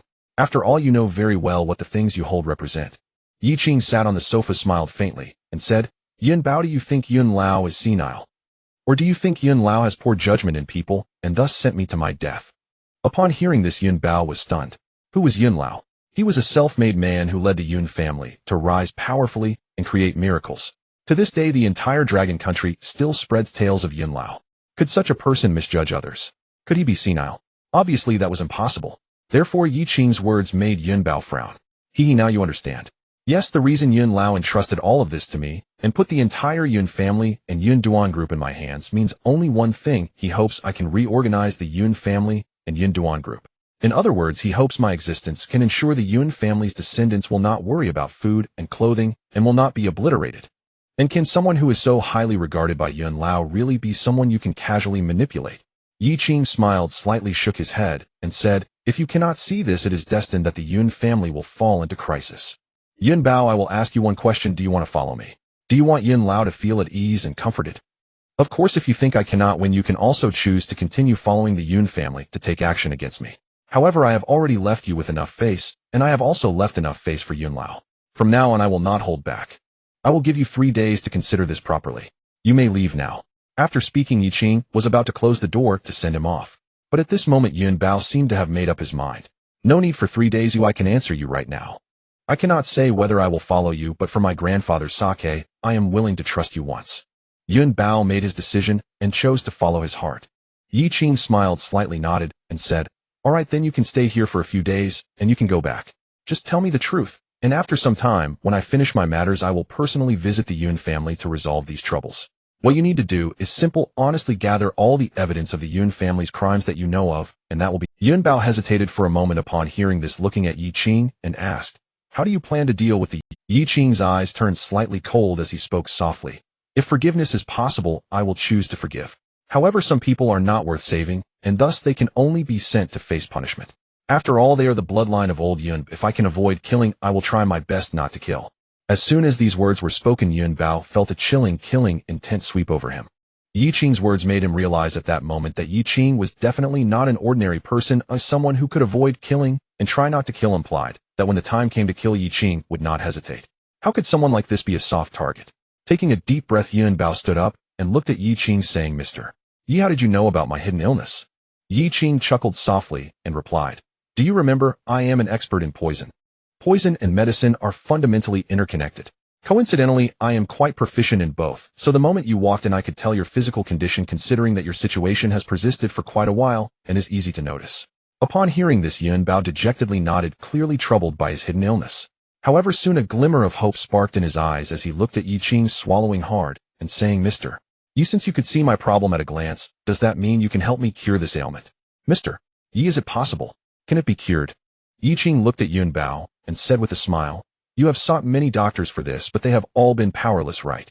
You have tried various methods, yet the results have been unsatisfactory. Over time, you became disheartened, feeling that life lost its charm, gradually turning into a roguish playboy. That is because the more you lack something, the more you desire it. Your hidden illness is actually artificially induced and difficult to treat, but I can indeed cure it, although I currently lack the time. After all, adjusting your condition requires considerable time and effort. Instead of that, there are simpler methods. Have you heard of the Shenhua group? Yi Qing can cure it, but he just doesn't have the time for himself. However, being able to cure implies hope." At that moment, Yun Bao's eyes filled with tears of hope, and he was almost overwhelmed with excitement. As soon as Yi Qing mentioned the Shenhua group, Yun Bao immediately nodded and said, "I have heard of it. It is a legendary group that became worth hundreds of billions in a short time, and its products are shrouded in mystery, making it hard to grasp. Those who believe in it do so fervently, while skeptics dismiss it as a fraudulent company." "Mr. Yi, what do you mean by mentioning the Shenhua group?" Yi Qing smiled and said, "The life essence from the Shenhua group is real and effective, and it will only be better and more useful than you imagine. Your issue can be resolved with the life essence. There's no need to waste my time. Of course, given your situation, you probably won't be able to obtain the life essence. But that's all right. The Shenhua group will soon make an announcement, and they will be launching various products that are all remarkably effective. Your opportunity is coming." Upon hearing this, Yun Bao's mouth fell open in disbelief as he looked at Yi Qing and asked, "Mr. Yi, how do you know so much about the Shenhua group? Moreover, is the rumored effect of the life essence truly real? If so, that would be a miracle. Furthermore, you mentioned that the Shenhua group is about to release multiple products for external sale, all of which are equally effective. If this is true, just how massive would the Shenhua group grow? It's simply unimaginable." Yun Bao, being a descendant of the Yun family, immediately recognized the commercial value brought by Yi Qing's information. If the Shenhua group is indeed as Yi Qing described, it would quickly grow into an unbeatable behemoth. Its financial power would be frightening. Yi Qing did not answer Yun Bao's question, only smiling faintly and saying, "At your current stage, there's no need for you to know so much. Just do what you need to do and you will receive your due rewards. Most importantly, old Yun will be pleased to see your success and the right choices you make. He will be comforted." Yun Bao fell silent upon hearing this. Taking a deep breath, Yun Bao looked at Yi Qing and bowed deeply, saying, "Mr. Yi, thank you for showing me hope and helping me regain myself. Rest assured, Yun Bao knows what to do." Having said that, Yun Bao left Yi Qing's home. After stepping outside, Xiao Guzi immediately approached with a smile and asked, "Young Master Yun, how did it go? Did this kid agree? Should we teach him a lesson?" Yun Bao, upon hearing this, immediately slapped Xiao Guzi across the face, angrily saying, "Teach him a lesson? Are you looking to apologize by knocking your head on the table? Get lost. Everyone here is forbidden from leaking what happened today." Damn it, those from the Yun family guessed that things had become troublesome and refused to show up, leaving me to be the scapegoat. I refused to take that role. Having said that, Yun Bao walked downstairs. However, when no one was watching, the roguishness in Yun Bao's eyes disappeared, replaced by a hint of seriousness and shrewdness. He had to continue pretending that would align with his persona in the Yun family. If he could not accomplish anything, it would not be his fault. But if he suddenly acted differently now, anyone would notice something was amiss. So this playboy had to keep his act up. Besides, he had long since been a playboy. Meanwhile, Yi Qing stood by the window watching Yun Bao's convoy leave before taking out his phone and dialing the president of the Shenhua Group, Si Yan. Si Yan, please simplify the issue of launching multiple varieties of life essence in bulk. If there are no unexpected circumstances, please issue the announcement as soon as possible. At that moment, Si Yan, who was at the Shenhua Group headquarters, felt a surge of excitement upon hearing Yi Qing's instructions. Receiving Yi Qing's approval meant that everything could proceed according to plan. Soon the Shenhua Group would become an entity that no one could ignore. Si Yan would also become the focus of everyone's attention. Mr. Yi, regarding the multi-variety development of the life essence, we have temporarily decided on the following types. First, the life essence diluted tenfold, priced at 100,000 for a small vial of life essence. Secondly, the life essence diluted 100-fold, priced at 10,000 for a small vial of light of life. The third type is the life essence diluted over 10,000 times, produced as the spring of life, priced at 30 yuan per bottle, comparable to various bottled waters. Mr. Yi, once these three products officially launch, the Myth Group will immediately become a legend throughout the Dragon Kingdom and even the entire world. At that time, the Myth Group will possess an unimaginable cash flow. No one understands the effects of the life essence better than Yi Qing, as it is derived from the Qing Emperor's longevity technique, combined with the refinement of spiritual energy from heaven and earth, with various effects exceeding imagination. Naturally, just three products will not reach the full potential of the life essence. However, just by launching these three products, as long as the effects are validated, a buying frenzy will ensue, and the scene will be unimaginable. Yi Qing looked at the phone, his expression calm, and he said lightly, the life essence can also be developed into skincare products, as well as Chinese and Western medicines and various health supplements. All of these can be put on the agenda. However, Cyan, you should know well that with immense profits come all sorts of dangers. When profits exceed tenfold, it is enough to drive people to take risks, even to the extent of sacrificing their lives. The life essence of the Myth Group will attract countless eyes and make many covetous. I believe I need not say more. From this moment on, your security force will increase tenfold, and all research personnel will have their security levels raised. If there are any other troubles, just report directly to me, and I will handle them. Yi Qing cannot only see the immediate benefits without recognizing the dangers lurking behind. Any company or organization, once it possesses unimaginable profits, will attract countless bloodthirsty predators. This is unavoidable. Whether black or white, major groups, powerful factions, and influential families, who would not be tempted by a high-quality enterprise earning hundreds of billions, even trillions a year, who would not take risks.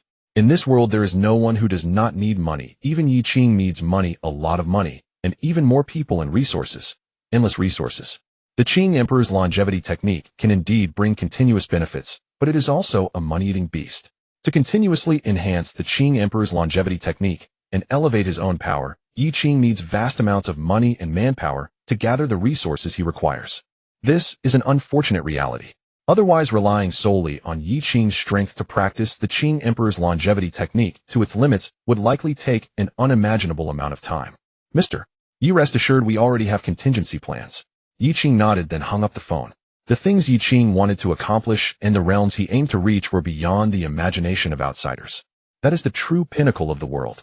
It's a pity that the woman who could have stood with him at the World's Summit no longer has that qualification.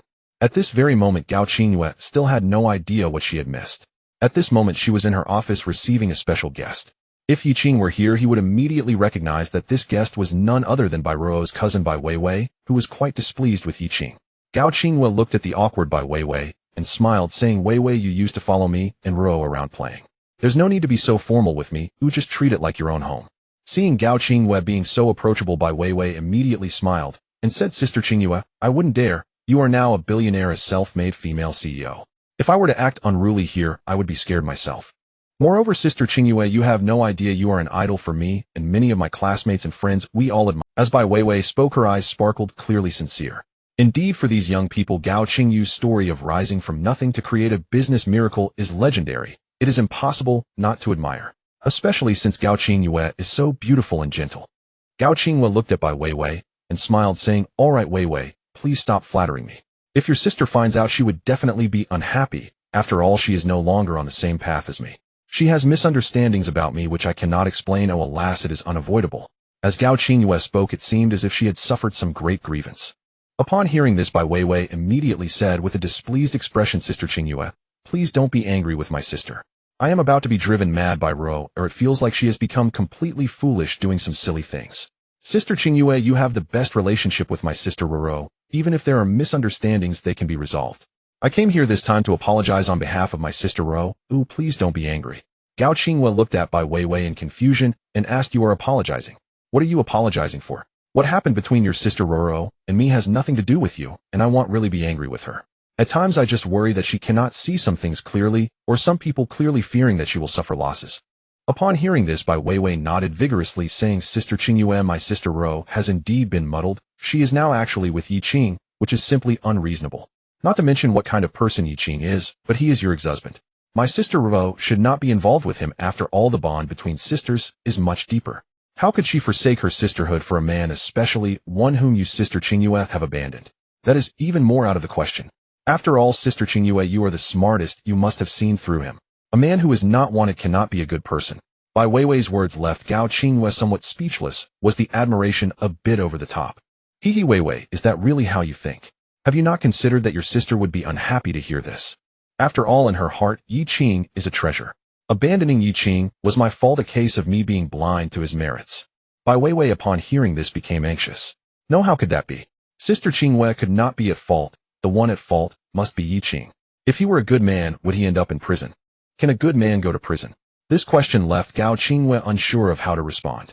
After all, no one knew better than her that Yi Qing's imprisonment was entirely for her sake. Weiwei, you can't say that. After all, I know Yi Qing, and he isn't a bad person. It's just that we aren't suitable for each other. Let's consider it a peaceful breakup. Your sister has liked him for quite some time, so you should try to understand her better. At this moment, Gao Qingyue was playing the role of the good person. However, Bai Weiwei had already formed a negative impression of Yi Qing, so upon hearing Gao Qingyue's words, she immediately spoke up. Sister Qingyue, you are such a nice person. I know you don't want to speak ill of anyone, but the truth is the truth. It was my sister and Yi Qing who wronged you. Knowing you were together with Yi Qing, my sister still couldn't let go of him. And Yi Qing, with such a wonderful wife like you, still doesn't know how to cherish you. They are the ones who owe you an apology. Gao Qingwe even began to doubt if Bai Weiwei was her real sister. She smiled and shook her head, saying, all right, Weiwei, there's no need to say so much. After all, that's your sister. You shouldn't complain about her. All right, let's not talk about these unhappy things. Is there something you wanted to discuss with me this time? Bai Weiwei blushed upon hearing this, took out an invitation card from her bag, and shyly said, Sister Qingyue, my birthday is in 3 days. It's my 18th birthday, which also counts as a comingafage ceremony. I would like to invite you to attend. Is that okay? I know you're very busy, but if you have the time, I still hope you can make it. After all, my classmates and friends all admire you, and they would be so happy to meet you. Gao Qingwe accepted the invitation with a smile, and said, little girl, did you brag to others that I would definitely come? Don't worry, I will definitely attend. Upon hearing Gao Qingyue's prompt agreement, Bai Weiwei revealed a touched expression and said, Sister Qingyue, you are so kind. Thank you. Gao Qingwe stood up with a smile and asked, is there anything else? If not, I have a meeting to attend soon, so I can't stay with you. However, I still want to advise you not to argue with your sister Roro. She's always been kind. Perhaps it's Yi Qing's persistent entanglement. But if they really have feelings for each other, we should also wish them well. Mentioning this, Bai Weiwei became displeased and shook her head, saying, no, Sister Qingyue, I can agree to everything else, but I definitely cannot agree to this. I absolutely hate Yi Qing. He made you unhappy, and the fact that he caused your divorce is already a grave sin. Now he is trying to meddle with my sister. I will not let him succeed. In short, Sister Qingyue, I will make sure to keep an eye on Yi Qing's relationship with my sister. All right, Sister Qingyue, I won't disturb you any longer. I'm leaving now. After saying that, Bai Weiwei happily skipped away.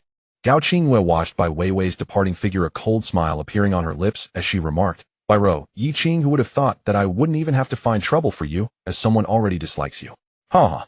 This little girl, although she can't achieve anything great, annoying you is quite satisfying. After speaking, Gao Qingwe picked up the invitation card, a glint of scheming flashing in her eyes, as she said, perhaps this birthday party is the perfect opportunity. Yi Qing, if you want to blame someone, blame yourself for provoking me. You must bear the consequences. And you too, Bai Roro, daring to snatch a man I don't want. Tisk, you will have to pay the price. At this moment, Bai Weiwei happily left Qingwe group.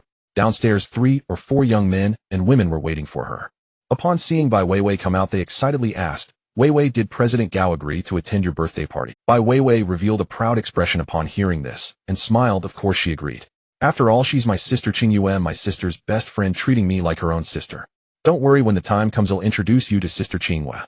Hearing this, the others immediately became excited and said, Weiwei, let's go out for a drink to celebrate. This news will definitely make others envious. This is our legend, the beautiful President Gao Qingwe. Bai Weiwei also revealed a hint of pride, but then shook her head and said, no, you all go ahead. I still need to visit my sister's house. I want to tell her this news and discuss some matters with her. The others saw that Bai Weiwei wasn't going, so they didn't insist. Bai Weiwei then drove directly to Bai Ruo. Upon seeing Bai Ruo, Bai Weiwei did not bother with pleasantries and angrily asked, "Sister, let me ask you again, what is your relationship with Yiqing? Are you two together already?" Bai Ruo looked at the furious Bai Weiwei, frowned, and said, "Weiwei, what are you doing? I have already told you about my relationship with Yiqing. That is our affair, and it has nothing to do with you. Why are you so anxious?" "Nothing to do with me. How could it not? Sister, you must have been enchanted by Yiqing, that fox spirit, right? He's nothing but a disaster." If Yiqing heard this, he would only find it absurd he had somehow become a fox spirit. Bai Ruo frowned and looked at Bai Weiwei angrily, saying, "Bai Weiwei, what nonsense are you talking about? What fox spirit, what enchantment? I'm telling you, you must not speak ill of Yiqing, do you hear me?" Seeing that Bai Ruo was still defending Yiqing at this moment, Bai Weiwei became infuriated. "Sister, you really are confused. I'm doing this for your own good. Moreover, he clearly has such a good wife like Sister Qinghua, but still doesn't know how to cherish her, yet he is still flirting with you. He's not a good person at all." This statement directly enraged Bai Ruo, who raised her hand and was about to slap Bai Weiwei. "Go ahead, hit me. Even if you kill me, I will still say it.